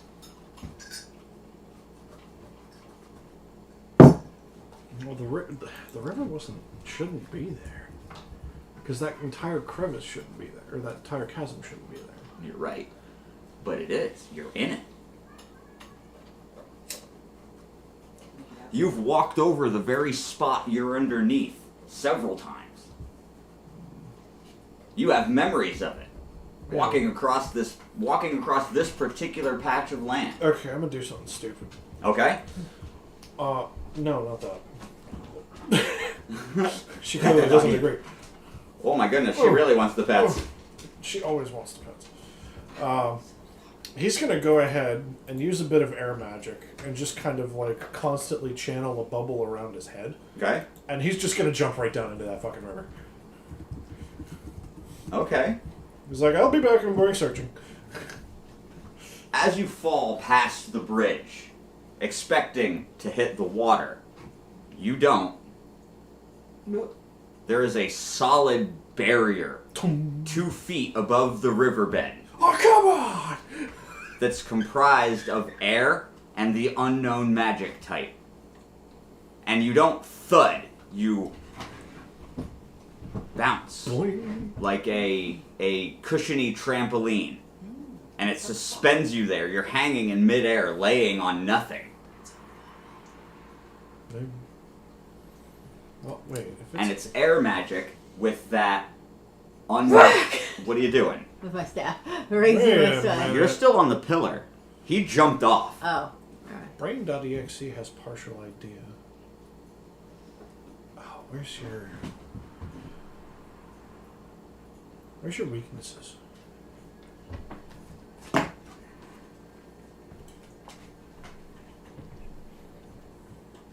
happiest of puppers.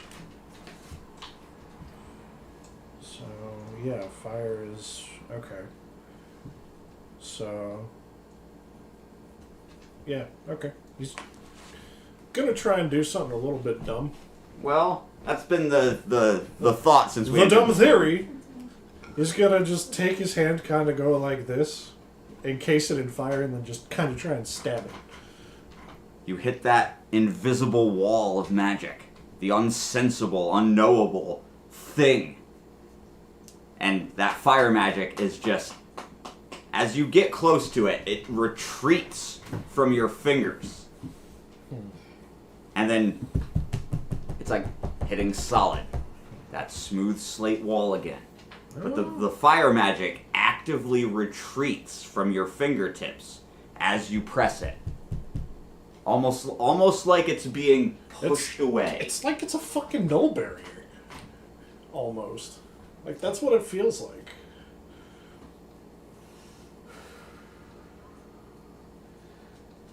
Were there any computers in that last room? Just the research equipment, some microscopes, fridges, keep samples cool. What else is out and about down here? The other side of the chasm has another sliding door with that wire plated rope bridge. Then there's got to be something. Why would there be a barrier unless it's either keeping something out or keeping something in? That's a good question. Why would the barrier be composed of different elemental magics? Yeah. And 'Cause what's there's wrapping them? Yeah, there's one air, there's one earth, so we can assume there's one for fire and one for water. Possibly. But if there is, you don't know where they are yet. Alright. He's gonna kind of like climb his way back up, head to the center, like between the two bridges. Mm-hmm. And I guess at this point, he's gonna just try and disturb the earth as much as possible. See if anything stirs. Disturb how? Like, And where? because he can't exactly do earthquakes, it's literally just gonna be tremors. Okay, so you shake a few of the rocks loose. Essentially, like, he's between the two bridges on the land between. Yeah. Everybody else has descended that pillar. I'm gonna metagame here a Yeah, little no, bit. that's fine. Yeah, everybody else has descended the pillar. They are on the far side, the room you came out of. Mhm. Okay, as you're standing in the middle, and you put your hands out, and you start pulling as hard as you can, and the earth bends and bubbles, but it does not yield. That barrier is keeping everything in the square intact. It will not give. God, this is so Can I try mixing all the elements now that I have access to all of them, and try to see if I can reach it that way? Like, well, you can't mix all of them until You get can't to mix the all floor. of them until tier 4. oh, I'm only tier 2. That's right. I can only Yeah. mix 3 of them, right? At Two. tier 3, Oh, You can only mix two right now. still. yeah, you can okay. still only mix 2. Tier 2 gives you access to your counter element. Tier 3 gives you 3. Tier 4 gives you 4. All right, I'm gonna try comboing elements, man. I so far have air and I can't believe this Earth. is the thing that's holding you guys in. air and water, fire and water, straight air. Yeah, like I have a lot of different mixtures already. Okay, you cast Straight water. how many things? I've already done quicksand. Keep track of your mana. How many things? So quicksand was, I think, a 0 level spell right now. So that would be 10. So that would be 62. Alright, I'm gonna cast the combination of I'm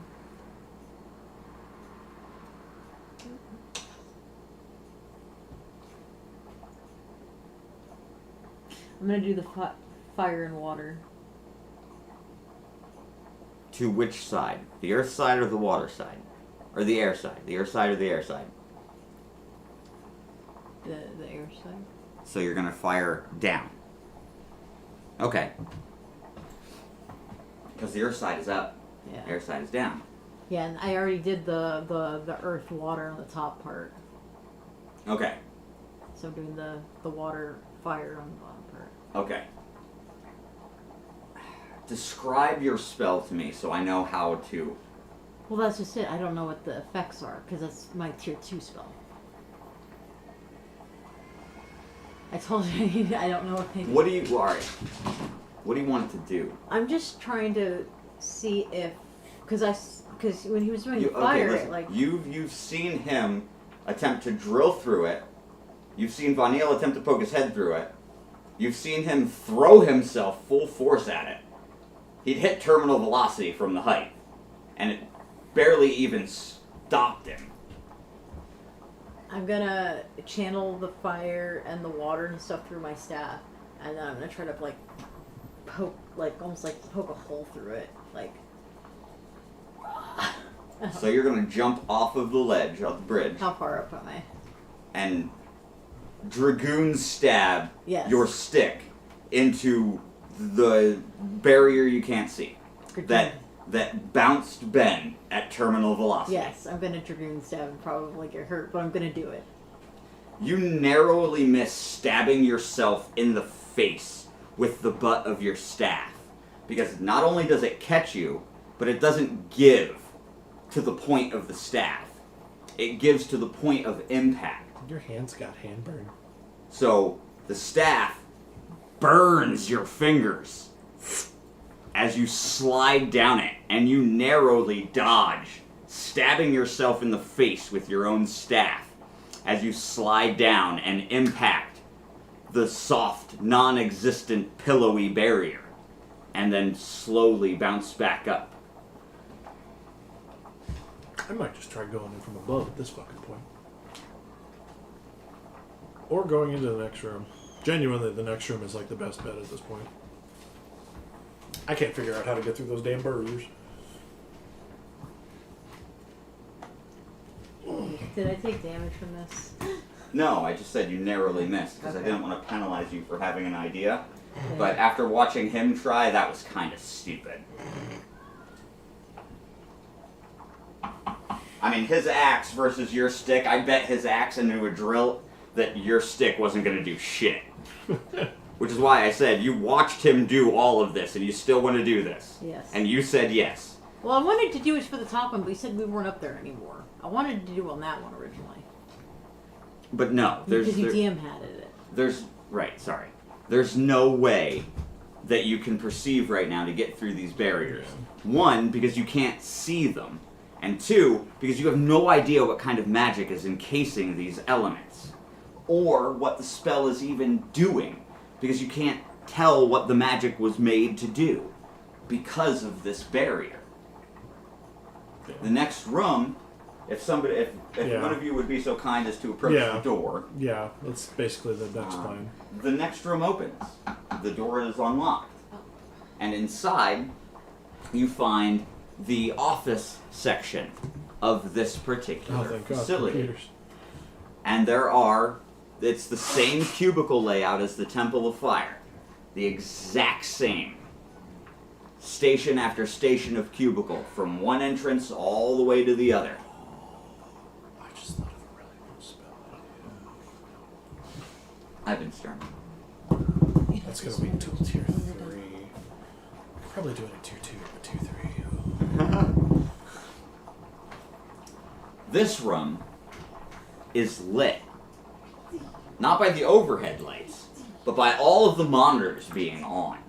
There's a faint blue glow because every single monitor in this entire bay of cubicles is on. And they have one word on them. Run. Fuck. Every single monitor. One word in big, stark letters, readable from everywhere in the room. Run. From what? You don't know. There's no sound. You feel no magic in the room. It's just the gentle hum of the electricity and the sound of your own footsteps. Vatniel comes into the room, book in hand. Well, that's ominous. Yeah, just a bit. I'm not really one to take advice, but maybe. No? I mean, do you want to see if you can pull up anything on the computer? After last time. It's like, look, you're the computer expert here. I can try. He puts his pen back in his pocket, closes his book, and walks to the nearest terminal. Pushes a few keys, clicks the mouse, pushes a few more keys. No, they seem to have all been decommissioned. This is a static image. I can't, there's nothing else here to do. I'm going to regret doing this. He's going to continue inward. Okay, well, we are heroes after all. Yeah, sadly, that means we have to do shit nobody else wants to do. Anything you want to poke at? Oh, so many things. What do you want to poke at? I'm trying to steal computer.exe.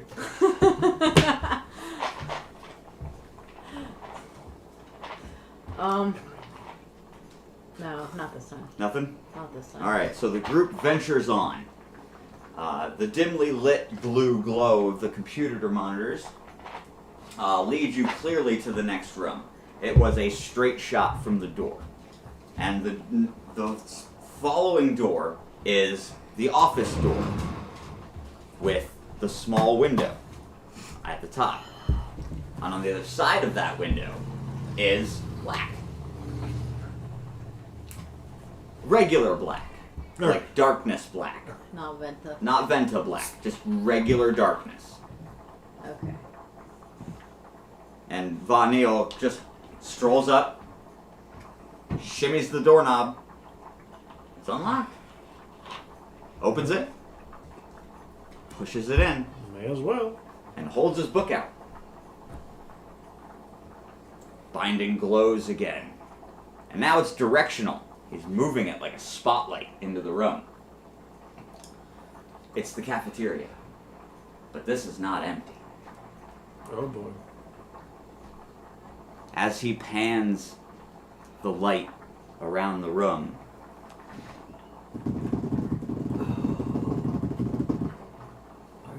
Oh boy, we have some handy friends. the monitor suddenly makes sense. Coming up out of the door top, pour the shadowy hand creatures that overrun Idris Olem. By the dozens, by the hundreds, Von Neal's throwing fire into the room like a flamethrower from his hands. I'm not going to make you fight these guys, right? Be cool. Okay? They're pouring out. Von Neal's backing up, flamethrowering them like a colony of ants, and a mean kid with a magnifying glass. And they're just melting away into shadow under his flames. Well, But they are still pouring out of the walls, climbing on top of the ceilings, dropping down, trying to drop down on top of you. Be cool. Well, I've got a really stupid idea. Yeah, me too. Oh, you want me to tell you the stupid idea? I'm very curious on the stupid idea. So. There's really no oil in the area, is there? Doesn't really matter. So, he's just gonna go ahead, it's like, well, suits up, axe, runs in, kind of past Von Neal's flame, but holds his axe out to the point where it's like, you know what, hey, thanks, gets a light. So the edge of the axe is on fire, and it's like, you know what, fuck it, Beyblade! And he's just tearing through. The flame that's flying out from you spinning Yeah, it's is basically- more than enough to illuminate the chamber. which is part of the plan. The entirety of the surface of the walls of this room is writhing with these creatures. There's hundreds of them stacked on top of each other, skittering to get out. And on the other side of the room, Von Neal can see. You can't, because you're flying around like a mad person. You can see over his shoulder. And Pura is standing behind you guys, throwing wind blasts. And her AoE fire spell. Oh my god, I just thought of a really cool way to fucking handle these things. Alright, what do I see? On the far side of the room, illuminated in almost a spotlight of light, stands the woman named Minerva, Ah, fuck! with her hands behind her back, in her calm demeanor, with a slight, satisfied smile on her face, as these shadowy hands skitter around her light and dart towards the door. I'm gonna kind of do a similar action. I'm gonna run through, staff in hand, and I'm gonna use my vortex and kind of like use part of his fire to try to kind of like. Sweep the flame. Yeah. You probably have a better bet with Von Neal's, but we'll do both, and it'll be cool. Alright. So as you're running, Von Neal's got the flamethrower going. You dip the bottom end of your staff into his fire and fling that flame into the crowd of shadows that are pouring out of the door. On the backswing, you dip the tip of your staff, the top half, into that fire and fling over your head. And that sends waves of flame flying in, cutting a way through. Nice. And Minerva steps to the side as the flame sails through the spot she was in, and the spotlight follows her. And she doesn't speak. That smile never changes. She just... Yeah, and I'm like this, like I got it. Well, I mean, if there's still more of them, I know what I'm doing next. Von Niels, he's pulling in, right? He starts pulling the flamethrower back. He's like, I can't do much more. And he pulls it back, whips the book off, starts swinging it, and it starts glowing. Red hot. And he's swinging this thing like a mace on the chain. Just wave after wave of these things. And he shouts. Bella, baby, why? Why are you so hungry? Why are you so hungry for attention? Hey. Well, you really like Ben once he's here, don't you? Yeah, she loves me. You really like Ben once he's here, huh? It's because I give her the good butt scratches. You need to go outside. Is that what the problem is? You were just out. I mean, she Been might out be so getting many hungry. times It's almost today. 5. Yeah, Oh, she might be yeah. getting... Are you ready for dinner? Yeah, that's what you want. Yep, jumpy. Start dinner anyway. Okay, give me 10 minutes, baby. Give me 10 minutes, okay? Bark. Give me And 10 then she's gonna minutes. want to go for a walk after this. We're gonna have to We're- be done with streaming soon. We're gonna At 10 least minutes, we're gonna take a break for an hour. And then we'll be back at with 6 a new o'clock. stream video, guys. So it'll be a different link though. Yeah, it'll be a different stream link, but we'll be back in an hour after 5 o'clock. But yeah, 10 minutes. Give me 10 minutes. All right. Okay. As your spin winds down, you hit the ground, and you feel the give of the shadow creatures, that familiar non-resistance, as they smash under your boots. And you're in the room. And I'm not metagaming for No, you, you're good. but, slash after slash. You're stomping pillars of earth out of the ground, shooting these things into the ceiling. And as they try and drop down on you, you hold that axe over your head, and it becomes a literal earthen shield. Just enough so you can see Minerva. And she stands there and gives you a little wave. Would you like a hint, heroes? It's me. And from her back extend 2 angelic wings of light. I was the one who did all this. And she stands straight, and those wings flap.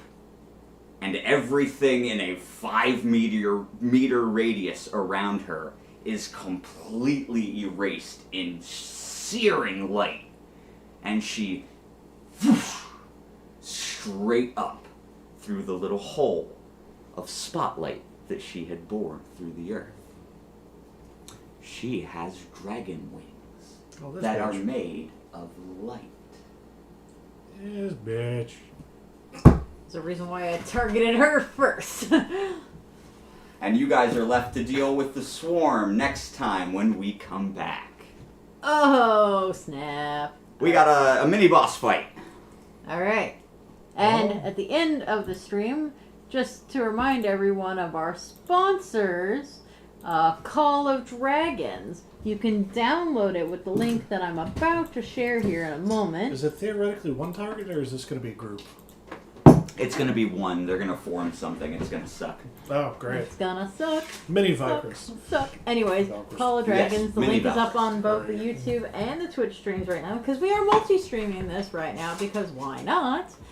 And yeah, download the game, get your city to level 5 or level 11. It'll help support us. Join our alliance when I make it. Oh, wait, Every that's right. alliance I get to join add another again thing helps to this. support us. And we will be back with a brand new links for the stream shortly. Bye! Because it was every